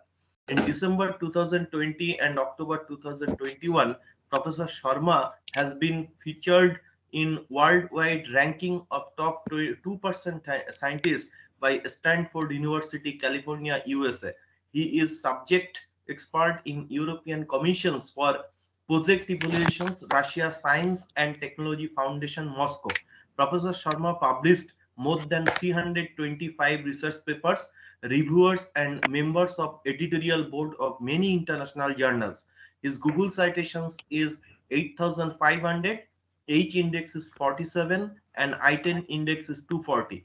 His research gate is 47. So with this short introduction, I shall invite to Professor Sharma for his lecture. Let me start my lecture. That is, I'll be talking about the recent advances in organic solar cell based on non-polarine acceptors for sustainable energy converter. I am GD Sharma from 11IIT Jaipur. Now, this is the photovoltaic technology. As you know that photovoltaic technology is the technology in which we convert the photon energy or sun energy into electrical energy. Now, I just give the basic concept of the solar cell. Solar cell consists of a transparent conducting electrode, a donor, and a acceptor. Donor is a p-type materials and acceptor is a n-type materials. And after that, we have a metal electrode. Now, why we call it a donor? Because it is a p-type material. Once the electron hole pairs are generated, then they will go to the interface here, and then they will the electrons will go to the the holes will go to here, electron will go here. It means it is donating the electrode here and it is accepting the electrodes. So that's why it is called as a acceptor here, donor. Acceptor is a n-type material and donor is a p-type materials. When the light incident, excitons are generated, then they'll move toward the interface here, p-n junction. Then due to this built-in potential, the electrons will go in this direction and holes will go in this direction and collected by the metal electrode. This is cathode, this is anode, and they will go to the external circuit and generate the current. So this is the basic principle of generation of photocurrent. Now, this is the current voltage characteristics of a device in dark. This is under illumination. From this point, we can get GSC. From this point, we can get VOC, and the power conversion efficiency is given by this formula, that is GSC VOC fill factor divided by power input, and this is a fill factor here. This is very important parameter which will give the information about the how much there is shunt resistance or series resistance taking into the part in the device. And so if you plot a graph, this graph can be plotted like this. So this region is correspond to first region is determined by the shunt resistance, and this second region is for diode, and this will from this equation we can get diode parameters and reverse saturation current from here, and this third region is dominated by the series resistance of the device. These are the photovoltaic technology came into account. First, it was silicon solar cell. The limitations are high cost, large area limitations, less flexibility, although it has a highest power consumption efficiency. Then the thin film technology came into account that based on amorphous silicon, cadmium telluride, CIGS, and thin film crystalline silicon, and the commercially efficiency is 10%. The efficiency is about 60% at laboratory level, but the cost of all these are very, very high. And then the people started to work on the organic solar cells or other that is called a future generation solar cells. So these are the requirement for the ideal solar cells. That is the material which we are using in the solar cells should have cheap, simple, amended materials, minimum material per watt, low production cost by optimizing materials and fabrication technologies, high power conversion efficiency, and these are the suitable electronic and optoelectronic properties of materials which we are using in the active layer with PN junction. Because in the solar cell you have three components. One is active layer, consists of P and N type semiconductors, other is a transparent conducting electrodes, and other is a metal. So these are the property of active layer, P type materials or N type materials. That is, they should have the high absorption spectra and high absorption coefficient to minimize the thickness of active layer. If the absorption coefficient is high, so we need thin films. If the absorption coefficient is low, we need the thick films. So it means the absorption coefficient of the materials to be used in the solar cell should have high absorption coefficient so that we can minimize the thickness. Second thing is that junction formation property. The materials which we are using in the N-type semiconductor or P-type semiconductor to form a PN junction should have the energy levels in such a way that they should form the junction, PN junction. And high quantum efficiency means every photons which are absorbed by the active layer should generate the photocurrent. So these are the parameters which have to be suitable for the active layer, for material for active layer. This is the solar spectrum here. You can see that from 350 to 1100 this one, this should be the here highest photon flux lies. So we have to choose the materials in such a way that material means N-type semiconductor and P-type semiconductor in such a way they have absorption between 350 nanometers to 1100 nanometers, so that all the photons which are coming from the sun should be absorbed. Why the organic solar cells? Organic solar cells means the materials, the organic solar cells based on organic semiconductors, and organic semiconductors are the materials which are based on carbon, because as you know that in the silicon materials or germanium, they have the 4 electrons in its outermost orbit. Similarly, the carbon has also 4 electrons in its outermost orbit. So this is the analog to the silicon. The organic semiconductors are based on carbon only, and hydrogen, oxygen can be attached to modify their structures. So based on carbon, that is, first they can be processed at low temperature, and they have absorption coefficient so that you can make thin films. They are flexible, transparent, lightweight, and easily processed according to our demand. So we can make the materials using the carbon-based materials, and their absorption spectra can be extended up to 1100 nanometers starting from 350 nanometers. Earlier, all the organic materials are treated as insulators, but in 1970, these three scientists discovered a polymer which has conductivity in the range of metal, and they have synthesized that is called a conducting polymers, and they got the Nobel Prize in 2000 for their novel work in chemistry. So after that, the people started to synthesize the materials having the conductivity in the range of semiconducting range. This is the inorganic semiconductor. You have conduction band here, valence band here, and the analog of organic semiconductor is that this is LUMO, this is HOMO. HOMO means highest occupied molecular orbitals. LUMO means lowest unoccupied molecular orbitals. So all the, as you know that in the conduction band here, all the states are unoccupied. Here also in the valence band, all the bands are occupied by electrons. Similarly, all the orbitals are unoccupied, all the orbitals here are occupied. So you can say that this is analog to here, this is analog to here. So this is the basic difference between a conduction. In organic semiconductors there are bands, but in the case of organic semiconductors there are orbitals. So this is called a lowest and this is called a highest. So we can say that conduction band is just like LUMO, valence band is just like HOMO here. So in my lectures I will also call it LUMO and HOMO levels only. Now there are different type of future generation solar cells. First one is the DSS, dye-sensitized solar cell.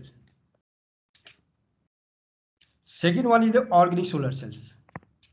And third one is the perovskite and quantum dot solar cells. So in this lecture I will be taking only organic solar cells.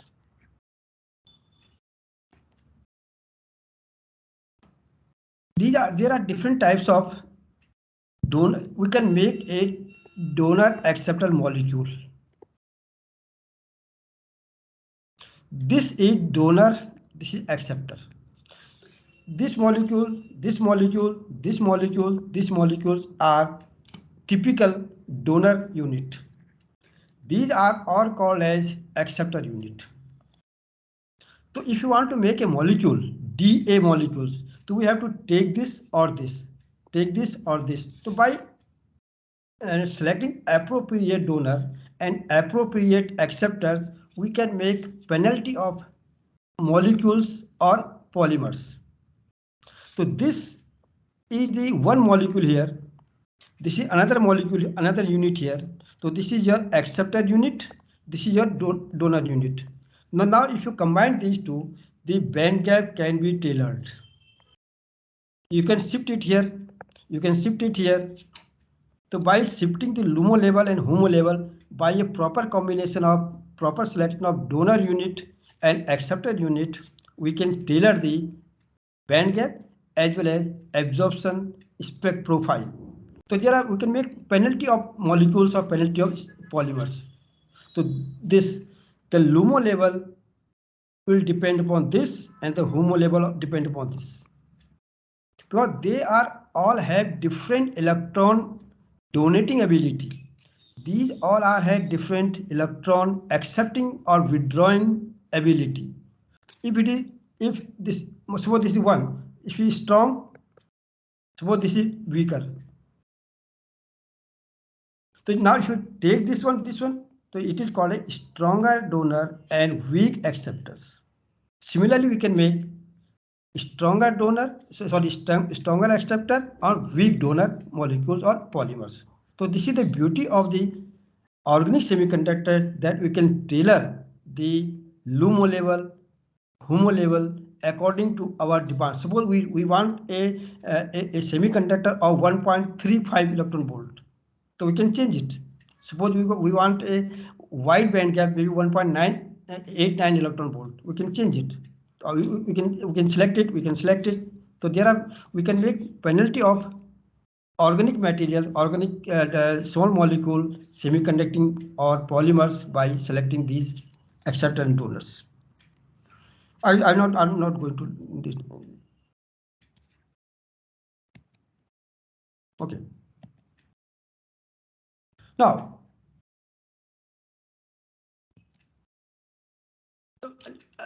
this is the overall systematic representation of molecular design. So these are the different parameters, different things we can tailor our optical and electronic properties of materials. So there are a lot of chemistry. I'm not going to go into detail. Now, what is the basic difference between an organic solar cell and inorganic solar cell? This is the case of inorganic solar cell. When the light incident, excitons are generated, but the exciton binding energy EB is very low, in the range of 0.025 electron volt. So as soon as the light absorbed, excitons are created, but their exciton binding energy is in the range of this, and this much energy we are getting from the room temperatures. So it means as soon as they are created, they will separate out and they will dissociate in free charge carrier. But in the case of organic semiconductors, light incident, light absorbed, then excitons are created, but they are not free because the EB is equal to 0.3 electron volt in the range of this.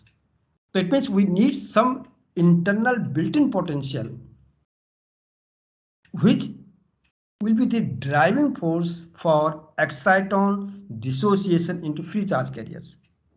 So it means we have to create some interface inside the active layer in terms of PN junctions so that they can drive the excitons dissociation to free charge carrier. After that, the process is same.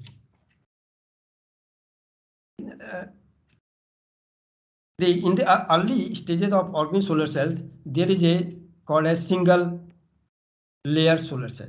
That is in which the transparent conducting electrodes. This is your TCO. This is your aluminum metal electrodes. In between these two electrodes, a simple one material is sandwiched, and the light incident from here, the excitons are created here. Another thing is this exciton diffusion length is in the range of 10 to 15 nanometers. That is, excitons are created and junction is formed here. So excitons are generated here, but then they have to travel a long distance. Suppose this is 100 nanometers. And the exciton diffusion length is in the range of 10 to 15 nanometers only. So what happens? They will not reach here for dissociation. And only the light which is absorbed here, only then the excitons are able to dissociate and into free charge carriers. The efficiency of this solar cell is 0.0001%. And this is due to only it is generating the current in the range of some microampere, so 1 microampere. And after that, the people started another system which is called as binary system. Called as two-layer system. One layer here, one layer here. This is your transparent conducting electrode. This is metal. Same thing. Okay. So this is active layer. So first we deposit p-type semiconductor, then n-type semiconductors. So the light is absorbed here. Some portion of light is absorbed here. Some portion of light is absorbed here. And the process is same. These excitons are generated, then they will go here. Excitons are generated here, go here. And then dissociate, and then the electrons will go here, and holes will go here. And then they will generate it here. You can see here, the electrons are going like this, holes are going like this. And they will generate it, collected here, and you will get the and this is responsible for VOC. So this is forming a built-in potential, and due to this built-in potential, the excitons, the holes, the electron transfer here, hole transfer here. And one thing is that the absorption, the criteria is that suppose you are taking this material or this material. So this is P-type, this is N-type. The N-type semiconductor and P-type semiconductor should have complementary absorption spectra to each other so that all the photons can be absorbed. But the drawback of this system is that only the excitons which are generated here or generated here are able to, because if the excitons are generated here and this distance is suppose 80 nanometer, they will not reach here because the exciton diffusion length is only in the range of 10 to 15 nanometers or 20 nanometers. So the excitons which are generated only this vicinity are able to dissociate and contribute to photocurrent. So it means the excitons which are generated here and generated here are lost. They are not contributing to the photocurrent. And the efficiency of this system is around 0.01%. After that, the people started, because here it is a two-layer system. Only two-layer system here, only one junction is forming here. So after that, the concept was developed bulk heterojunction solar cell. We are taking a N-type materials and a P-type materials, dissolve it in a solvent, common solvent, and then put it or make the films. So instead of one PN junction, here are a lot of PN junctions here. You can see here. So wherever the light incident, excitons are generated here, they will find a nearby interface, and they will dissociate charge carriers. So this is the concept developed by Professor Iyer in 1991. And after that, people started to work on in this solar cell, polymer solar cell or organic solar cells based on bulk heterojunction solar cells. And they have neglected earlier techniques, two-layer system or single-layer systems. Now, what is the basic principle here? This is your solar cell. Now, what are the mechanisms taking place? Light is absorbed, excitons are created, and the light absorption depends upon the absorption profile of the active layer. Active layer means combination of P and N-type semiconductor. So we have to choose the donor means P-type, acceptor means N-type. Donor acceptor combination in such a way that they should have a complementary absorption spectra. So the most of the photons coming from the sun from 300 nanometers to 1000 nanometers should absorbed. As I told you, this is the criteria you used here. The similar criteria should be used here also. So now, once the light absorbed, excitons are created, and then the excitons will be dissociated in field charge carrier. So once the excitons are dissociated, so this is called exciton splitting. Then the charge transport, then the electrons will move in this direction, and holes will move in this direction, and collected by this one. So first one is exciton formation, exciton splitting, charge transport, and charge collection. So these are the 4 parameters which affect the final photocurrent. So you can see here, eta absorption, eta diffusion, eta charge transport, collection. Now the collection here, this will depend upon whether this active layer is forming ohmic contact here or ohmic contact here. If they will form the ohmic contacts in both sides, then the collection will be fast. Similarly, this charge transport means now you have hole and electrons. You have a hole mobility and electron mobility. So it means the mu h upon mu e must be equal to 1. for a efficient generation of photocurrents. It means they should be comparable. Now, if mu H is greater than mu E, what happens? The holes will reach here first, but the electrons will not reach here first. So there is a accumulation of charge carriers. So this will gives rise to space charge. So this should not be should not take place. So the ideal for a high photocurrent, this should be the criteria. For the charge collection, the formation of ohmic contact should be there. Otherwise, what happens if there is a barrier, they will repel the charge carrier toward other side. Similarly here. So these are the criteria. How can we get high photocurrent? You see, I'm just taking one case. This is the driving force for charge transfer, or you can say the electron transfer from here to here. This is again a driving force for hole transfer. The holes will transfer from here. Electron will transfer here. This is your anode, this is your cathode. Okay. And this is the responsible for VOC.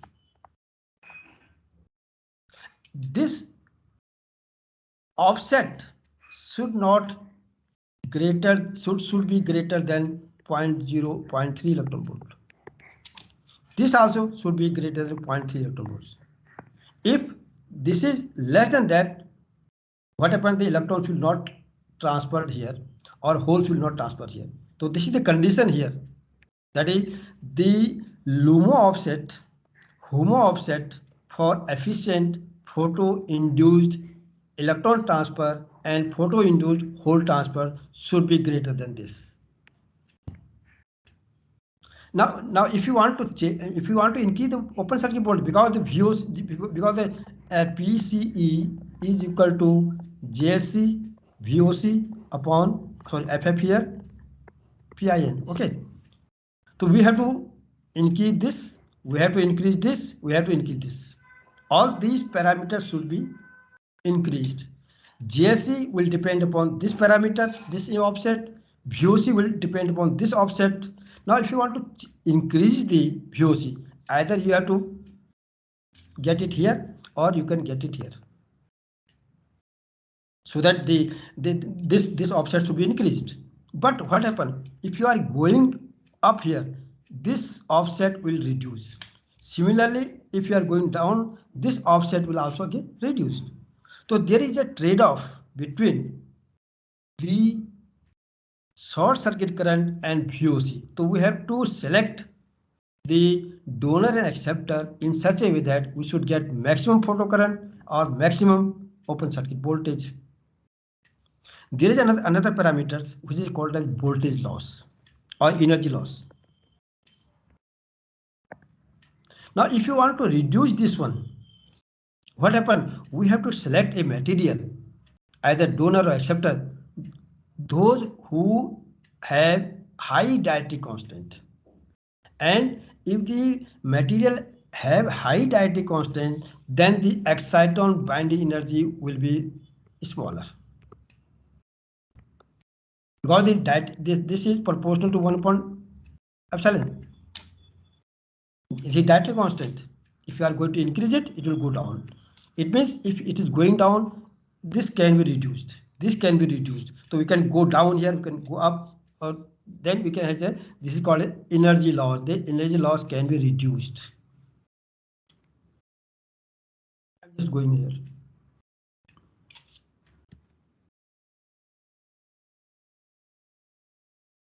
So this is the technique here. How can you make this? You have a substrate here, ITO, coated glass, then put a drop of mixture of N-type and P-type semiconductor, then rotate it, then dry it, then make the system. Yeah, this is the simple system to how to make the device. These are the solar simulator here. By using this solar simulator, you can get JSC here, VOC here. This is another thing, quantum efficiency. Quantum efficiency means every photon should give current. Every photon should give current. Suppose the absorption spectra of a like this. This is ABS of active layer. Suppose this system is like this. This is your EQE spectra. What happened? It means the photons after this are not contributing to current. So this is called a quantum efficiency. That is if you can say that this is absorption spectra here, and you are getting the EQE here. This is ABS. So it means this is the ideal case. Every photons absorbed are giving the photocurrent. So this is number of photons, number of electrons through the external circuit, and number of photon incident. This is called as IPC, or sometimes it's called as EQE. It is the same thing. Okay. These are the different types of solar cells can be used. This is called a conventional. That is, this is your active layer here. This is called as a this is cathode. This one and this is called as inverted. Here the cathodes and the cathode and anodes are reversed. So there are different types of polymers, small molecule, fullerene and non-fullerene. Polymer is a donor. It's also a donor here. This is your acceptor here. This is acceptor here. So we can make this. Sorry, we can make this and this. This is called a polymer fullerene solar cell. If you can use this, it is called non-fullerene polymer solar cell. If you use this and this, it's called a small molecule fullerene solar cells. If you use this and this is called a small molecule non-fullerene solar cells. So in the case of the earlier stage of organic solar cells, these are used, fullerene are used as acceptors, but the efficiency was about 12% using a conjugated polymer or small molecule. But the drawback of this is, number one is high cost. Second thing is that their absorption is limited up to 600 nanometers.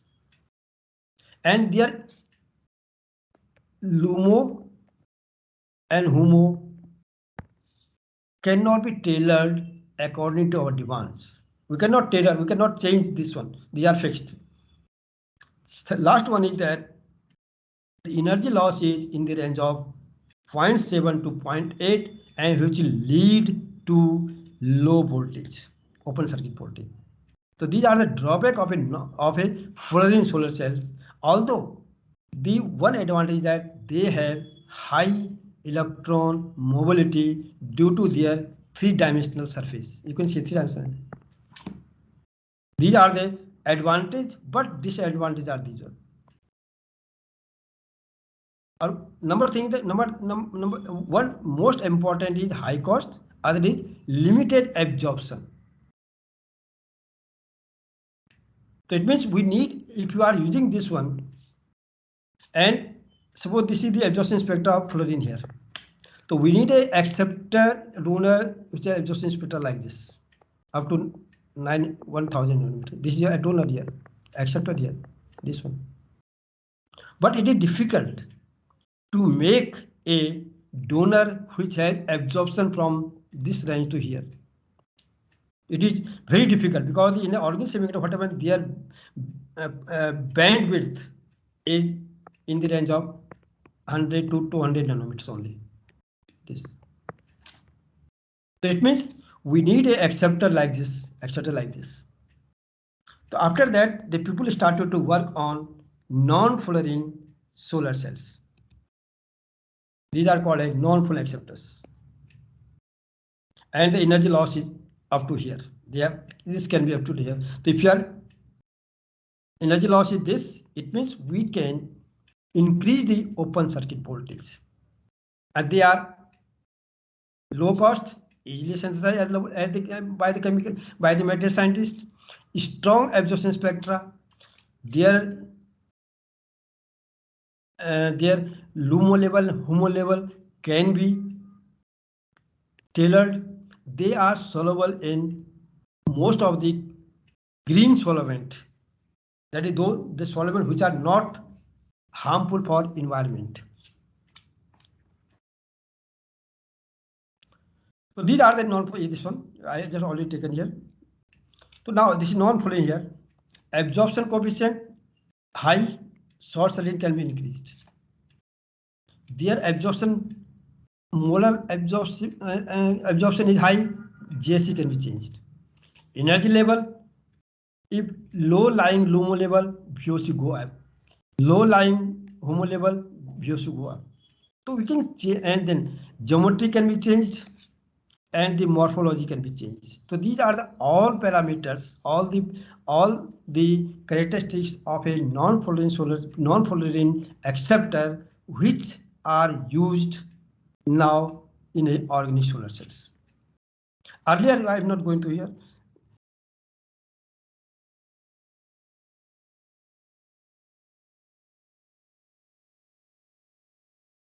There's some problem. Not coming here.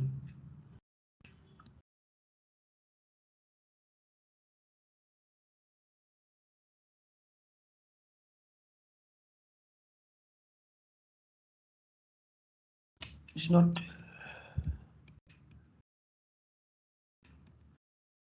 Something is not in between that.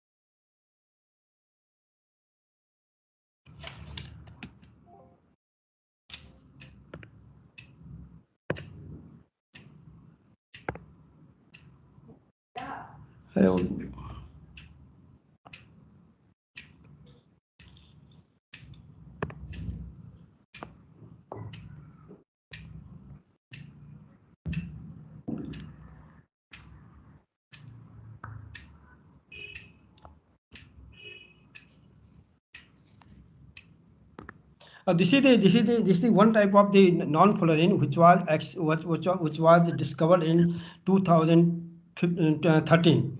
In this case, we have a donor, acceptor, donor, and acceptor. So this is called as ADA types non-fluorine solar cell. This A is the accepted unit, this is donor unit. Okay, and the efficiency of that is around. This was developed in 2013. Next one.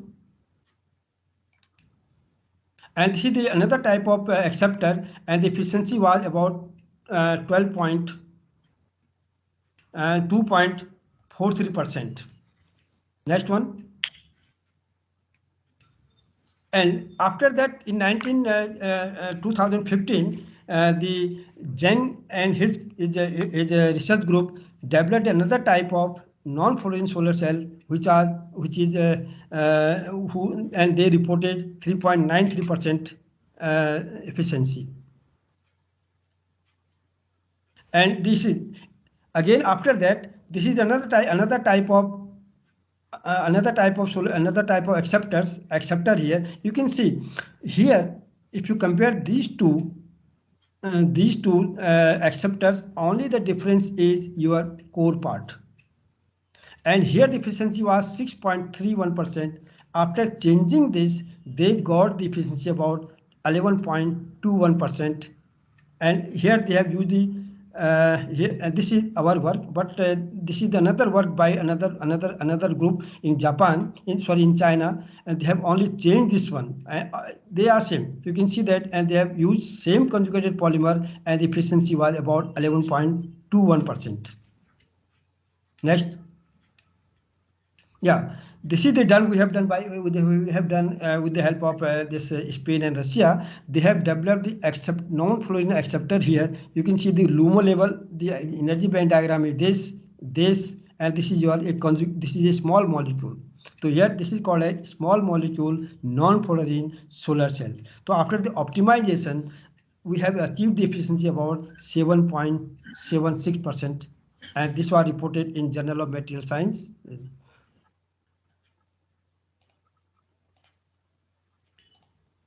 Next one. Yeah, this is another work. Just next one. I'll just go to the quickly. Yeah, quickly. Just next one. Yeah, this is the work we have done with the help of some collaborator in Spain, and again we reported about 9.05% efficiency using a non-fluorine acceptor and a small molecule donor. Next one. Next.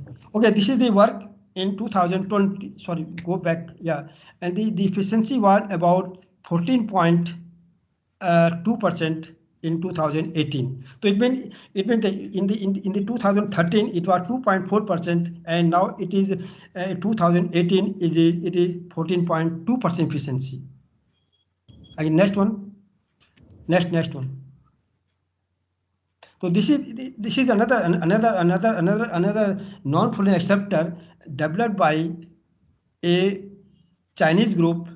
They have reported 15.7% efficiency in 2019. So after that, the people started to work on these type of materials to develop or to design. Next one. So this is the efficiency reported in 2020, and they reported around 18% efficiency.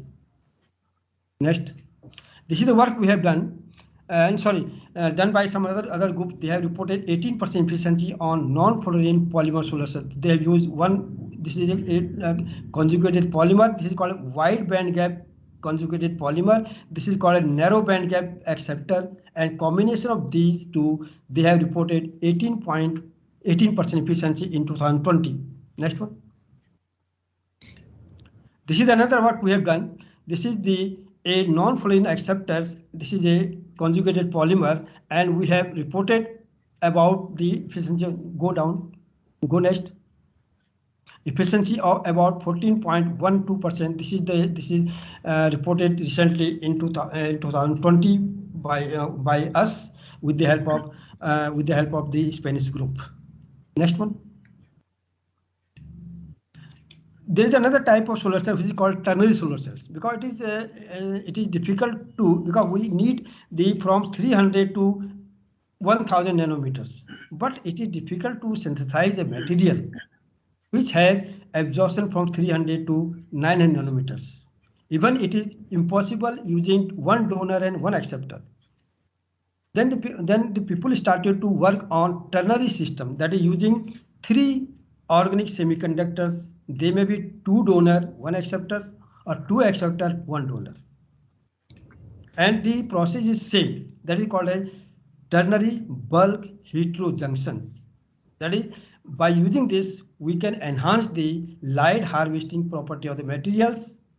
But we have to keep into the account that the energy levels should be matched, aligned with all these 3. Next one. So there are different types of mechanism. This is the 1 donor, 2 donor acceptor, like this. So there are different types of energy transfer. There is a charge transfer mechanisms. They form a alloy systems. So there are different types of mechanisms are taking place in the organic solar cells using ternary systems. This may be charge transfer, electron transfer. This may be parallel links or alloy type. Next one. So again, same thing. Okay, next. This is the work done by us. That is, we have incorporated 1 donor here, 1 small molecule here, and this is acceptor. So this is 1 donor, 2nd donor, and 3rd donor, 3rd acceptors.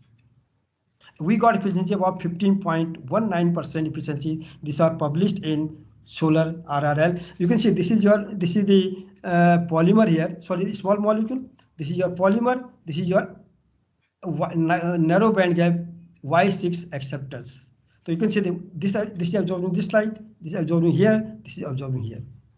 So if you combine these three, the total spectrum must be from 300 to like this, and this is it. Sorry, go back. Yeah, here energy is transferred from here to here.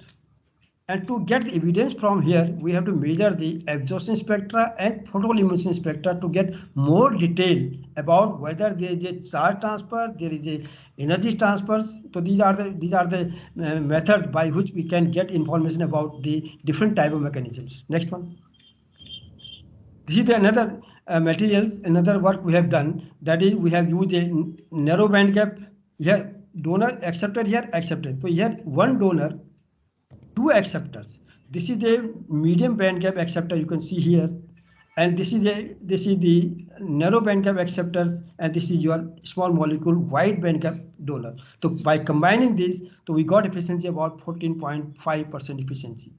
This was just published in ACS applied energy materials. Next one. These are another work we have just done it.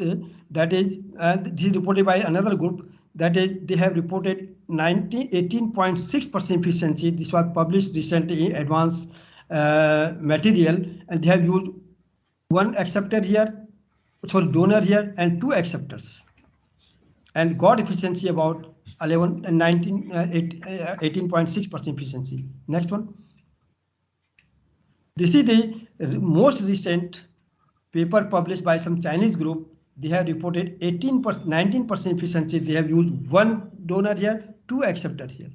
So this is your narrow wide band gap acceptor, donor. This is wide. This is medium band gap acceptor. This is narrow band gap. So by using three material in an active layer, bulk heterojunction, they got efficiency about 19%. This is the highest efficiency reported so far for the organic solar cells. Next one. Next. So you go skip it.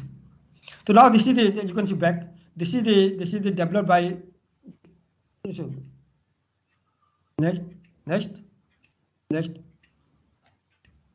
Yeah, this is a model of 10 centimeter by 20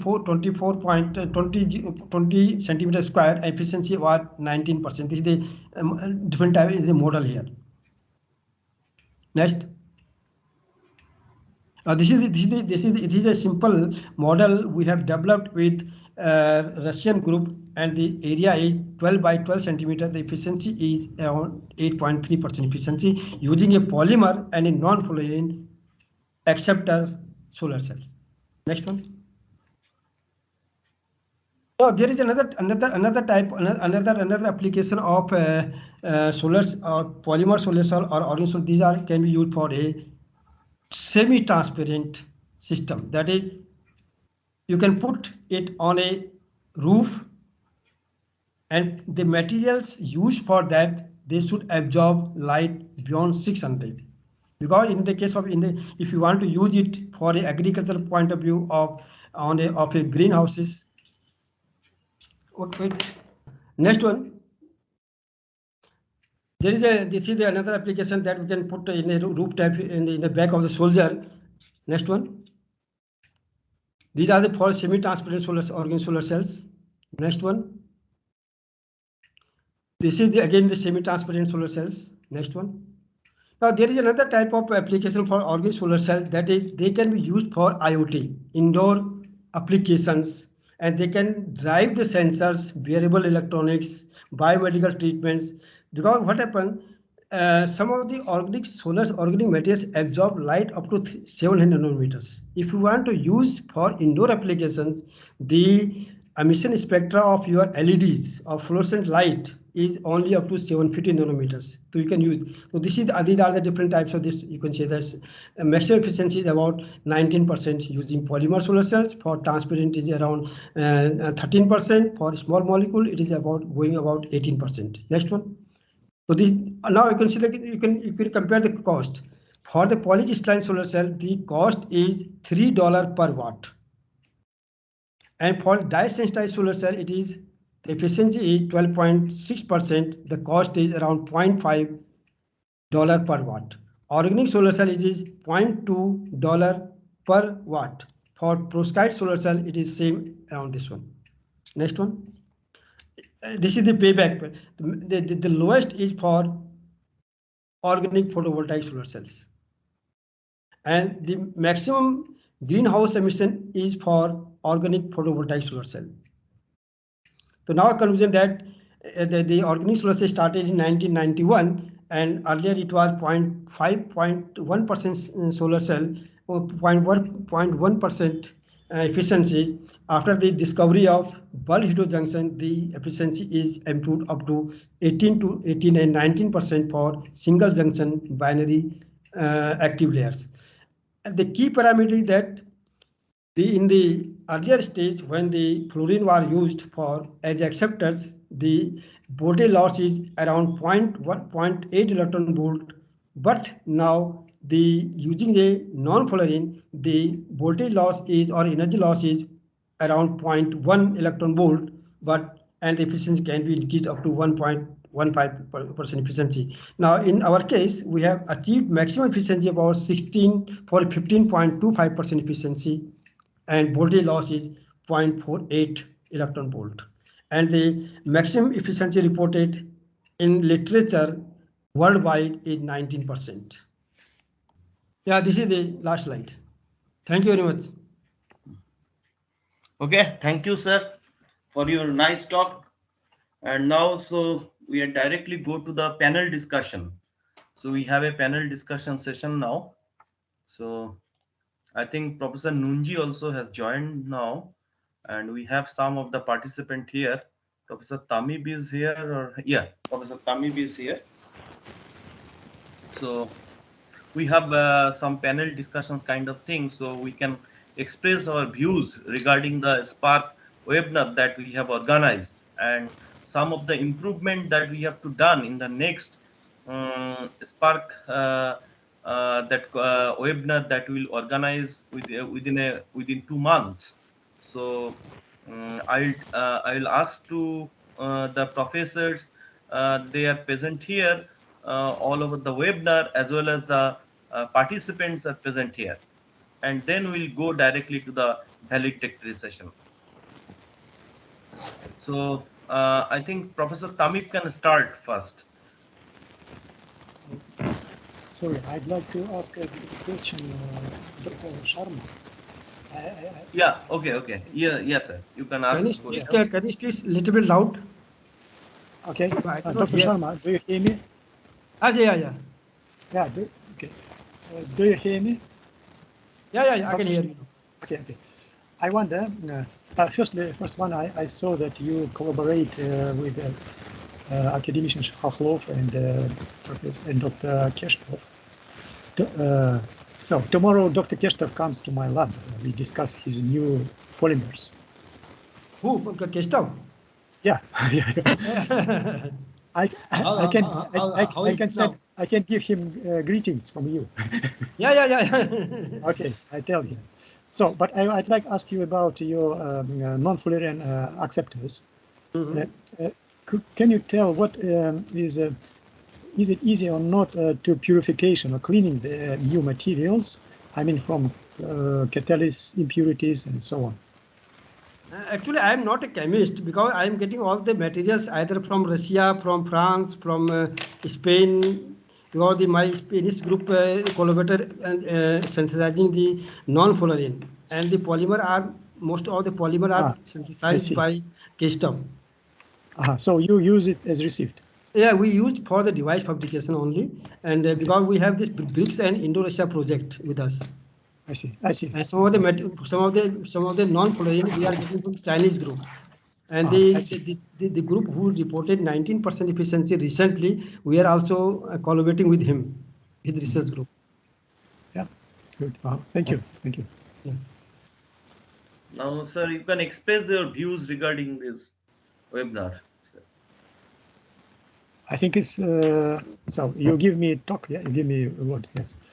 Moving to webinar, I think it's very good organized this time, but I mean it's good organized. So 3 days, and Professor Mondal could find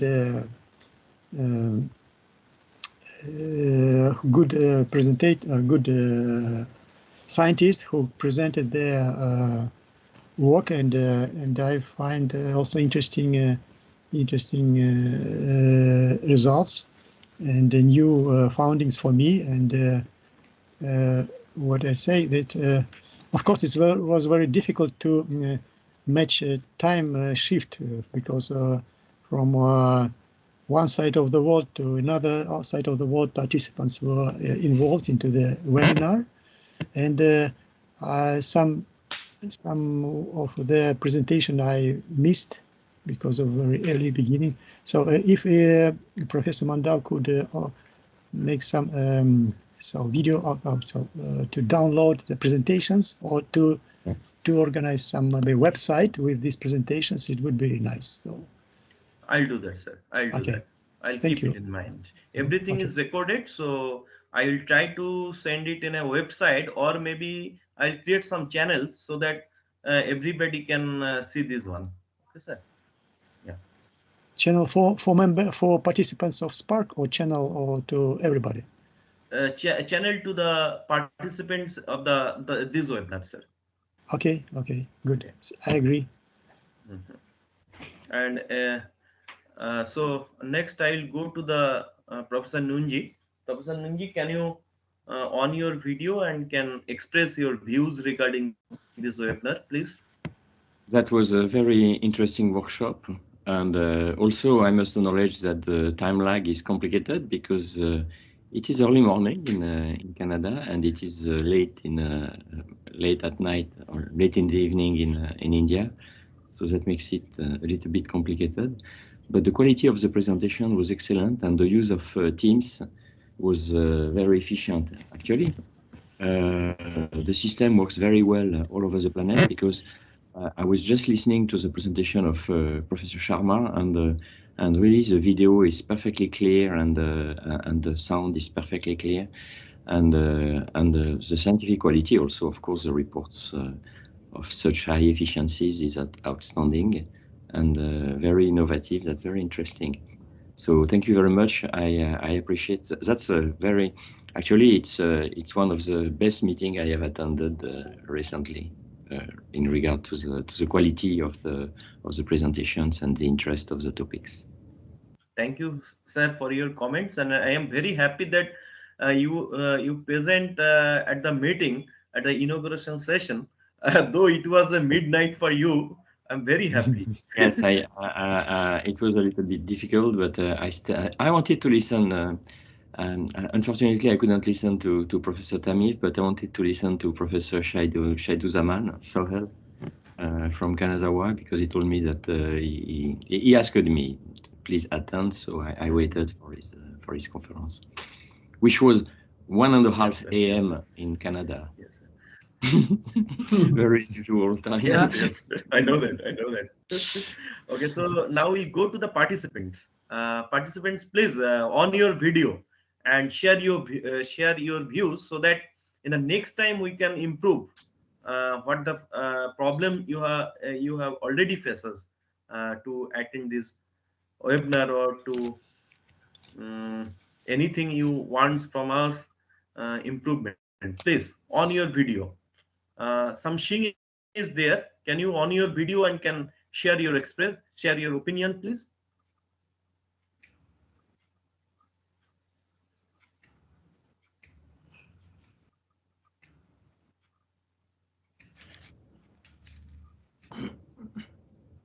Any participant want to say something? Participant want to say something? Okay, so I'll go directly. Yes, anyone? Okay. Good evening, everyone. Yeah. It was a nice and very informative webinar. Thank you all. Okay, can you on your video? Can you on your video, please? Yes, sir. Yes, sir. Yes. Now you can express your views, please. Sir, the webinar was very good. Very informative, sir. Okay, we'll provide you the certificate for the webinar. And anything from your side that we have to improve? No, sir. It's okay, sir. Okay. Thank you. Thank you, sir. So anyone from the participant side? Anyone from the participant side, please? Okay. So if not, then I'll directly go to Dr. GD Sharma. Sir, please express your views, sir.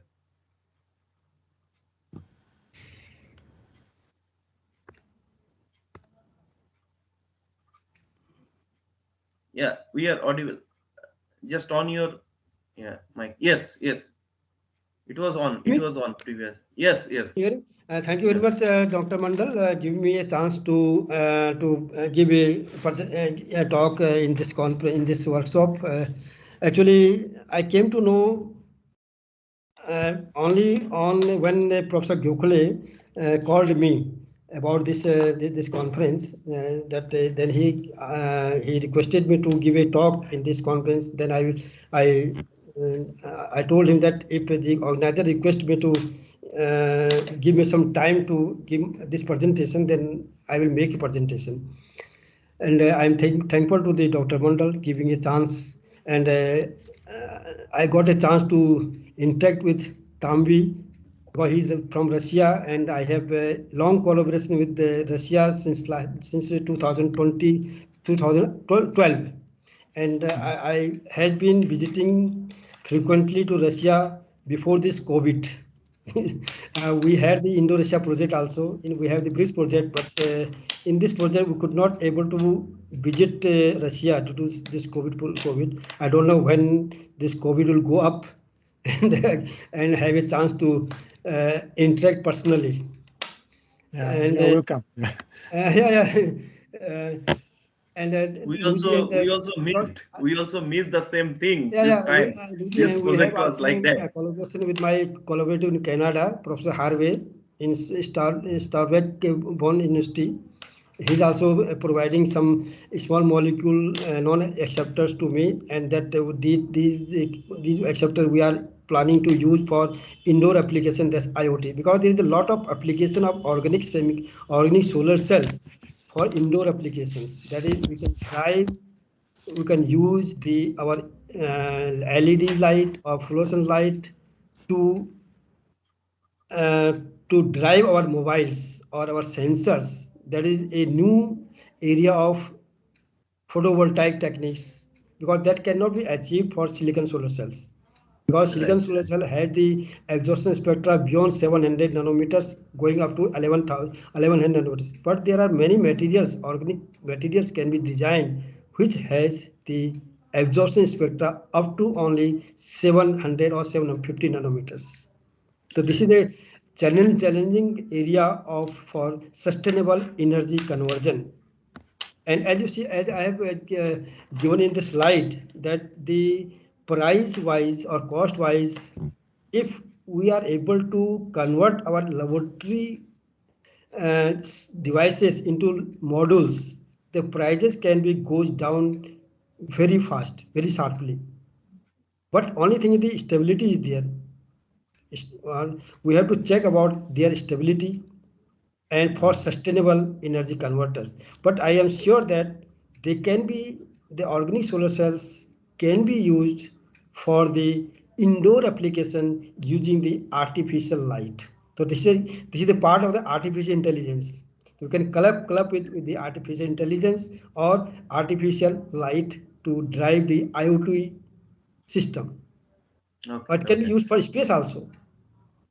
So this is my view, and I think because I'm sorry I could not attend I cannot attend the workshop or the webinar because there is some other pre-equipped program, because I'm in the administrative position here. So we have to take care of all the administrative responsibility also. Thank you very much giving a chance. Thank you, sir. Thank you, sir, for your kind words. And we can have so now. You can have some more collaborative projects, no problem. Definitely, sir. We will be in contact with you. Yeah, thank you.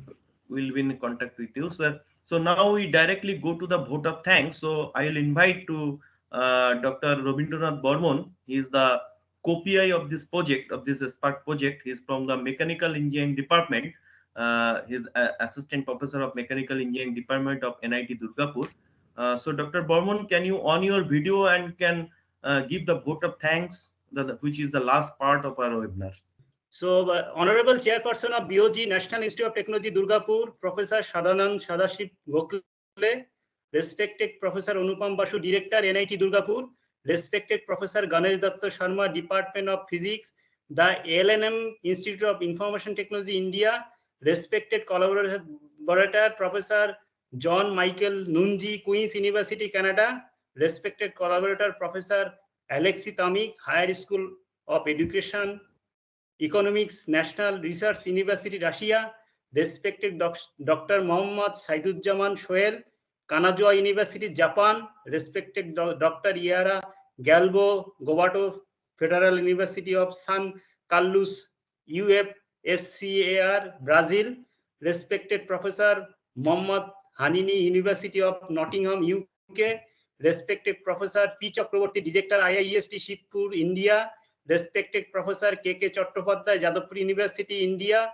and respected professors from other IITs and other universities, respected colleagues and my dear participants from all corners of the country and different part of the world, faculty members, staff, participants, ladies and gentlemen.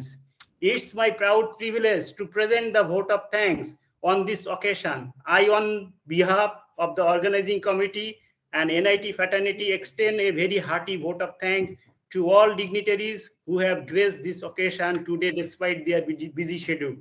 We all have drawn inspiration from your great words.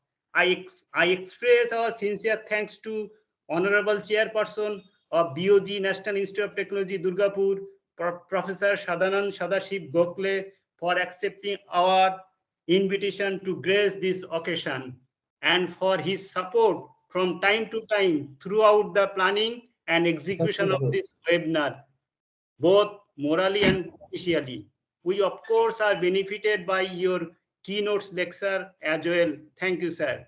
I express our sincere thanks and gratitude to our respected Director, NIT Durgapur, Professor Anupam Basu, for his enormous cooperation in helping to organize this event and for his perfect logistic support and encouragement all along. I now express our deep sense of appreciation to Professor Ganesh Datta Sharma, Department of Physics, the ALNM Institute of Information Technology, India, for accepting our invitation to grace this occasion. You have glorified this session by your esteemed presence. We, of course, are benefited by your keynote lecture as well. Thank you, sir.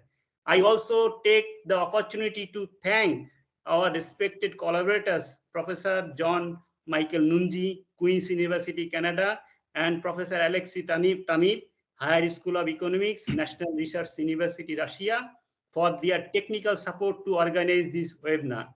Thank you, sir. I express our gratitude to Dr. Mohammad Saiduzzaman Shoel, Kanazawa University, Japan, Dr. Iyer Galbo Gobato, Federal University of San Carlos, UFSCR, Brazil, Professor Dr. Mohammad Hanini, University of Nottingham, UK, for delivering their invitation lecture and accepting our invitation. I express our deep sense of appreciation to Professor P. Chakraborty, Director, IIST Shibpur, India, Professor K.K. Chattopadhyay, Jadavpur University, India, Professor Utpal Das, Emeritus Fellow, Department of Electronics, IIT, Indian Institute of Technology, Kanpur, India, Professor Sadananda Chakraborty, IIT, Bombay, India, Dr. Deep Prakash Samadjar, Assistant Professor, Department of Electronics and Communication Engineering, PD, PM, IITM, DM, Jabalpur, Professor J. Kumar, Crystal Growth Center, Anna University, Chennai, India, Dr. Nilanjan Haldar, Manipal University, Jaipur, India, Professor S. Sundar Kumar Iyer, Department of Electronics Engineering at IIT Kanpur, India, Professor Sanatan Chattopadhyay, University of Calcutta, India, Professor P.K. Giri, Department of Physics and Center for Nanotechnology, Indian Institute of Technology, Guwahati, India, Professor Anup Kumar Mukhopadhyay, Manipal University, Jaipur, India, for giving their invitation lecture by your motivational research. I thank to the Dean Research and Consultancy, Professor Kartik Chandra Ghatha, for his kind support to organize this second international webinar. Thank you, sir. Further, we are grateful to our beloved and respected HODs, Dr. Sumit Mukhopadhyay and Dr. Shukdev Shao, for all the necessary support to organize this event from the departmental level. Your presence fills us with a new vibrant energy. Thank you, sir. I would also like to mention our deep sense of appreciation to Sri Somo Sen Sharma, the Registrar NIT Durgapur, for his support and cooperation from time to time throughout this 3 days webinar. I would also place on record our hearty thanks to faculty members, staff of the organizing committee, and all the volunteers for their relentless effort. Ladies and gentlemen, once again, I express my gratitude to all the dignitaries who have graced us with their presence throughout the webinar in these 3 days. We thank you for being with us on this occasion. It has been a great pleasure. Last but not the least, my wholehearted thanks to all the participants, especially from outsider and the overseas participants who have given a lot of effort attending this second international webinar. Thank you very much. Jai Hind.